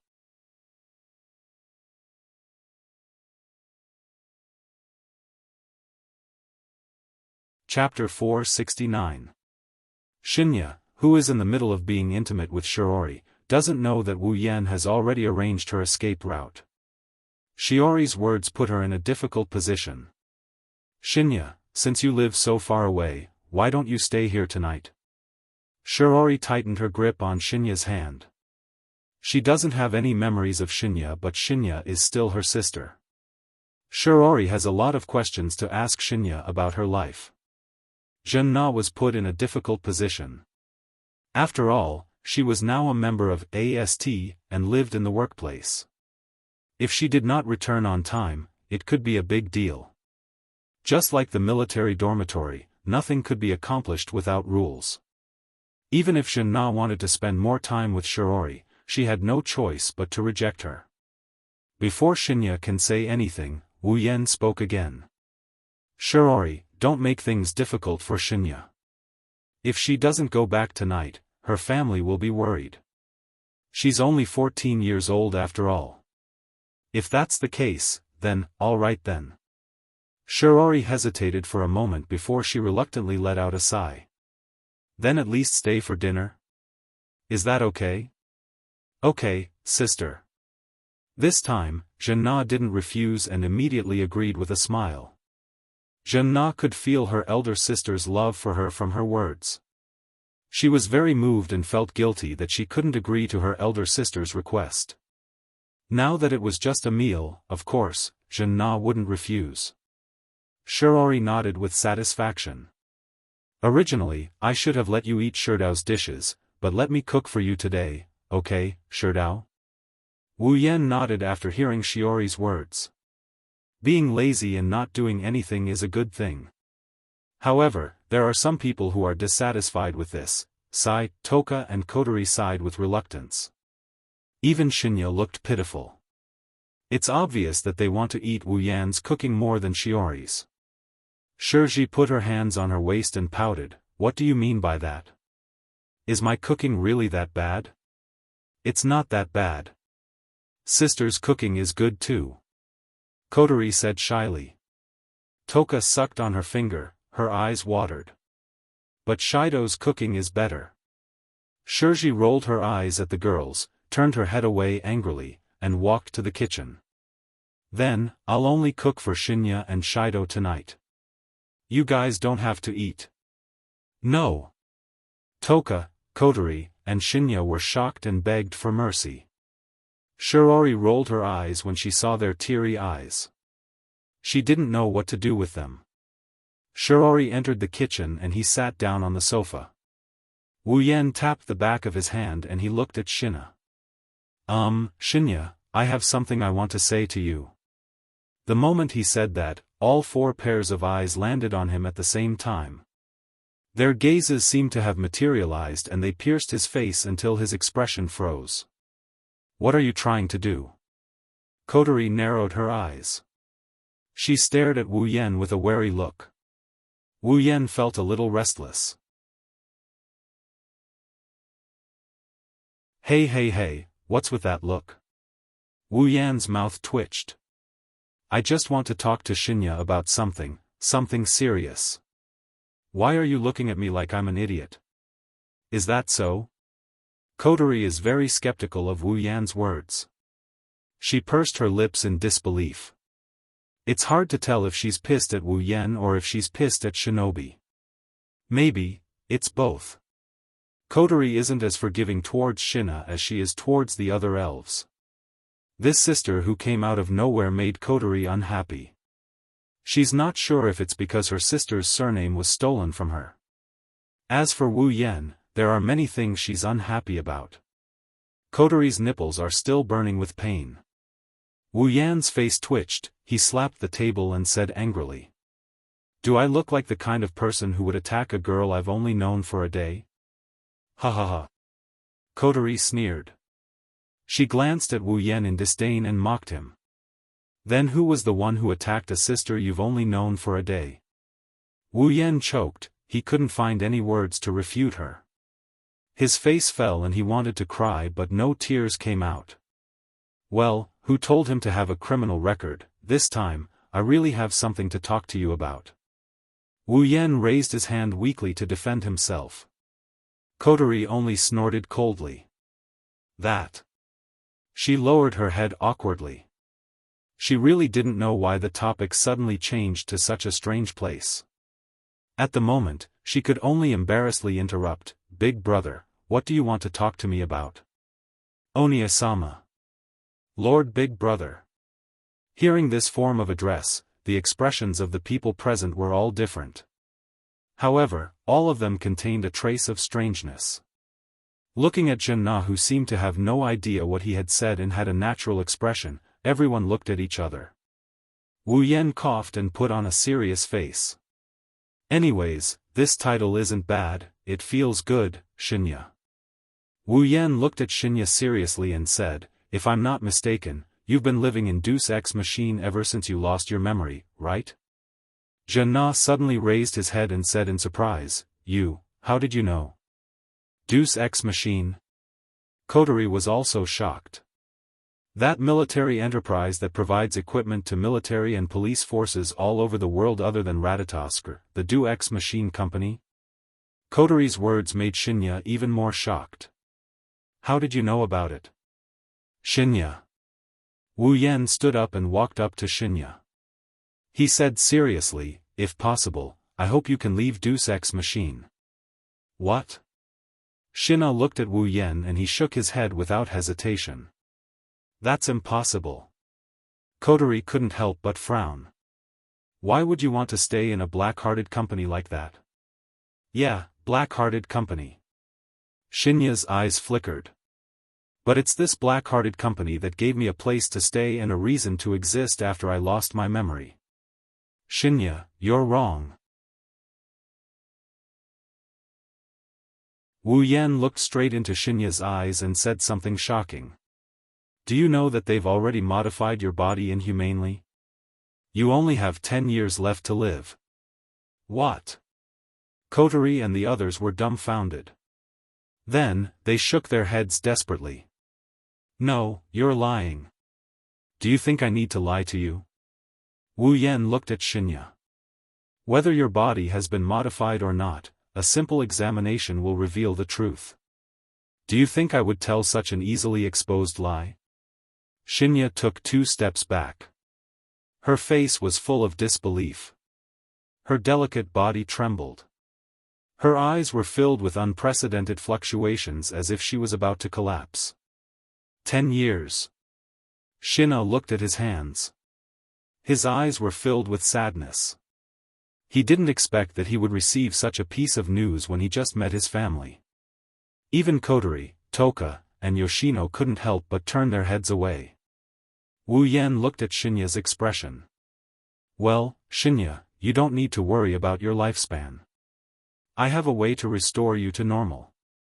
Hearing this, Jianghu's face looked much better, but there was still an indelible sadness in her eyes.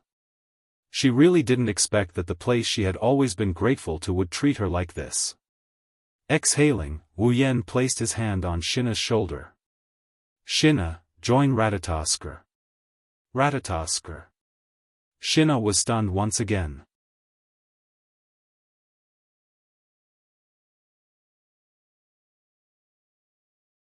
Chapter 470. In the kitchen, Shiori is humming a little song. She finished all the work at hand and put down the spatula. Looking at the table full of dishes, Shiori nodded with satisfaction. She took off her apron and walked out of the kitchen. It's time to eat. Shiori came to the hall and said to everyone with a smile. In front of her, Wu Yan, Coterie, Toka, Yoshino, and Xianxia are chatting happily. Shiori can't help but smile. Yes. Wani-sama. Jianghu stood up and said happily, Big Sister's personal cooking is really something to look forward to, I'm very confident in my own craftsmanship. Shiori straightened her back but then said with a bit of frustration, although compared to Shido's cooking, my cooking is only at the level of unpalatable. No way. The dishes made by Sister will definitely be delicious. Jianghu hurriedly said, which made the disheartened Shiori burst into laughter. Alright, you don't need to console me. Shido's cooking is at the level of a monster, it's a bit unfair to compare me to him. She rolled her eyes at Wu Yan who is standing not too far away from her. Wu Yan chuckled in embarrassment. Okay, let's eat. Shirji said with a smile. Almost at the same time, Shirji stood up impatiently and pounced toward the table. Jianghu was startled and hurriedly followed her. Seeing this, Shiori let out a sigh of relief and said emotionally, I never thought I would have a long-lost sister. Hearing Shiori's words, Wu Yan and Coterie who stood up from the sofa stiffened. They laughed dryly and pretended they didn't hear anything. They pulled Yoshino and walked to the table. Shiori laughed. Shiori's heart warmed as she looked at everyone eating. She likes this warm feeling very much. Perhaps this is what they mean by happiness comes from dullness. Of course, Shiori didn't know that when she thought it was dullness, there was a very unusual conversation going on in the hall where she stood. Looking at Shina, who is happily eating Shiori's cooking, Wu Yan didn't show any expression on his face, but he inwardly released a sigh of relief. Just now, when he proposed to let Shina join Ratatoskr, Shina's reaction was quite intense. Shina didn't know much about Ratatoskr, but he knew that it was an organization on par with Do Ex Machine. Shina didn't expect her sister's family members to be members of such an organization. Plus, she got to know about herself from Wu Yan's mouth. Shina's reaction is a bit big. When Wu Yan told Shina the purpose of Ratatoskr, which is to say, the plan to save the elves, Shina's body trembled. Before this, Shinra accepted the idea that if you encounter a fairy, you have to kill them. She killed Kurumi so many times that her heart was numb from all the killing. Now, Wu Yan wants her to join an organization that saves fairies. Is there anything more laughable than this in the world? Thus, she rejected Wu Yan's invitation. She even made up her mind to never meddle in the affairs of the elves ever again. Of course, the moment this thought appeared, it was shattered by the following events. Toka, a naive foodie, Yoshino, and a shy little girl. Shina had a good impression of these two girls when she first met them. They were elves. Although they only got along for less than an hour, Zhao Hai could feel that Toka and Yoshino were very friendly towards him. They were also very kind-hearted. These two kind-hearted girls were actually elves just like Kurumi's perverted elf. Elves, aren't they a special species that brings disaster? At this moment, Shina's view of elves was shaken like never before. If they are such elves, should she help them or not? When Shina was hesitating, Wu Yan's next words made her completely abandon her hesitation. If the elves' affairs are not properly handled, it will lead to a big disaster. Do you have the heart to see Shiori get involved in such an incident? When these words reached Shina's ears, Shina no longer hesitated and immediately agreed. Whether it was killing elves or saving elves, as long as he could ensure his sister's safety, he was willing to do anything. After being betrayed by Toka, Shina only has her dearest sister left in her heart. Moreover, Wu Yan and Kodori don't look like the elves in Toka who are difficult to get along with. Because of this, Shina officially joined Ratatoskr and became a general under Wu Yan's command. After all, Shina's combat power is so strong that even some of the weaker elves are no match for her. In terms of combat power alone, not counting the elves, she's definitely at the top of Ratatoskr. Only Wu Yan can stand on the same level as her. If she doesn't use her combat power, she'll be struck by lightning. As for the advanced equipment that belonged to the Do Color X machine, there was no reason for him to return it. After dealing with Shina's matter, Wu Yan can finally breathe a sigh of relief. As for Shina's body, this is the easiest thing to deal with. There's still a large bottle of gene recovery fluid left in his Gate of Babylon. With the addition of Shina, the Itsuka family became a lot livelier. It used to be just Shiori and Kodori, but now, Wu Yan is the elder brother, Shina is the younger sister, and Toka and Yokoi are the two elves. Shiori and Kodori couldn't have imagined such a lively scene in the past. Of course, the two of them didn't hate this kind of feeling. After dinner, Wu Yan and Kodori used the excuse of sending Shina off to Fraxinus. Rain Murasame was in charge of taking care of Shina. Shina also got to know Yatsuki Chinyu, who is also in the same unit as her. With the help of the gene reagent, Shina recovered to her peak condition. Shina naturally moved into Fraxinus. Shina wasn't happy with this arrangement. It's not that Fraxinus isn't a good place to live, it's just that compared to living here, Shina would rather live in Itsuka's house. Unfortunately, the Itsuka family's territory isn't that big. After Wu Yan, Toka, and Yoshino moved in, the Itsuka family's territory is pretty much full. Shinya had no choice but to give up on this idea. Finally, the matter reached a happy ending for everyone. Of course, this is only on the surface. Night time, Shiori's room in Itsuka's house. Shiori wiped her hair and was about to change into her pajamas when she suddenly felt a sharp pain in the back of her head. Then, Shiori completely lost her consciousness. Inside Toka and Yoshino's room, the two women who were sleeping on the bed disappeared after a strange whirlwind came in from the window. At the same time, in Kotori's room, a red shadow suddenly appeared in front of the bed. Kotori, who was sleeping on the bed, heard the noise and opened her eyes. Her pupils shrunk when she saw the figure in front of her. "It's you." In the darkness, the red shadow cackled wickedly and slowly walked out of the shadows. Kotori saw a pair of eyes, one gold and one red.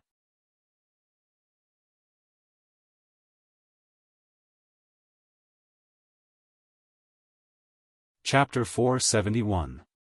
The next morning, just as dawn broke, in Wu Yan's room, Wu Yan opened his eyes and woke up from his sleep.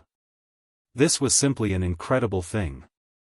Almost everyone who was familiar with Wu Yan knew that Wu Yan's attachment to his bed was almost no less than 3 meals. In the past, if he was not woken up, he would wake up naturally. Otherwise, if there was nothing, Wu Yan would absolutely not get up so early. However, today was different. Sitting up from the bed, Wu Yan glanced at the sky outside the window. It was only a little bright. He touched his chest and frowned deeply. Usually at this time, Wu Yan's sleepiness was even stronger than a pig. If he did not sleep enough, he would only be woken up. However, the current Wu Yan did not have a trace of sleepiness at all, not even a little bit. Just now, Wu Yan, who was still immersed in his sleep, was awakened by a dull feeling for no reason. After waking up, a bad premonition arose in his heart. It was as if he had missed something important. A hint of worry flashed in his wine-red pupils. Wu Yan's face also showed an unresolvable worry. Wu Yan could feel that his abnormal behavior today was definitely not without reason. There must be something. With this thought, the dull feeling in Wu Yan's heart became even stronger. Immediately, Wu Yan directly got up from the bed and walked towards the door. However, just as the door was opened by him, the scene that appeared in front of him made Wu Yan's pair of pupils shrink fiercely. He saw that a layer of dark purple shadow was covering the position of his room door, and it also extended to the floor and the ceiling. It was like a layer of film, wrapping his room inside. His heart slowly sank. Wu Yan's face turned ugly. In this situation, coupled with his intuition, even a fool would know that something must have happened. Bang! With a muffled sound, the dark purple film wrapping around Wu Yan's room exploded into little sparks and disappeared into the air. At the same time, Wu Yan's figure flashed out of it. The moment the membrane disappeared, Wu Yan's expression changed. He can feel that there isn't a single trace of life in Itsuka's house. In other words, he's the only one left in Itsuka's house. The bad premonition in his heart completely rushed to Wu Yan's heart. Wu Yan's face turned ugly to the extreme. He suddenly leaped out and arrived at Kotori's room. Kotori. The door was violently opened, and the scene in Kotori's room was imprinted in Wu Yan's eyes. It was exactly the same as Wu Yan's impression of Kotori's room, but Kotori was gone. Wu Yan's face turned gloomy. After leaving Kotori's room, Wu Yan used his speed to the extreme and went to Toka, Yoshino, and Shiori's room. But without exception, there were no familiar figures in these rooms. Not only Kotori, but even Toka, Yoshino, and Shiori also disappeared. Combined with the strange film from before and the current phenomenon, there was only one explanation. Kotori and the others were very likely kidnapped. Standing in the middle of the hall, Zhang Tai glanced around the entire Wuhi residence. The usual noises in the morning had disappeared completely. The entire Wuhi residence was unusually quiet. If someone were to stand in this quiet atmosphere, they would probably lose their mind due to the terrifying pressure that engulfed the entire Wuhi residence. The surrounding air seems to have turned into a solid blood aura, glowing red and floating back and forth in the entire hall. Wu Yan raised his head, his face was terrifyingly gloomy. Bright golden light flashed in his wine-red eyes, murderous intent and ferocious aura swept across his eyes. At this moment, this pair of beautiful eyes turned into the most deadly coldness. Wu Yan's chest heaved up and down as he breathed heavily, forcing himself to calm down.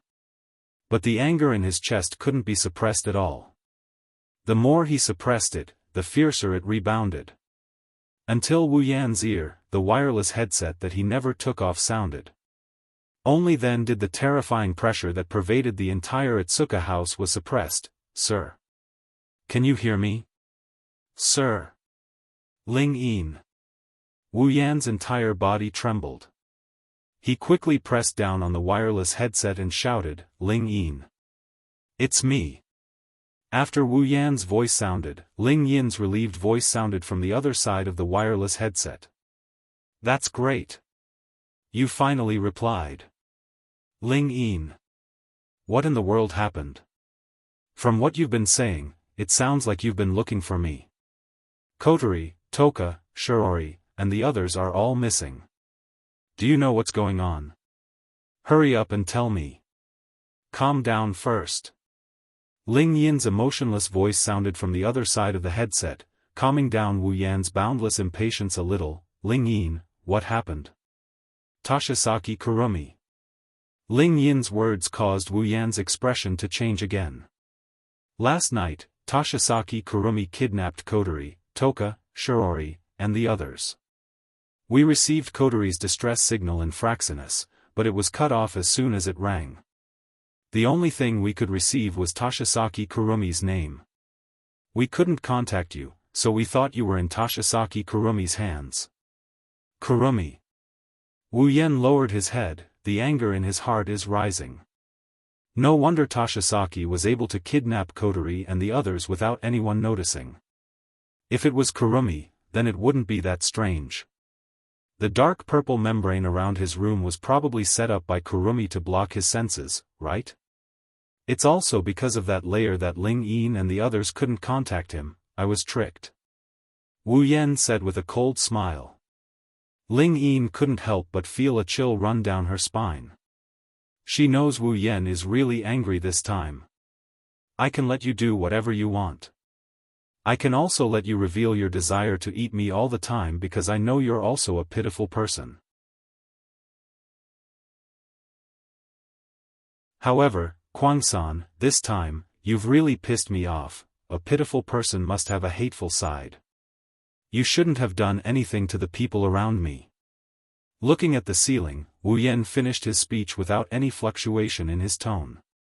Ling Yin, who is far above Tiangong City, could feel the anger hidden beneath that calm tone. It's like the calm before the storm, the pressure before the eruption of a volcano. It's enough to send chills down one's spine. "Ling Yin, did you find Kurumi's location?"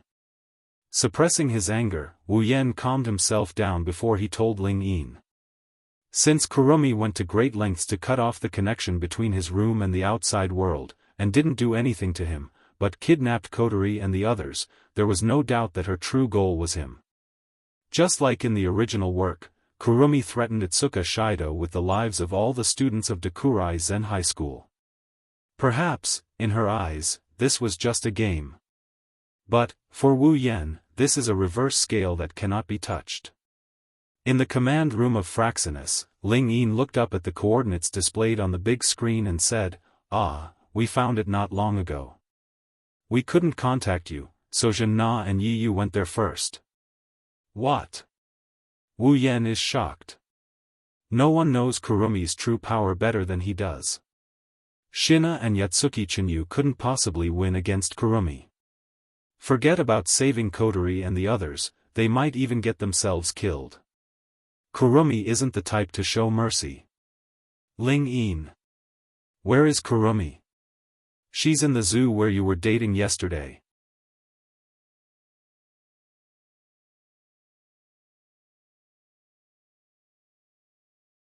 Chapter 472. Heavenly Palace City, in a zoo, today, for some reason, the people in the zoo had all disappeared. Even the animals had disappeared. The entire zoo was deathly silent. Kurumi is standing in an open space in the zoo, she's wearing a black princess dress. She's looking at the ground with an evil smile. Kotori, Toka, Shirori, and Toka are being grabbed by a pale red arm. They can't move at all. You've really put in a lot of effort, Tokasaki Kurumi. Kotori raised her head and looked at Kurumi. Her expression didn't change at all, as if she wasn't the one being held hostage. She didn't seem to care about her own safety. Her tone was filled with mockery. Despicable. Kurumi. Toka is struggling, she's trying to get rid of the arm that's grabbing her. But the arm that's supposed to be weak is like a vice, it's holding her down. She can't get away. Next to the two, Yoshino shrunk his body in fear and hid behind Toka and Kotori. As for Shirori, she's still unconscious. Kurumi's smile is evil as she watched Toka's struggle. It's useless, you've lost your power, you can't get rid of me no matter what. It's better for you to lie down and save your energy. What's your goal? Kotori coldly looked at Kurumi and said, if I'm not mistaken, it's Shido, right? Shido. Toka is shocked, she turned around and yelled at Kurumi, Kurumi. I won't allow you to hurt Shido. Era, Toka-san, you're wrong. Kurumi took 2 steps forward and looked at Toka like a shy little girl. She said, why would I hurt Shido? You won't hurt Shido. Kotori curled her lips and sneered. She didn't say anything, but the disbelief on her face is obvious. You won't understand my feelings for Shido. Kurumi touched Toka's cheek and ignored her resistance. She smiled and said, Shido is different. For me, Shido is the best existence. How can I hurt him? After all, Shido is destined to be with me forever. Together forever? Kotori abruptly raised her head. Your so-called forever together is to use the City of Time eclipse to devour Shido, right? No. Kurumi closed her eyes and said, City of Time eclipse is used to deal with food. Shido is so great, how can we treat him like food? After saying that, Kwang-san's face turned ferocious as he laughed wildly. I brought you here because I want to eat Shido. After all, Shido is very disobedient. Eat. Toka clenched her teeth and shouted, you really want to hurt Shido? Well, you guys just stay here and watch. Kwang-san tapped her lips and smiled, my date with Shido will continue. I want you to witness the moment Shido and I become one. Kurumi. Toka roared. Kotori bit her lips, she looked anxious. Yono, who was hiding behind them, started struggling. She's a coward, but she didn't want to let someone hurt Wu Yen. She didn't want to let fear get the better of her. At this time, an illusory flash of light flashed in front of the open space, attracting the attention of everyone present. In that flash of light, 2 figures gradually appeared. It's Shina and Yatsuki Chinyu. Wani-sama. Looking at Shirori lying on the ground without any signs of movement, she anxiously shouted and rushed over. Yatsuki Chinyu also saw Kotori. Just as he wanted to go over, both of them were blocked by a figure at the same time. You're still as annoying as before. Kurumi looked at Shina and said indifferently. A murderous aura leaked out from her wine-red pupils. For Kurumi, if Shina still wanted to destroy the banquet like before, then she wouldn't die obediently again. It's you again. Zhen-na looked at Kwang-san with hatred. He pulled out a mechanical sword from behind his back. With a slight sound, a blue and white light sword flew out from the sword. Era, so scary. Kurumi laughed, but the madness in her voice sent a chill down Yue Chinyu's spine. Yue Chinyu could clearly feel that every time he wanted to move towards Kotori and the others, a sense of dread would appear in his heart. Yatsuki Chinyu knew that Kurumi didn't ignore him at all. If he went to save the commander, he would suffer the most fatal blow.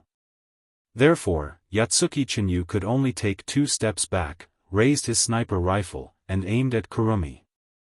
If he doesn't defeat Kurumi first, he won't be able to save the others. This point, not only Yatsuki Chinyu, but also Shina. Seeing the two's actions, Kwang San laughed. She laughed so hard that her delicate body trembled. Don't tell me you still think you can kill me like before. Shina didn't say anything, she tightened her grip on her sword. It's different now, when she was still a member of AST, she would never show mercy to Kurumi. But now, she's a member of Ratatoskr, she's not going to kill the elves like before, she's going to save them. However, Shina didn't want to be passive. If Kurumi wants to hurt Shiori, then she'll chop off her head like before. Anyway, with Kurumi's previous performance, she won't die. Let them go now. Shina shouted. Let them go? Kurumi looked at Kotori and the others, licked her lips and nodded. Sure, I just need Shido, even though they look delicious. Hearing this, Shina didn't relax her vigilance. Instead, she became even more cautious. Sure enough, Kurumi quickly smiled and said, however, they are the most important guests of this banquet. How can they leave their seats before the banquet is over? Shina and Yatsuki Chinyu's face sank. That's not up to you. Kurumi's shoulders drooped as she once again laughed wildly. Really, every time you come to disturb me, it's really rude, really rude. But that's good too. Kwang San smiled. Then, a scarlet blood light flashed in her wine-red eyes, causing her beautiful face to become extremely lustful. Before the real feast begins, let me have a prelude to the feast with you. After saying that, Kwang San took a step back. Her body slightly swayed as she made a circle on the spot. Along with her movement, a weird purple-black chi flow suddenly rose from under her feet and wrapped around her body, causing her noble princess dress to flutter. At the same time, Kurumi closed her eyes. Dots of black light emerged from her body and quickly formed a black cocoon, wrapping Kurumi's body. A gloomy aura drifted out from the cocoon and reverberated in the open space, causing Kotori and the others' faces to turn slightly pale. Shina was fine, after all, they've faced each other many times, and she's strong enough. As for Yatsuki Chinyu behind Shina, he felt a bit heavy. After all, this is the first time Yatsuki Chinyu faced an elf. When Kurumi appeared in front of everyone again, her appearance has completely changed. She's wearing a red and black gothic dress, her long hair turned into 2 ponytails, and a golden clock eye appeared. Coupled with her revealing dress, she's extremely charming. Divine power equipment? 3 times, Elohim.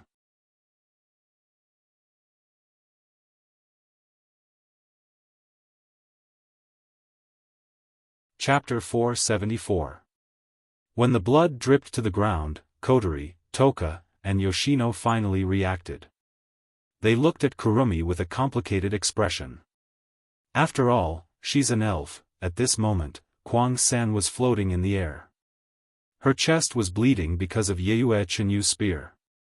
And in front of her body, there was a wound from her shoulder to her ribs.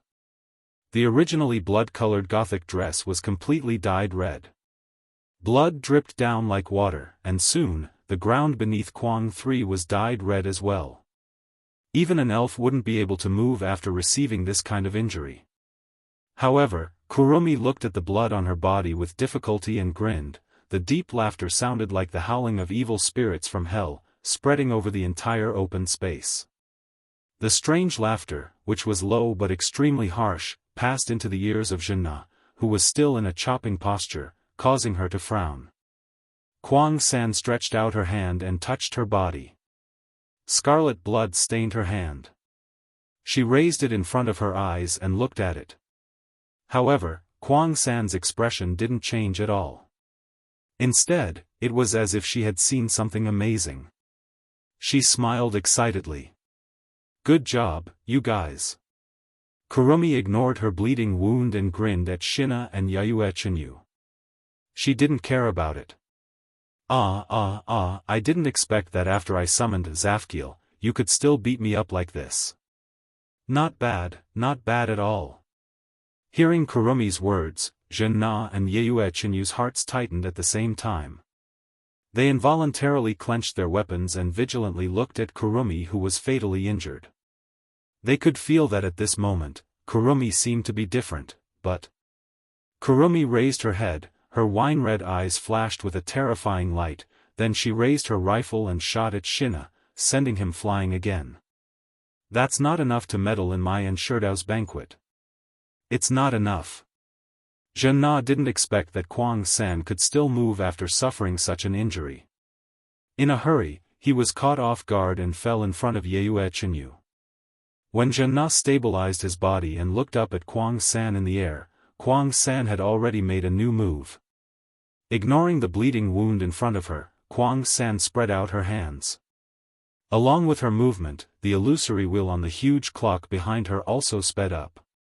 Bullet of 4-inch on the huge clock, the number 4 suddenly lit up, black and red airflow rolled out and flowed into the pistol in Kurumi's hand. She didn't even think about it, she pressed the pistol against her temple and pulled the trigger. With a gunshot, the bleeding wound on Kurumi's body began to heal at a speed visible to the naked eye. Even the bullet wound on her chest slowly disappeared with the gunshot. In the end, Kurumi's body, even her broken Gothic dress, became intact.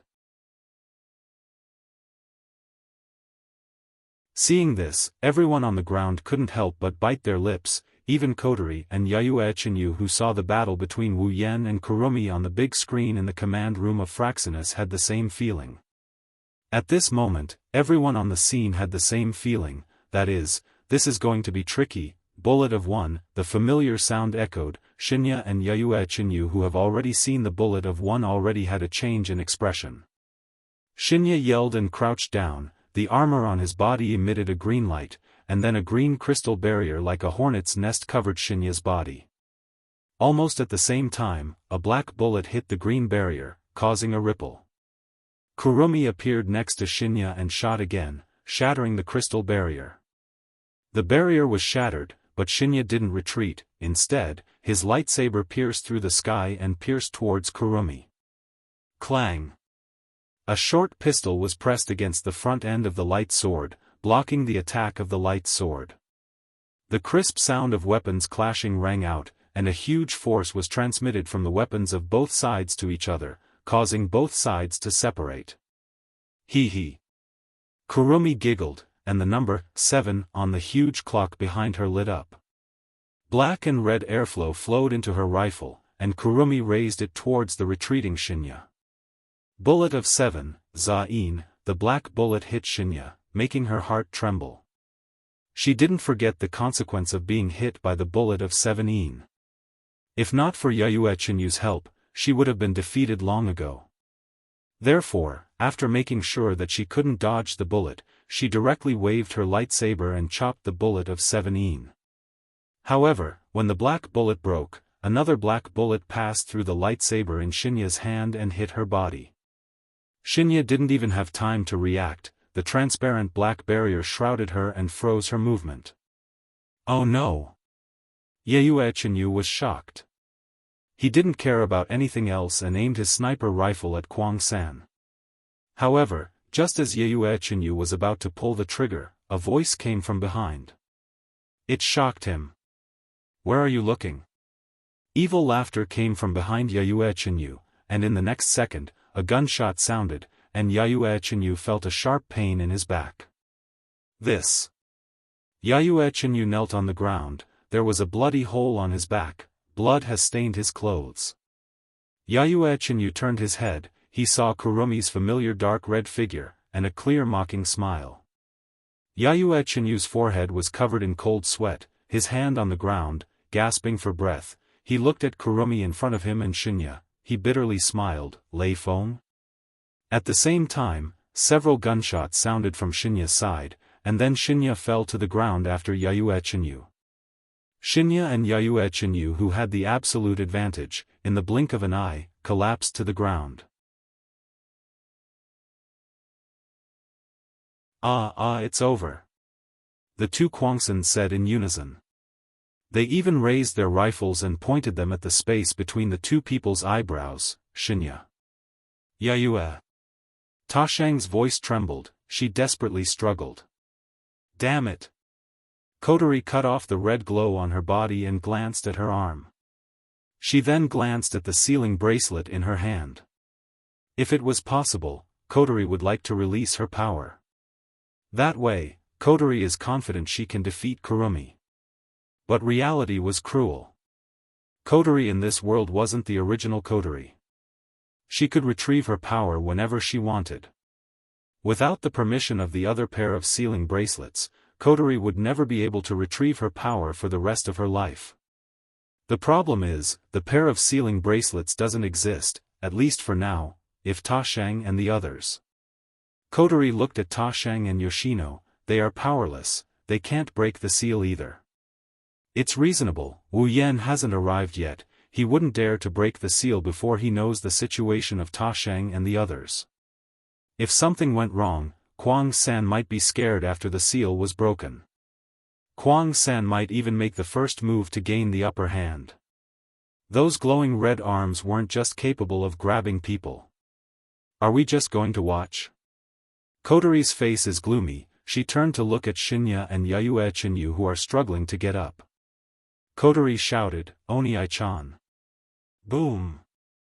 The moment Coterie shouted, an orange beam fell from the sky, it hit Kurumi in front of Yayue Chenyu. You're tuning in to the Unparalleled SwordWill YouTube channel.